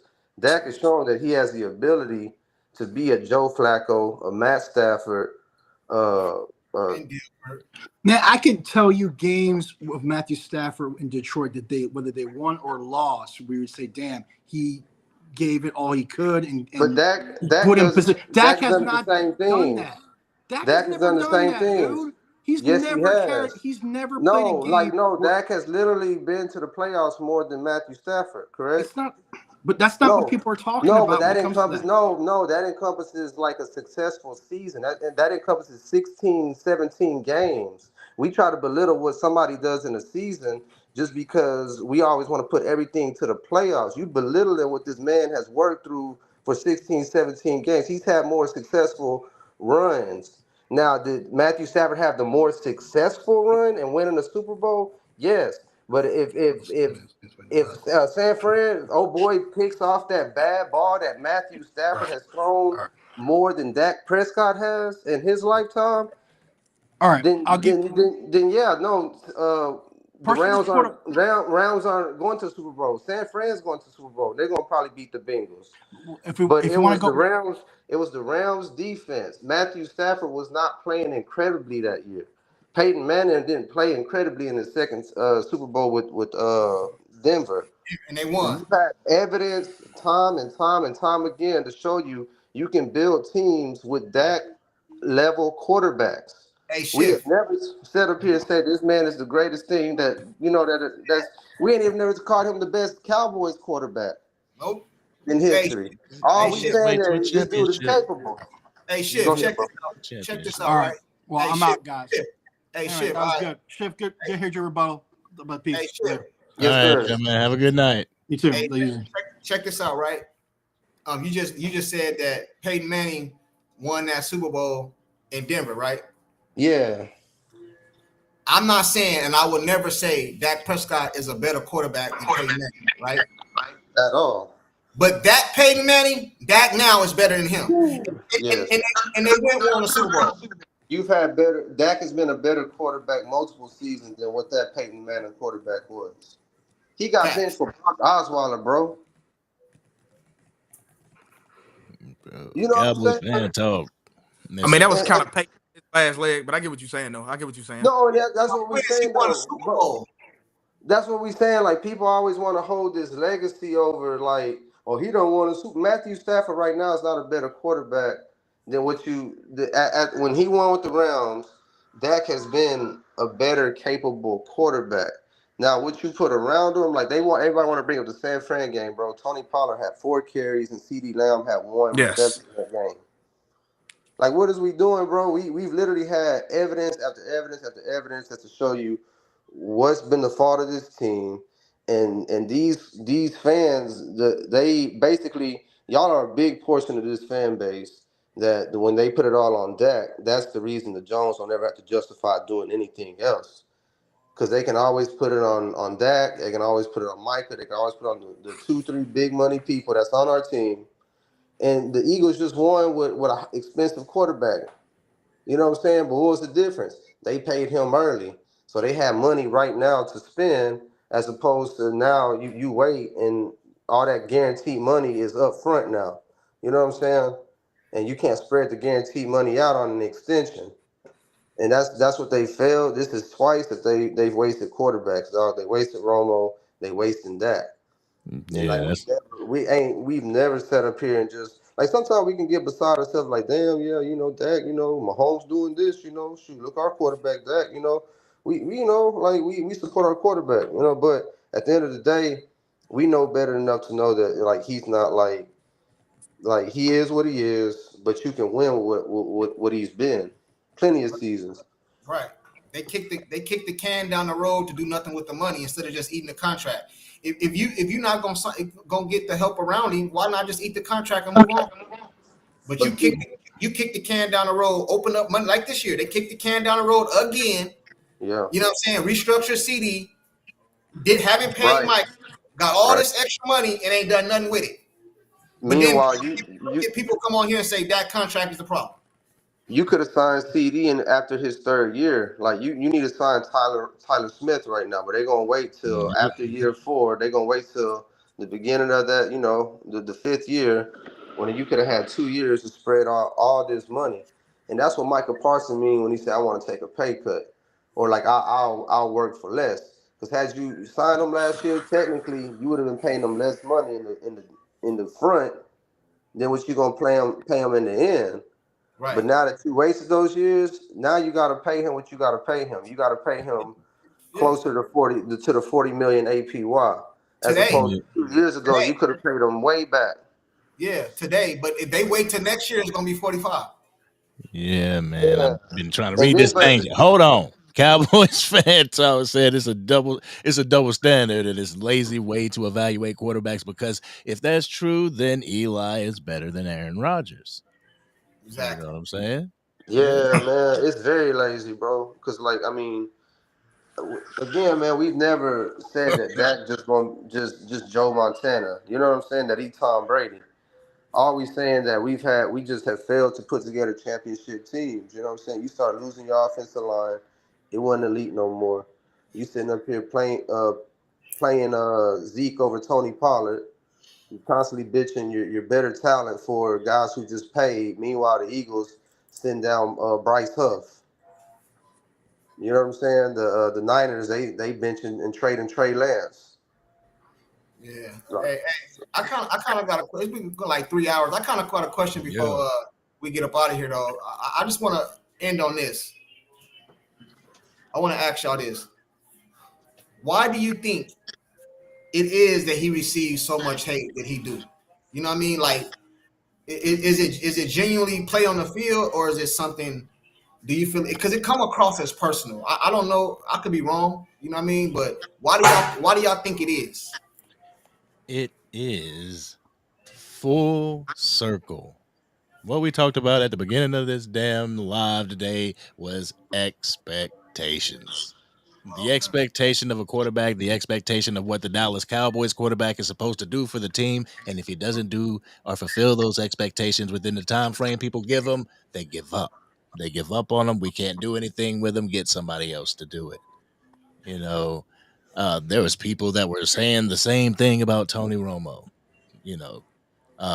Then Tony Romo retires, Dak Prescott takes over and everything. We move on, and to them people, Tony Romo was one of the best quarterbacks, and now they have moved on to the newer generation, which is Dak Prescott, and they're bashing him now. Because people will say, no, we didn't bash it. What about the whole Jessica Simpson thing? You know what I'm saying? Or the trip to it just happens quarterback after quarterback after quarterback until the expectation is fulfilled, and the expectation is a championship. Bro, they said I'm emotional, bro. I'm not emotional, bro. I just get tired of hearing this shit. We get on here to try to have one debate and always go to Dak. You know what I'm saying? All of that it, is like true. Tony Romo had situations where they hated a situation. I don't think it was overall. Like when he went out of town before the playoff game and all that, I think they were angry talking about it and all this other stuff. It was, I don't think it was all around like this, bro. You know what I'm saying? I don't think he received it like this, man. What y'all think? Shift? Yeah, nah. I mean, I remember Romo even getting hate. You know what I'm saying? And I mean, he had his things of, and they pretty much pitted us against each other as far as Romo and Dak versus, you know, it's a distraction. So I mean, but they distracted. That's what I think. They distracted by just the glitz and glam at the quarterback position, and they're not really paying attention to all the football details. So that's why they hate them, because they just distracted. They got ADD. You know what I'm saying? they can't really pay attention, bro. You know what I'm saying? So like Shout out to those with that's what it gotta ADD. be, bro. They thoughts be everywhere. And it's like, look, like you're saying the same thing in the same breath to defend one quarterback to criticize that. Yeah, man. I think it's crazy too because a lot of people get on here and say all that stuff, right? But then next season they're gonna be sitting in front of the TV like watching the Cowboys. Like With you they know what press jersey on too. With they Dak jersey on. I'm saying? Hey, Like, it's crazy, bro. correct. Like, hey, man, hey, it's crazy, bro. But You know what I mean? but I'll keep it a buck, man. I've always wanted the Dallas Cowboys to win, to win a Super Bowl. And there were specific years where I wanted the Dallas Cowboys to, like, this should have been the year. You know what I'm saying? Right now, and I'm not saying or putting any expectations on it or anything, but damn it, during the Brian Schottenheimer era, I hope during this last 4 years, I hope that we can actually get one. I'm not putting any Kool-Aid out there, not making any predictions, nothing like that, but damn it would prove a lot of people wrong. And I would just love to see the people relish in it. You know what I'm saying? Like, you thought they couldn't get it done, and they did. Yeah. Hey, and if they do build a team around Dak and they go to the Super Bowl, they're gonna say it was the team. It wasn't Dak. All Dak did was call Height and hand the ball off or some shit, you know. Hey, I don't give man. a damn. Hey, it's gonna be We got a crazy, man. Super Bowl. That's how I'm Yeah, gonna feel. same I thing. don't give a damn.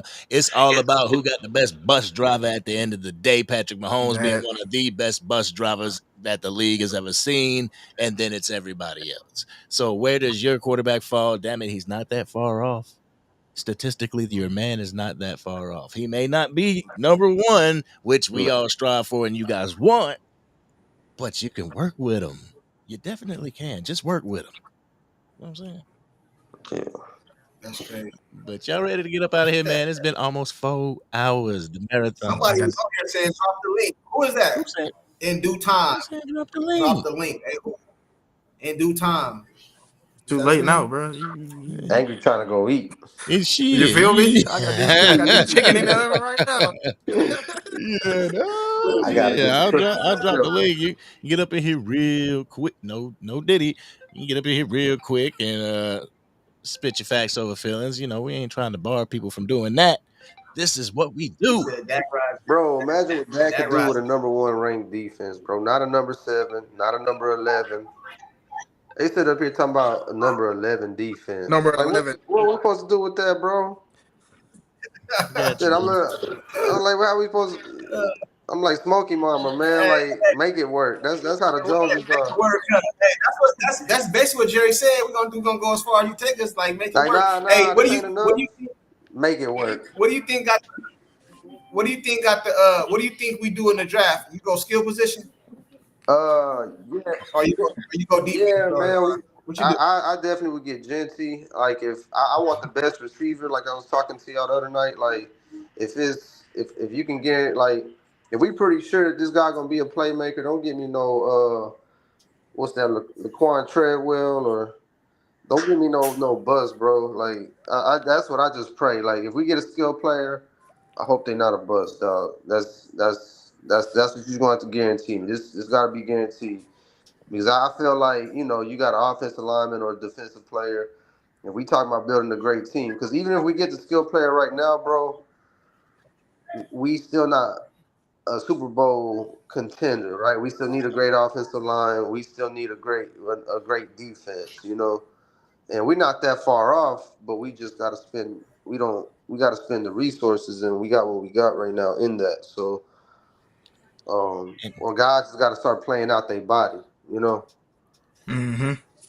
Which that could happen, but you're not gonna have a Giants run where they make it last minute and their defensive line take over the whole team and win the Super Bowl and knock out Tom Brady now. Right. You know what I'm saying? Like, you can't guarantee that. Like, people want to bring that up, and that's how Jerry tries to tell the team at times, well, anything can happen once you get to the playoffs. Like, bullshit. Like, you know what I'm saying? Like, there's time, like, we've been to the playoffs and known where our deficiencies lied, and we had to pretty much, like, rely on hope versus knowing that we was just the most dominant team lined up. There's probably only been 2 teams that we've had in this 30-year run. That was the 2017. No, 3. The 2007, the 14, and the 2000. Oh Lord, I didn't do it. I promise. I didn't do it. He did it. I mean, it's time to go for real, man. Yeah, Shift be cooking, man. You know what I'm saying? He be cooking, Yeah, bro. real. You know what I'm saying? With facts, Man, bro. I didn't do it. I know I've been saying I was hungry and shit, but I didn't. I didn't get him. I promise. Hold on. Let me, he go in due time real quick. Let's get in due time real quick. Another I hate Dak moment. Yo, in due time. Yo, what's good, bro? Okay, damn, cuz scoop. But okay. What's going on with you? Oh, damn. I didn't do it. See this shit gonna make it look suspicious. Like I ain't trying to hit it. I'm trying to eat. Somebody bring an angry plate, man. Somebody bring an angry plate, man. Here you go. He gonna cook. Service drop. Hit that link again, man. Service drop. Yeah, he gonna. I'm in the mountains, man, so I don't know. The service might drop on me. Yeah, we damn. When he said he was in the mountains, he might as well give up. Yeah, give it up, man. Yeah, man. I kind of want to hear what he said. You know what I'm saying? He said service drop. Oh, I think we're gonna try one more time in due time. Cowboy fan talk say we Your reception is not in due time. I lost it. We have to make it so the entire game doesn't depend on that. Look at the Eagles. They played complementary football all the way to the Super Bowl. Yeah, I agree with that, man. And that bitch to say. I agree with that. Exactly. Like, and then they get like the objective of the game is not to have your team struggle. It's not to have your team struggle and grind out wins and get those 1-2 point wins. No, you get there the easiest way possible. You should the way you should want your quarterback to have the easy way possible. Getting him protection, getting him weapons, getting him the different things that he needs in order for this offense to succeed. Because at the end of the day, the offense is all on him. Correct? Like that's what people think. So get him the stuff that he needs to ensure that the bus is driven properly to get to where we want to be. I'll shut up. Yeah, now I agree with you, but you also want to build your team. Well, if they take something away, you still kind of dynamic. See, a lot of people take the Saquon Barkley out of the Super Bowl because they say, well, he only had 57 yards. But what you're not realizing is what he did all season is the reason he only had 57 yards. Because the Kansas City Chiefs came in to stop him. So even though he didn't have that many yards, he was still a big factor on the field. See, the Dallas Cowboys be structured like if you take CeeDee Lamb away, we're basically done. You know what I'm saying? Like we're not built like that, bro. If you take the passing game away, we're done. But we should be able to go to the running game. Like, you know what I'm saying? That's not how we built. You know what I mean? So I agree with this comment. What up, man? Yo, what's going on with you, Dutan? Oh yeah. My service kind of bad, man. It might, I'm in the mountains right now, so yeah, things are a little different over here. But yeah, I agree, man. The run game, man, that's something that been missing for a long time for the Dallas Cowboys, man. I'm 44 years old, man, so I've been a Cowboy for the longest. You hear me? Stop talking like you're old, man. No, I ain't saying I'm old. I'm just saying I've been there for a minute. I've been there from when we won those back-to-back championships. You hear me? So I got patience on it. And yeah, I would want to have one championship and be sorry for the next 5 years. I'm down with that. But at the same time, though, it's the Joneses, man. They the ones that's messing this whole program up, man. They ain't Jerry Jones, not the same Jerry Jones that was back in the 90s, man. Right. And No. Not at all, brother. Not I at just all. he got to get up out of that. Either he got to let somebody else take over. I mean, as an owner, I get it, but the GM part of it, I think that's the biggest problem we have as a Cowboy. Yeah. You know, yes, that made me mad sometimes too, and I agree with a lot of people when some of them people that say that Dak ain't it, but he signed to us now. So if they don't re-sign him, I don't listen. I'm there now. I'm behind Dak 100%. You hear what I'm saying to you? So even if I don't like him, I'm still there because I'm a Cowboy. And that's what all us Cowboys should be doing. But I see a lot of these Cowboy fans, supposedly, how y'all down talk y'all quarterback, bro? Come on, man. Come on, man. This don't make no sense. When you play the game and you've had that type of relationship with the quarterback, like when I played, like they benched our starting quarterback because he threw 5 interceptions in one game. Yeah. He could have been down and out and whatever, but we came back, ended up winning the championship that year. Exactly. Like a lot of these people, it wasn't like, oh man, he sucks, man, keep him out of the game. No, you lift him up, you lift your teammate up. You got to. And I just don't understand this sect of fans thinking that putting somebody down is going to help the situation that you're kind of stuck in for the next 4 years. I'm gonna bring Leo on too because I'm hungry. So What I was saying, bro, this. Hey, I was saying this in due time. Yeah. This is what I was saying. If you're a Cowboy fan and Dak is a free agent or something, and it's other players out there that you can get and bring in that's better, I understand what y'all say. Yeah. You know what I mean? But a lot of people, a lot of fans don't care who it is, just get him up out of here. That don't make sense though. That's my only point. If you tell me Joe Burrow is available, hey man, let's get him, or one of these quarterbacks everybody thinks is better, I'm good with it.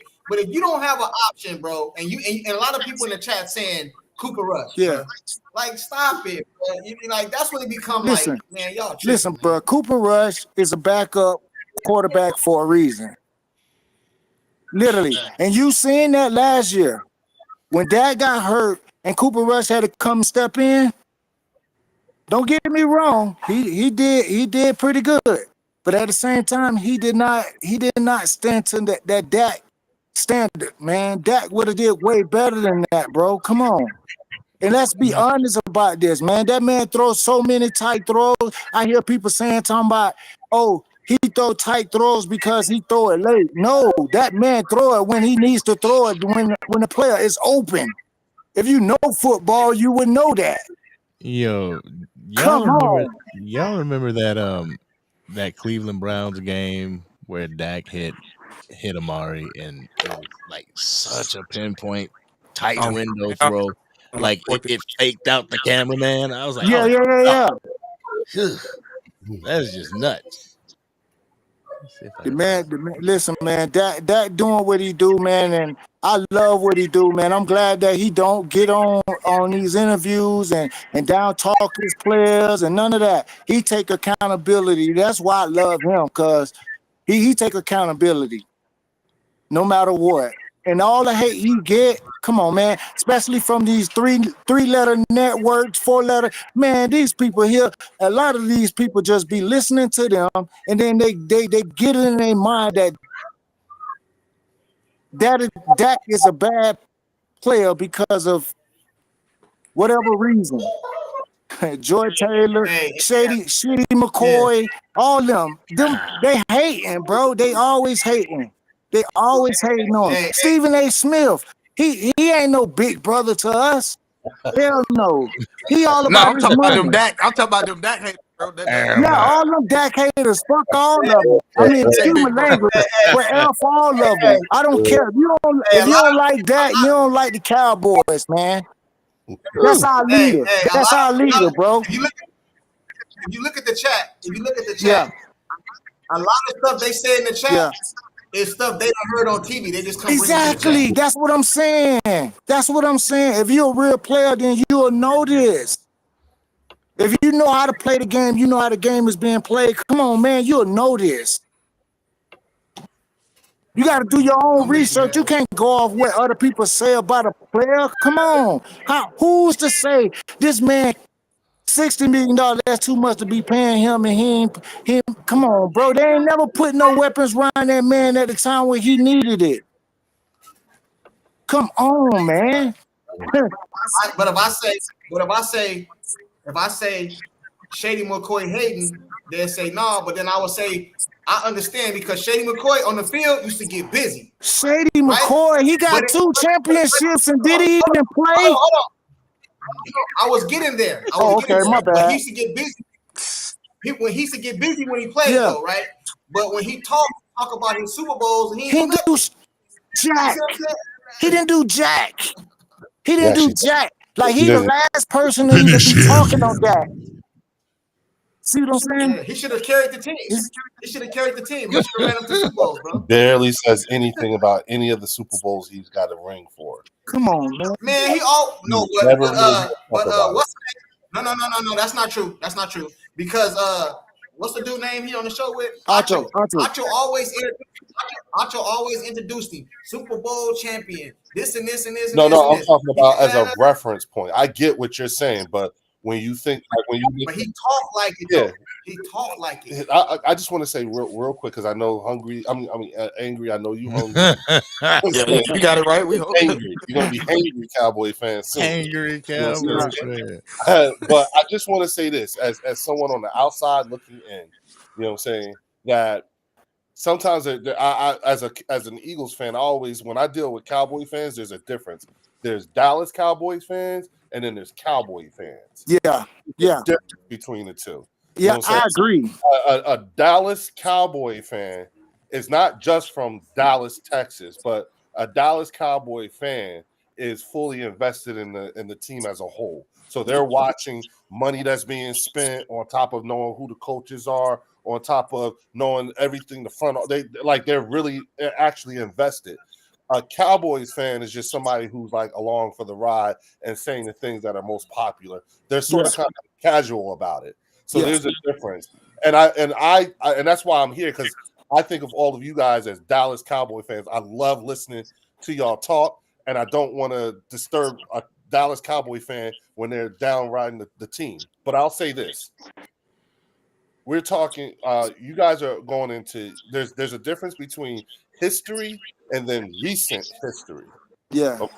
And when you talk about recent history, you know what I'm saying, that actually runs into the transition from history into recent history to history, because you're going into year 10 with him after coming off of 13 with Tony.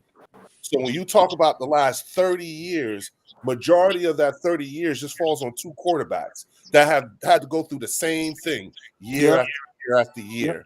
And so when you say recent history, though, you have to understand Dak don't fall in that category no more. That's Jalen, Jaden, Josh, and Jaden. You know what I'm saying? Because that's like 5 years and on. You see what I'm saying? Dak, y'all going on 10. So after 10 years, you know what you have with this guy. There's not much he ain't seen since he's been in the league. You know what I'm saying? And so you got a lot of people who are the casual fans who are the ones that I think Sports Junkie be talking about. That's like, get rid of Dak. You know what I'm saying? Their whole thing, and the thing is that when you do the comparisons, it's just I think it's when you look at body of work, you know what I'm saying? Dak's body of work is double what the youngest quarterback in the division is. It's double what Jalen Hurts has been. So it's a much larger body of work that you guys have to your frame of reference. Everybody else is just recent history. So that's the point that I wanted to make, because I understand what Sports Junkie is saying, because where else are we going to go? But I think what's not being articulated is that how many drafts have gone by since Dak's 5th or 6th year? How many free agencies have happened since Dak's 5th or 6th year? So that's the point. That's all.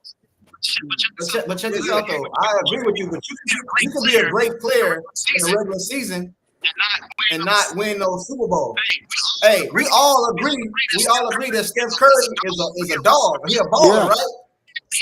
He ain't win no championship, so they went and got KD and before KD too. And they put a team right around him. You know what I'm saying? Look at LeBron James, all out great, right? He didn't win nothing until he went over there with the Heat. Miami Heat, yeah. You could be an all-time great, but unless you got a team, because it's you're not going. Hey, Sports Junkie, look, that football is a team sport, bro. It's a team sport. I don't get why when a team loses, it's always the blame on the quarterback. Why? That's the part I don't get, because even when we played Green Bay in that playoff, yes, Dak threw an interception and that hurt. Don't get me wrong, it hurt it. But our defense should have stood up a little taller than that. They wasn't standing as tall as they should have. And if they did, like Kansas City defense do, majority of the time except this last championship, we would have won that game.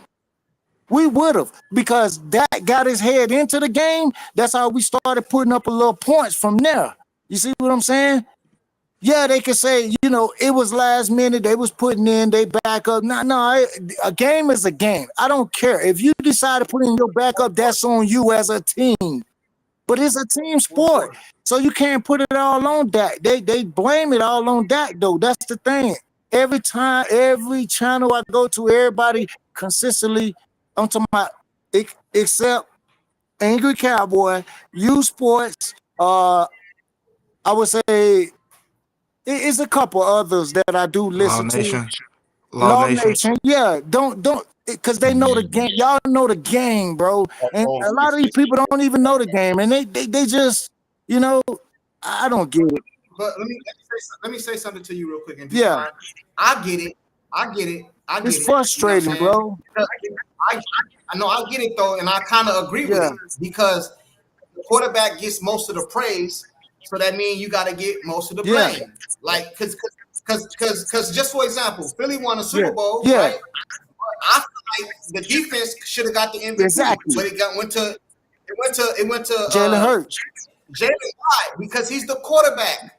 Just like the MVP is a quarterback award, but it's an MVP of the league, but it really for the quarterback. Exactly. So I understand. What did they do to Jalen the year before? To Sports Junkie's point, because remember we lost 7 of our last 6 games. Yeah.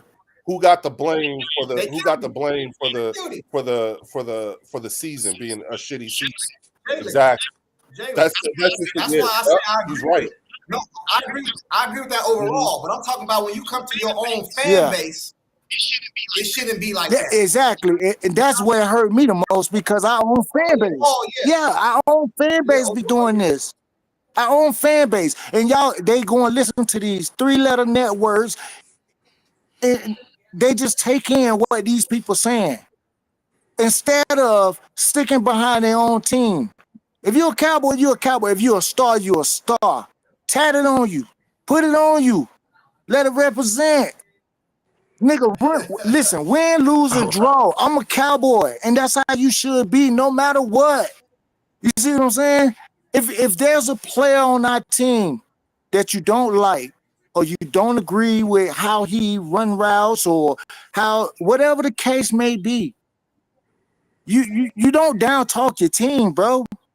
If you a Cowboy, shit, you gotta believe. Excuse me, you gotta believe that your team gonna do the right thing.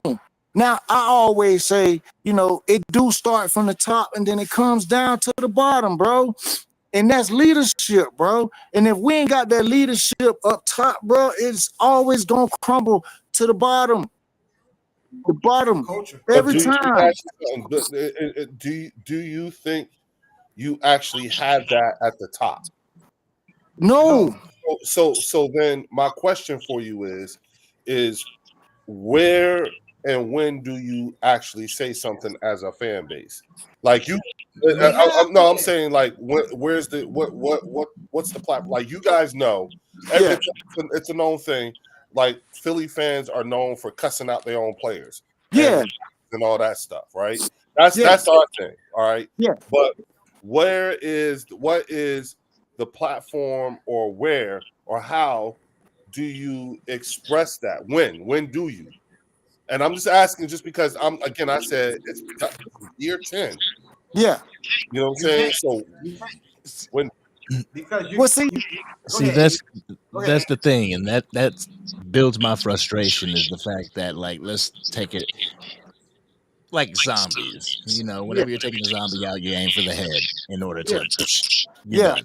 Exactly. We sitting here body shots because it's the most exposed. Yeah. The most easiest target, body shot.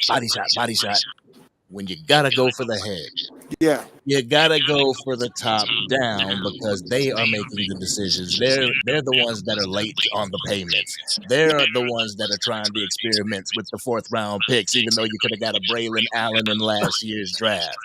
What? It's all those type of moves that make me irritated with the front office.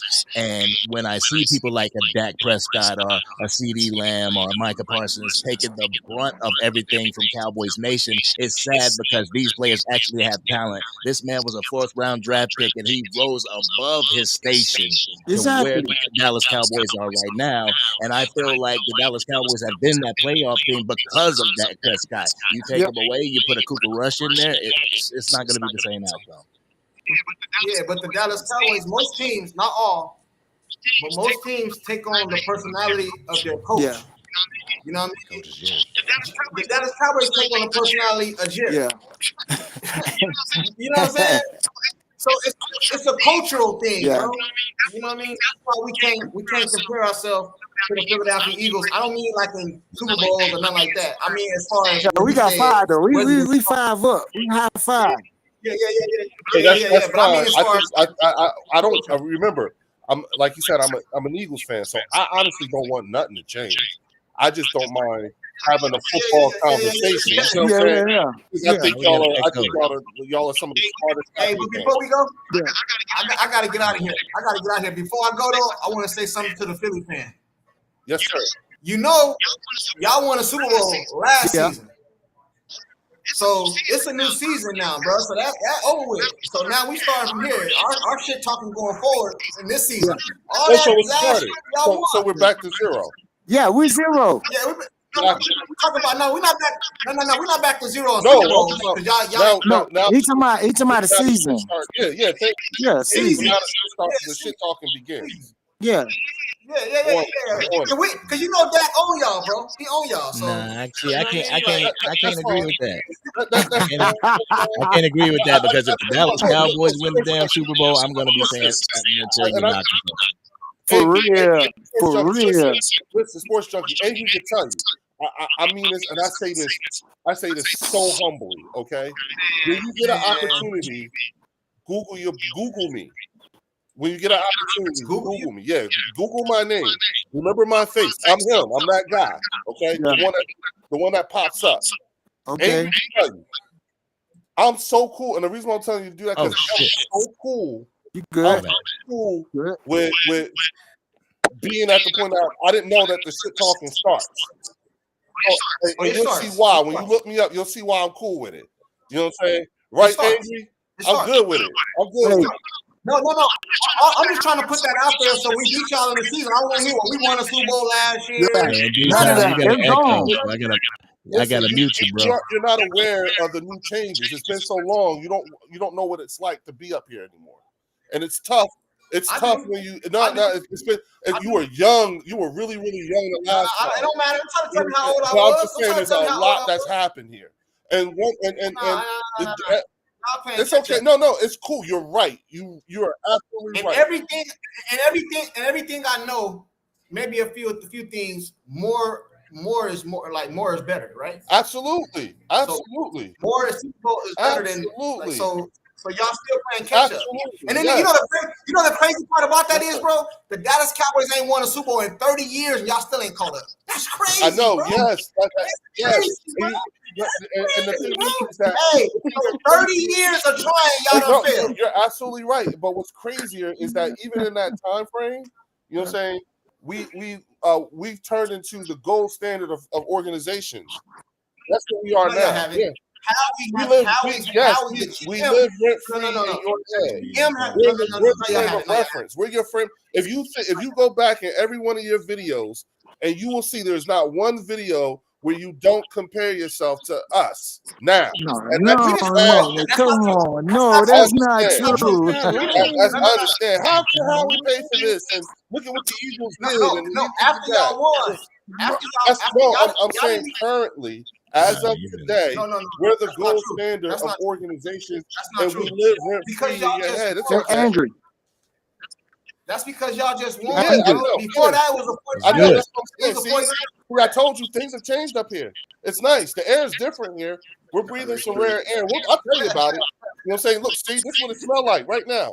See, that's what the air up here smells like. It's all that. I don't know. It's okay. Hey, bro, let me ask you a question, though. Yes, sir. Okay. Y'all just won the Super Bowl, right? Yes, sir. How long y'all celebration last? Exactly. Without the Cowboys being mentioned. So I'll tell you what. You know when it ended for me? When they applied the Super Bowl tax. When the Super Bowl tax happened, that was because everybody's not here no more. Not the whole team. Remember, we lost Milton, we lost Slay, we lost once Sidney Gardner Johnson. Once those days started, the party was over. That's not what he meant. That's not what he meant. Yeah, exactly. What he meant was y'all won a Super Bowl. Don't nobody care. Didn't nobody care, bro. They didn't care. Listen. No. Listen. I really want to give props to what props do. Y'all won. I give it to you, bro. Like I'm not no hater like that. You hear what I'm saying? I got cousins. I got a brother that love the Eagles. So I gotta hear it too. You hear what I'm saying? But what I'm saying is when y'all won the Super Bowl, bro, y'all got a good 2 days, maybe. And after that, it was more cowboy talk. You see what I'm saying? So it's not like we go off or we gotta mention y'all on any segment. The Cowboys gonna be talked about regardless. Yeah, but in what fashion? Win or lose. That's cool. You cool with that? No. What I'm just saying, is,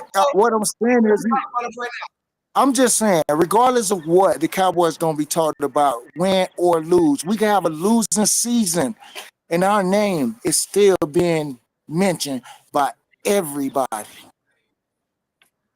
You don't notice? What he's saying is basically, before we get up out of here in a nutshell, if we would have won a Super Bowl, it'd still be talking about it right now. We haven't heard y'all name mentioned at all.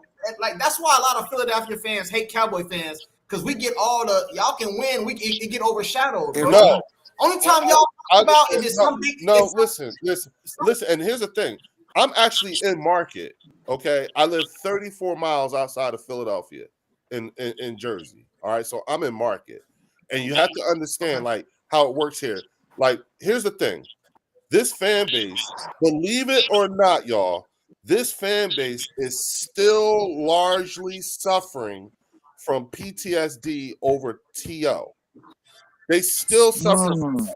They also, you have to realize, this fan base here, they literally attacked Jalen Hurts, okay? And they still do it.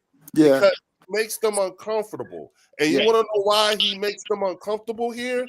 Because he was born and raised in Texas. So everything for him is yes, ma'am, no, sir. The fact that when he's talking about his father and talking football, he calls his father Coach Hurts. That level of respect and everything is something that's off-putting for a very large part of the fan base here. You see what I'm saying? There's a lot, there's a lot, and it's just because they're not accustomed to seeing, you know, with all due respect, you know, young black men who were raised right. That's that whole thing. You know, they don't get it. His parents are teachers. They're very humble folk or what have you. You know, he's been raised right. It's taking them some time to get comfortable with it. You know what I'm saying? But that's literally how it is here. So nobody's really caring about but they do that. That's why they was, you know, you heard the stories about AJ Brown reading on the sideline and everything like that. Yeah. It turns out they started looking at the tape and everything like that. It turns out he did it every game. He's been doing it. It was just that one game someone actually caught him. That's why they were not looking at it. Like nobody was really thinking about it.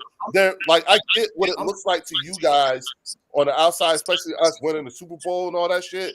It's not They like trust me, these people here, this whole fan base, it's weird, bro. It's weird. It's just something from time. It's all good. I'm about to get up out of here though, man. But I got you. Right. The record is 0-0, homie. You know what I'm saying? Yeah, and listen, you don't have much to look forward to. I get you guys have had a lot of activity, but it's about quality moves and stuff like that. You guys are a years, and I mean this in plural. You guys are a years long rebuild.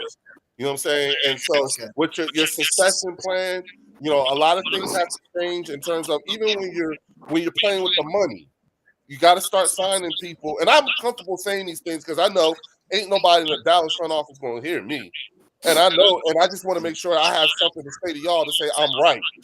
So at the end of the season, when we win again and we win the Super Bowl, I can say, hey, let's reference March 1st, March 30th.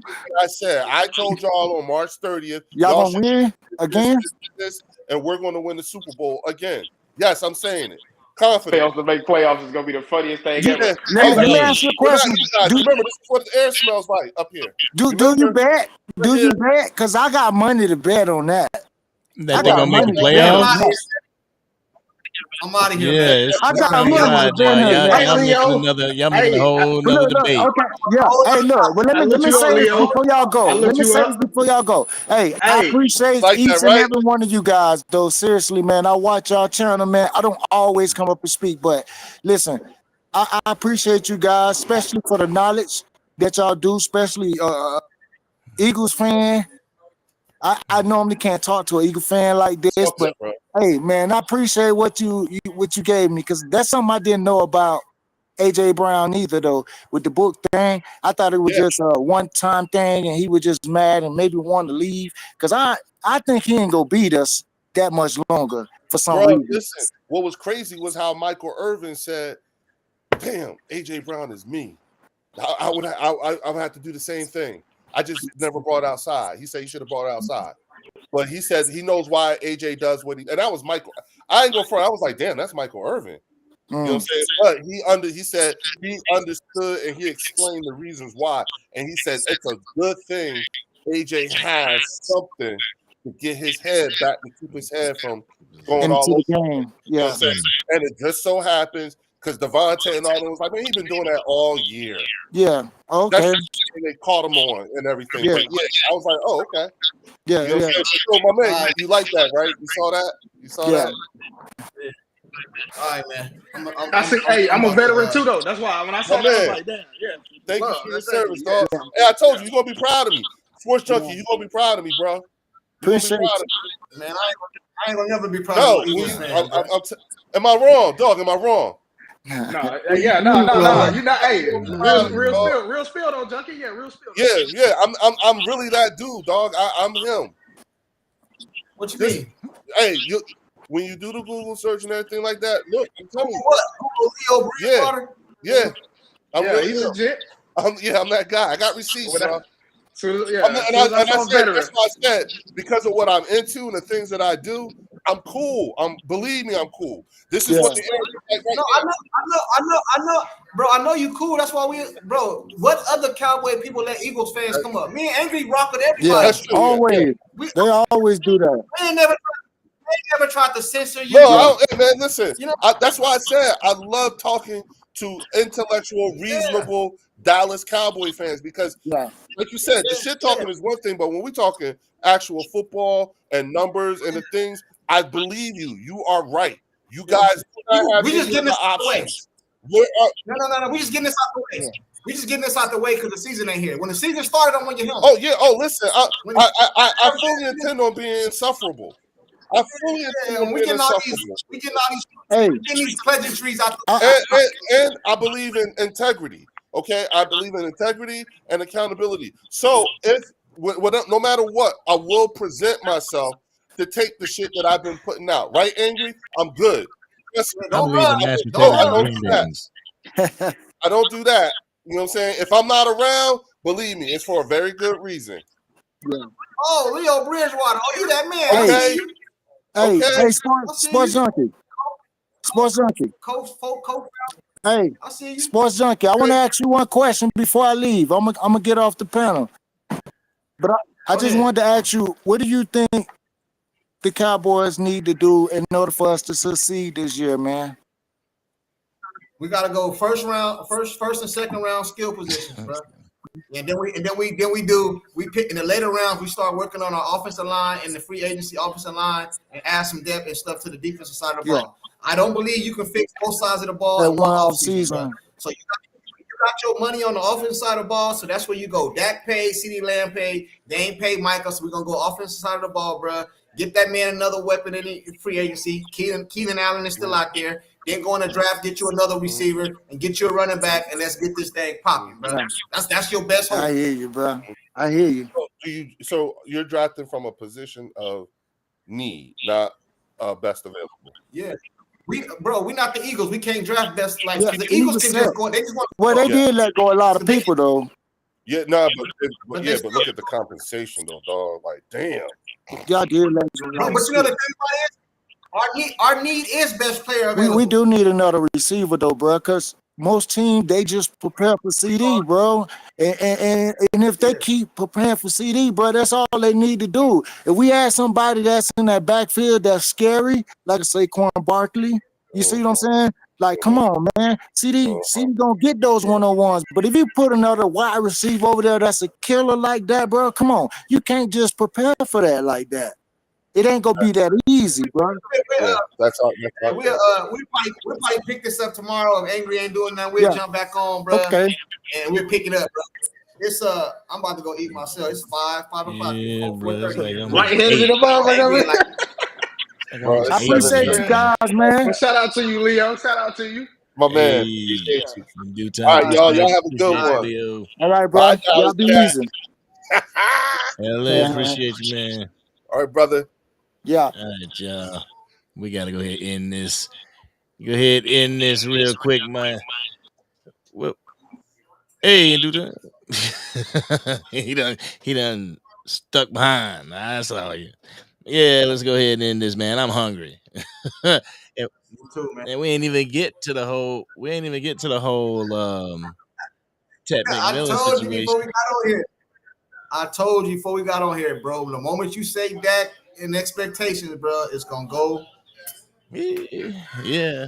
I just. I told you that before we got on here. I just think the expectation is just a little bit too high for any quarterback coming in here. If the quarterback has to have 70% of the team's success load on the shoulders, no diddy, then there's a problem. And I think Cowboys Nation just relies on Dak Prescott way too much. But what you think? I agree.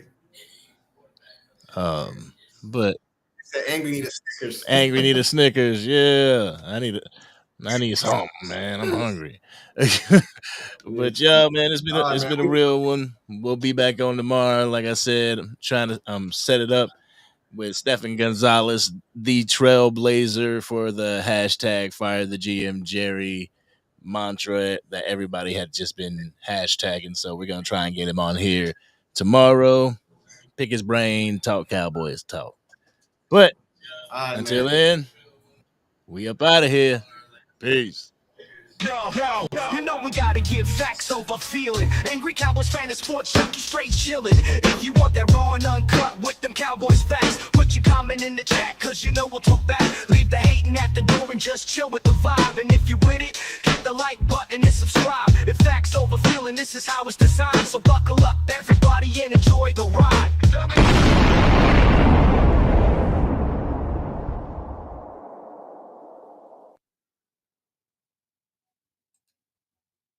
So what? I'm hangry. So what? Yeah, I'm about to go get something to eat. This is y'all end credit screen.